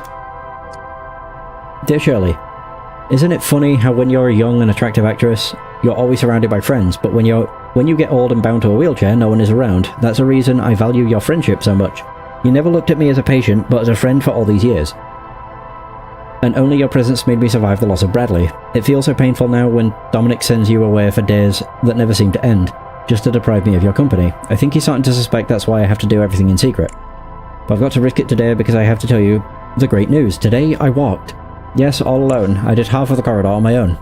That Kenneth who's been writing, I don't know his motives, but he was right. I thought I was an invalid for such a long time. I thought I was feeble-minded as I heard Dominic describe me to the doctor when he didn't think I could hear him. But no, as Kenneth said, it was the medicines, all those pills, the injections. Since you agreed to stop with those, I feel like a new person. As if I've just awakened from a deep slumber, as if I'm finally alive again. We need to be careful, Shirley. I'm acting dumb all the time when Dominic is around. I feel like an actress again. But I think he notices that something is different. Clarissa. So you're Shirley. Oh my god, there's a lot of people. Well, that's Clarissa. That's Shirley. What the hell? Flora, is everybody dead? Classic Hollywood portraits of the 1950s. A memorabilia box. A great variety of little elements with sentimental value to the owner. An old wedding photo. On the back it says 1956. A book on plants and herbs. There's a bookmark that points to a specific page. Whoa. So, Strophanthus gratis is a plant belonging to the, whatever that is, family native to the tropical Africa. Its fragrant flowers have a striking appearance, a white corolla topped by purple with pink corona lobes. In the United States, this plant is hard to obtain for horticulturists. It has an extremely hazardous substance status, so it cannot be easily obtained and cultivated. Pharmaceutical companies that use it are subject to strict observation by authorities. This is because of the following cardiac glycosides that cause toxicity. The plant's medicinal properties have been known for centuries. In traditional medicine, it was used to treat heart failure due to the presence of cardiac glycosides such as whatever that is. At the same time, and justifying its status as a toxic substance, the plant was historically used in the creation of poisoned arrows in both warfare and hunting. The seeds are extremely toxic and were processed into a poisonous paste for the purpose of poisoning, which was then applied to arrowheads. These methods of poisoning could cause a quick death, with the heart stopping within minutes. Toxic compounds such as that and that extracted from the seeds are also soluble in organic solvents, alcohols, and to a limited extent in water.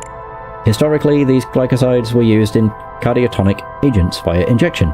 There have been reported cases of poisoning when subjects drank the compounds in liquid solution. Oh dear. Closet is full of clothes. At the bottom there's a box with various documents.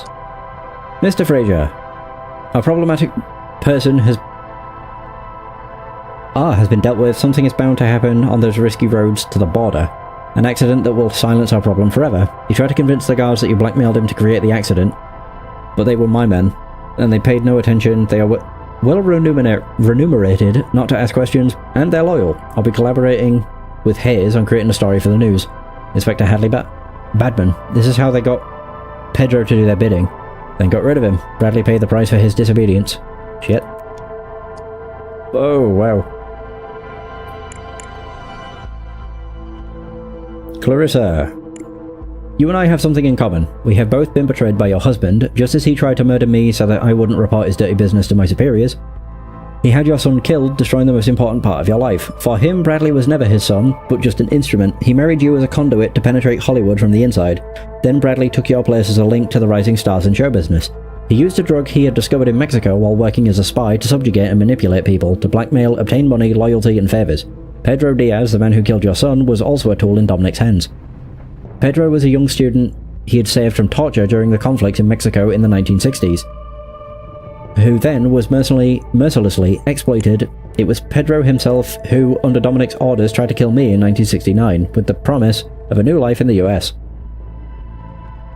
Your son Bradley was beginning to slip out of Dominic's control. He wasn't as strong as Dominic wanted him to be, but too much like you, his mother, too human. He had started dealing gays himself, hoping to make friends among the famous people Dominic had introduced him to. But there are no friends among the elite, only competitors, rivals. When Dominic learned of Bradley's desperate attempt at rebellion, which was really just a cry for recognition from a father who had never considered him worthy, he saw it as betrayal. That's who Dominic is. A person who has always exploited everyone, you, me, Bradley, Pedro, everyone to build his empire, his pyramid of power with him at the top. Cinema to build a myth about his false heroism in war. The press to celebrate his acts of generosity, his political donations disguised as philanthropy, his ad astra centers for manipulating the minds of VIPs. I tried to destroy his empire from within, using his own tricks, but I only managed to get rid of a few small pawns. Even my attempt to make contacts in the press failed. The only one who can get close to him is you, Clarissa. Let's avenge Bradley. Kenneth Cleveland. Oh. Wait, is Pedro here? Can't tell, he could be, but I don't think it is.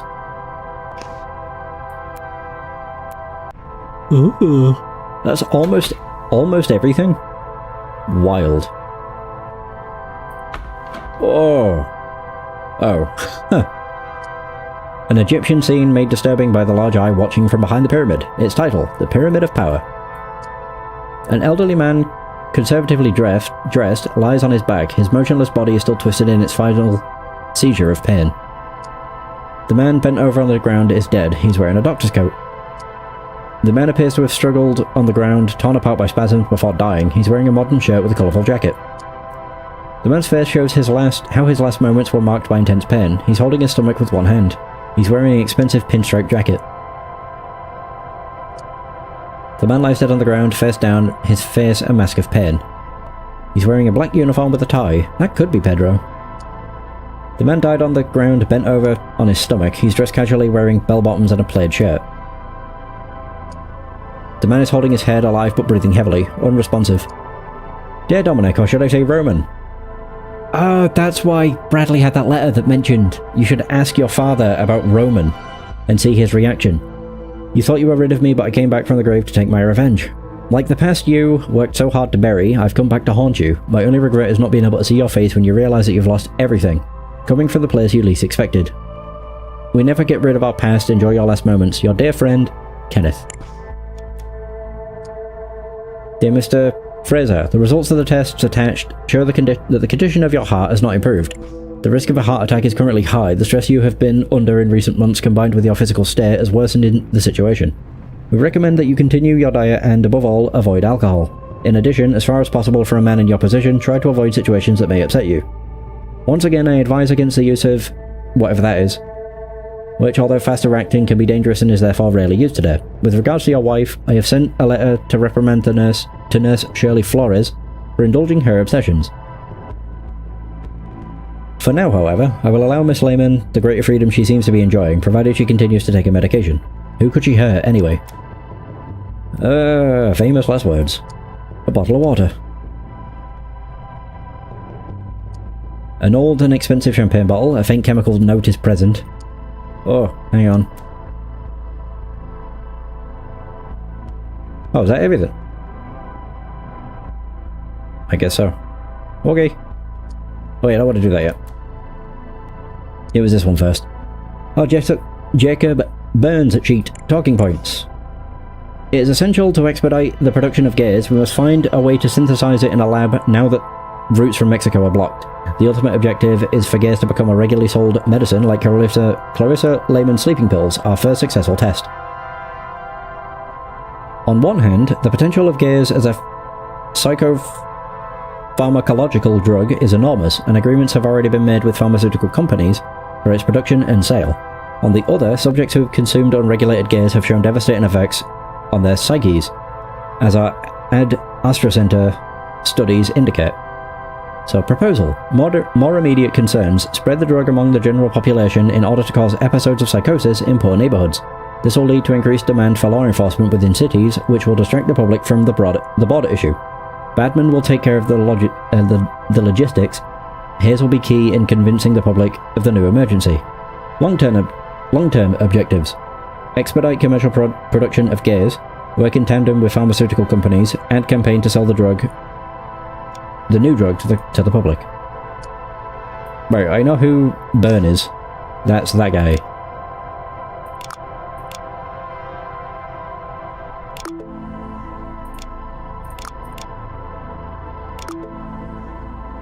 I think that might be Pedro. It isn't. Is Pedro not here then? He can't be. Okay, never mind.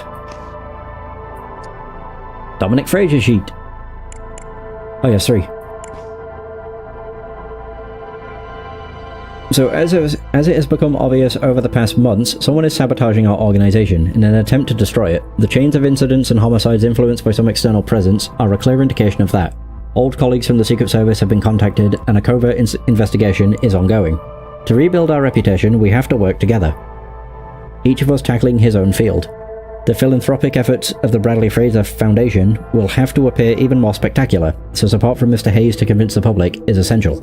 Objective: rebuild reputation, find the culprit behind the attacks on our organization, strengthen philanthropic efforts of the Bradley Fraser Foundation, and publicize them through Hayes' publications. Oh yeah, that's Dominic.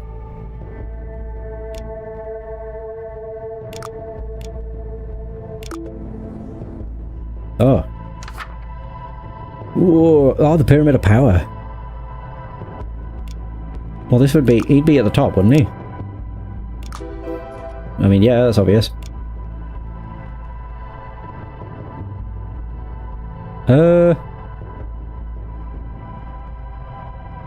Bradley? None of those. Medicine would be Jacob, I think.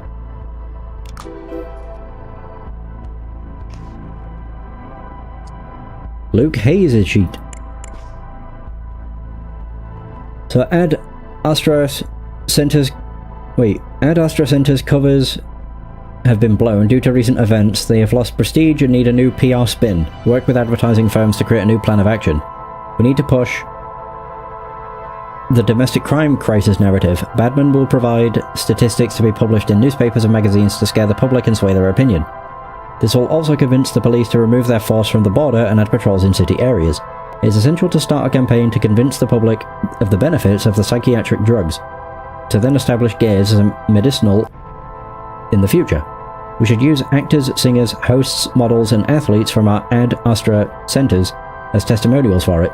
Studies have shown that the public will believe what they hear from famous people more than what they are told by professionals in their fields. Objectives: rebuild Ad Astra's prestige, build a media campaign about rampant crime in the city, use star power to convince people of the benefits of the new drugs that we will make available. So he's the media guy, I guess. Luke Hayes, media.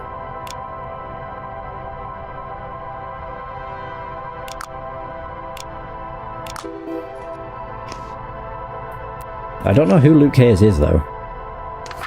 This guy, possibly? Either that or the ball guy. Oh, alright. Oh, what do you know? Gideon Horton. So, talking points. Proposal to expand laws on the private cultivation of plants. Start with medicinal plants such as that which, despite being dangerous due to their toxicity, could be cultivated individually by a person who meets the prerequisites. For example, due to heart problems. The fact that permits have been obtained to plant... Is it Strophenthine? Strophenthine? By Dominic Fraser, demonstrates the validity of this approach. Once these laws protecting vulnerable people become reality, expand them so that gays can also be cultivated on US soil. To do this, it would be necessary to reclassify the plant as low hazard with the DEA. Objectives: expand laws on private cultivation of plants to make way for gays on US soil, get gays to be reclassified as a lower threat, work with Cox and Whitney. Okay, so Gideon Horton is the law. Is that this guy? It's hard to say. Damn.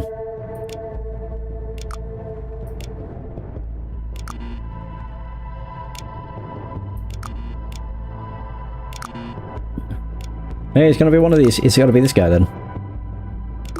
Yay! What do you know? So, Gideon Horton is the law.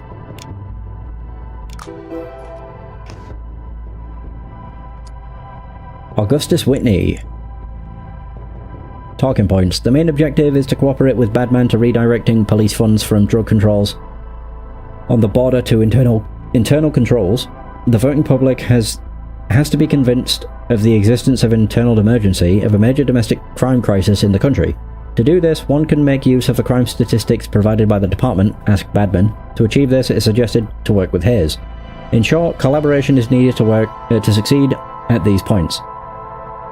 With Badman, to suggest laws that will divert attention from the traffics coming from the border, with Hayes to convince the public through the media that a criminal crisis is happening inside our country, and that we need to focus the police attention on internal issues. He will disseminate this information through newspapers, television, and radio.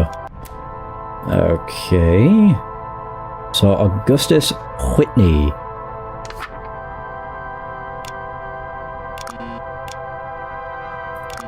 Damn. Really? Of course. Got it.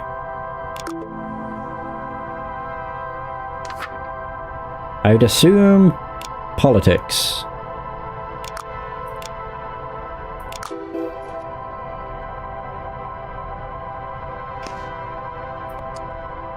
Preston Cox. Oh, he died too. Oh no. Poor Evelyn.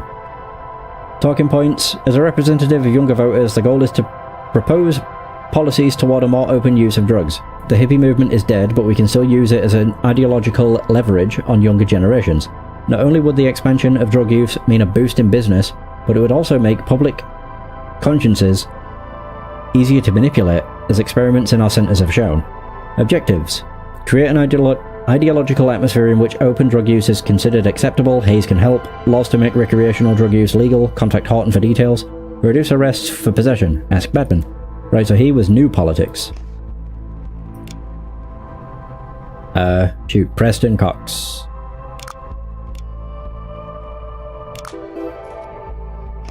Oh, that's who that is then. The Pinstripe Man. Wait, no. Is that Preston? Oh. Oh. Wait, Preston Cox is bald? Oh, yeah, and that's Hayes. No, that's Badman. Badman. Hadley Badman.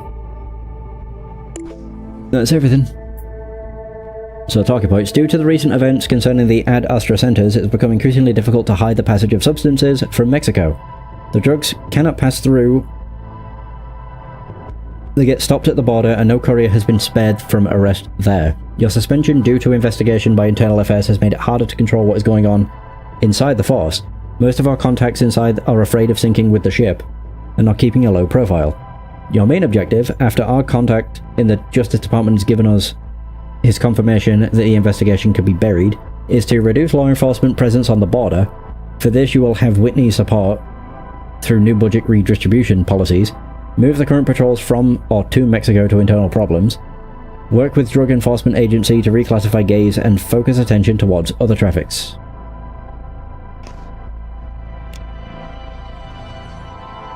Oh crap, I can't remember what his first name is. Hadley? Hadley Badman. Yay!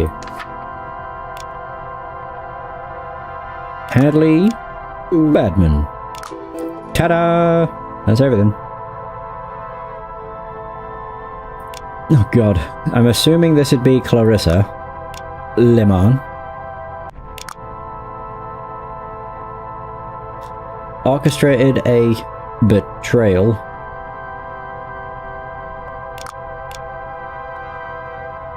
No. Fuck. By placing a... Toxic?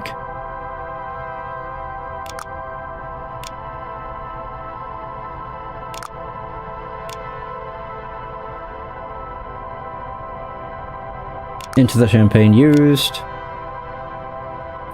for the toast at the mass meeting.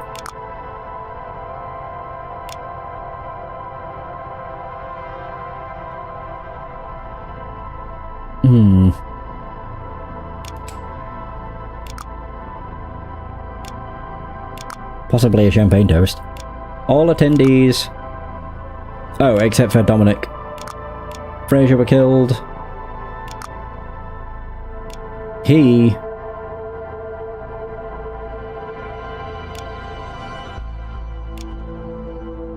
Oh.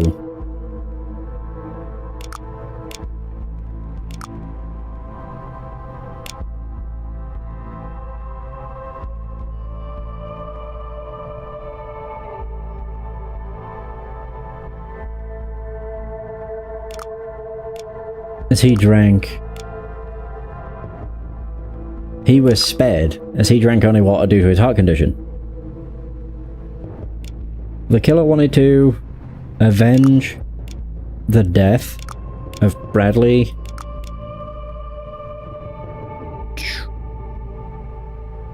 Fraser, who'd been killed by Pedro.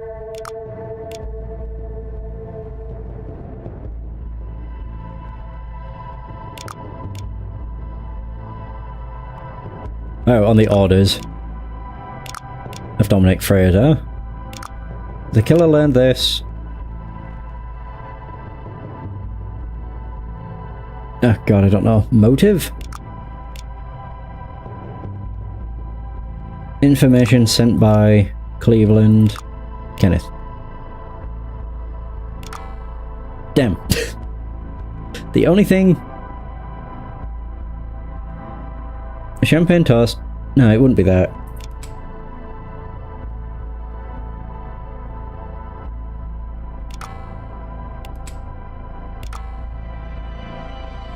It'd be orchestrated of something. Something.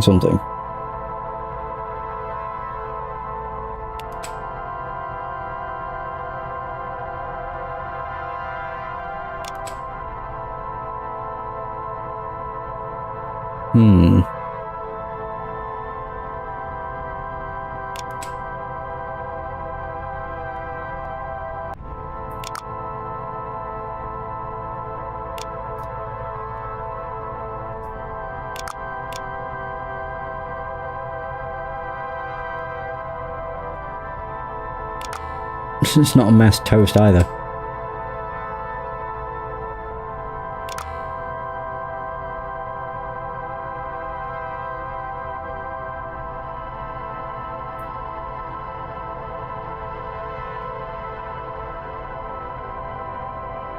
I think what I'm missing the most is all of this. Yeah, I think it's the first one that's I'm wrong on, but I don't know what with.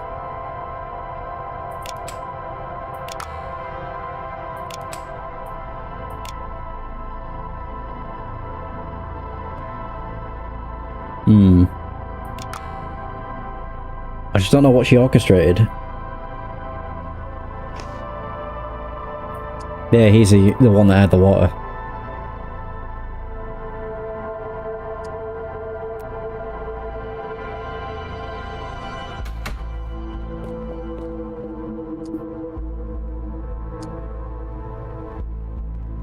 Boom, boom.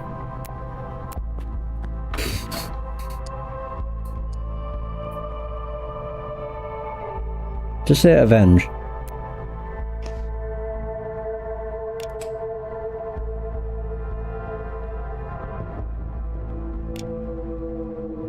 What did she organize? A meeting?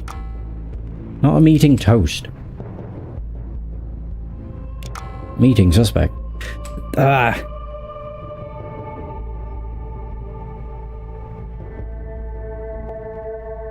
Oh, would it be appreciation? No, it wouldn't be an appreciation toast. That also doesn't fucking make sense. Champagne toast, information toast, letters toast.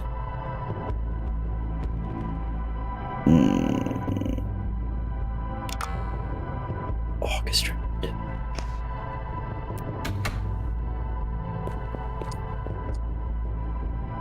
Oh wait, no, what she gave to you.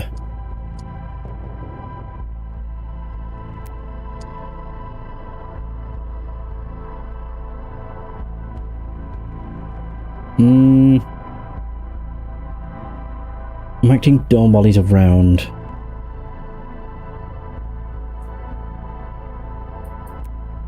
I just don't know what the wording is going to be for it. She's orchestrated something.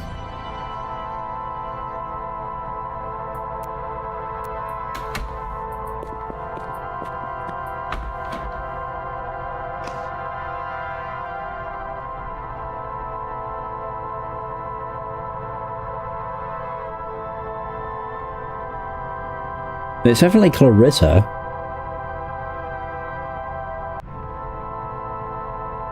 Or would it be Shirley? Flores? No, I think it is Clarissa. Okay, fuck. It's just a matter of figuring out what everything else is.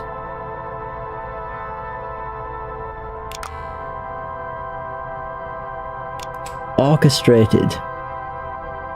A death toast.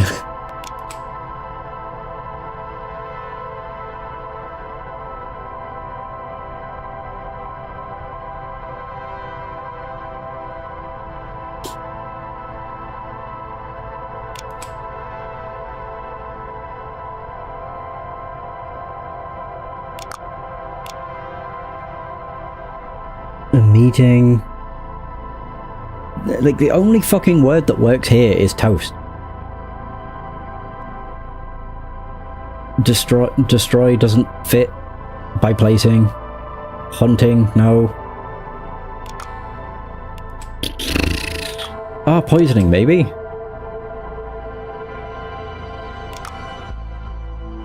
It would be a champagne poisoning.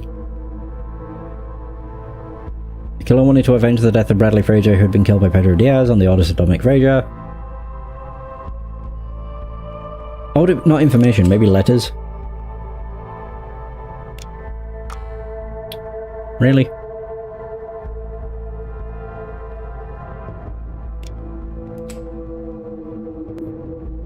What else could it be? Yeah, it would be toxic plant. That's the only thing that fits. Oh, at the meeting? Not the mass. The meeting. 2 clues! Hey!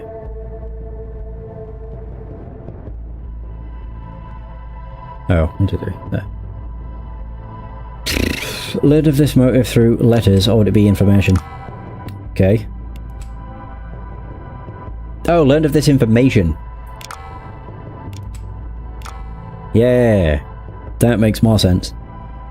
Avenge the death on the orders. Yep.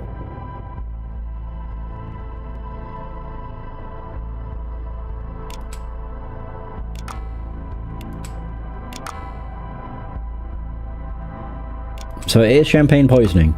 Oh, no, it isn't. Oh. Revenge? Nope.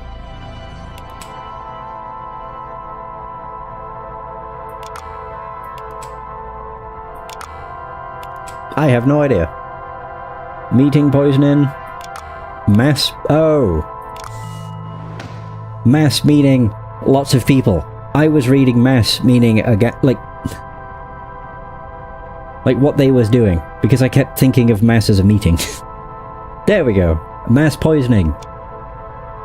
Jeez, I should have got that sooner. Whoops. The empire built on lies finally collapsed when Clarissa learned the truth. used as a test subject for years, was not what broke her. It was discovering that Dominic had their son killed. That was the moment revenge became certainty. Dominic was spared not out of mercy, but to watch his life burn.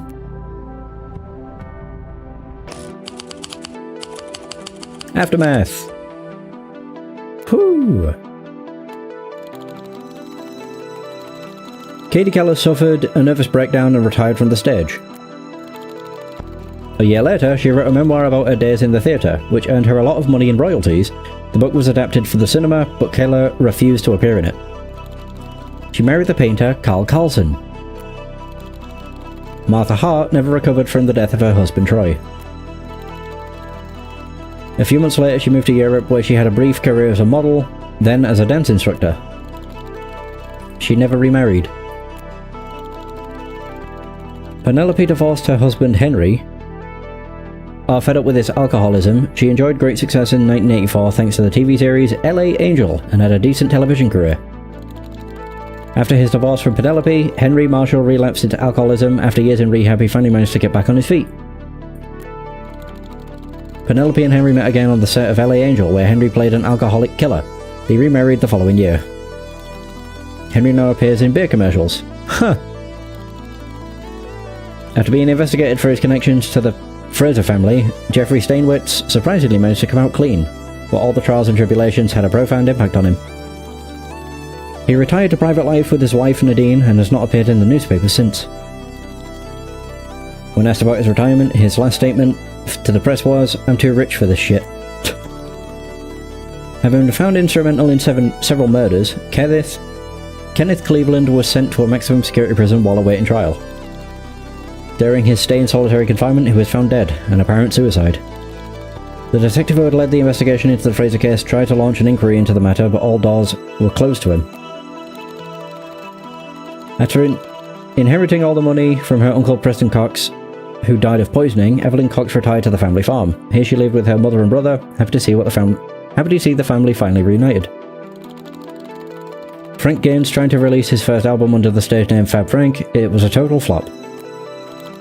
After a career marred by failures, he gave up music and accepted a job at Cox Farm, and at the invitation of his former colleague Evelyn Cox. They married 2 years later. After the events at his villa, Dominic Fraser's heart couldn't take it. Fraser died of a heart attack while being transported by ambulance to the hospital. The doctors could do nothing. He left no heirs. After the incident in April 1979, the Ad Astra Centers were purchased by an unknown individual and closed. Apparently, they will reopen soon with a new name and a major marketing campaign. Hey! Case closed. God, that was fucking awesome. I really liked that.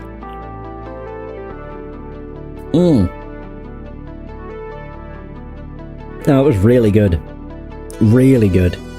The only thing that is slightly iffy was the translation, or like the words weren't, like grammar and stuff. Some things were spelt wrong, some sentence structures just didn't make sense. But I don't know if the devs are English, so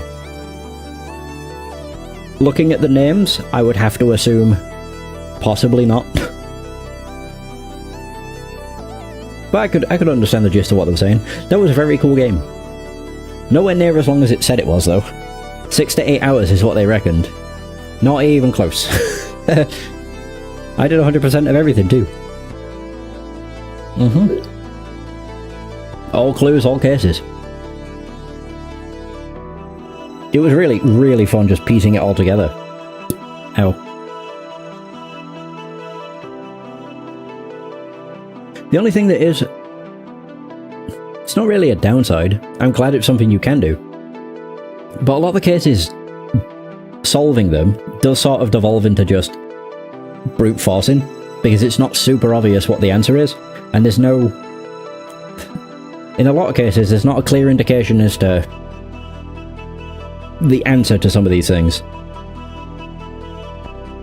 But I will also admit that some of those issues were entirely on me, and just not realizing how I should structure a sentence. Like with the Fraser Empire, or the Fraser Mansion. I had that stuck on Dominic for way longer than I should have. Tis what it is. Case closed. Yeah, what a wonderful game. And that is going to be the end of Confidential Killings. Thanks so much for watching. I hope you've enjoyed this adventure. And until next time, take care. And for those who stopped by the stream, thanks for stopping by. It's much appreciated. Have a good day, and I'll see you next stream.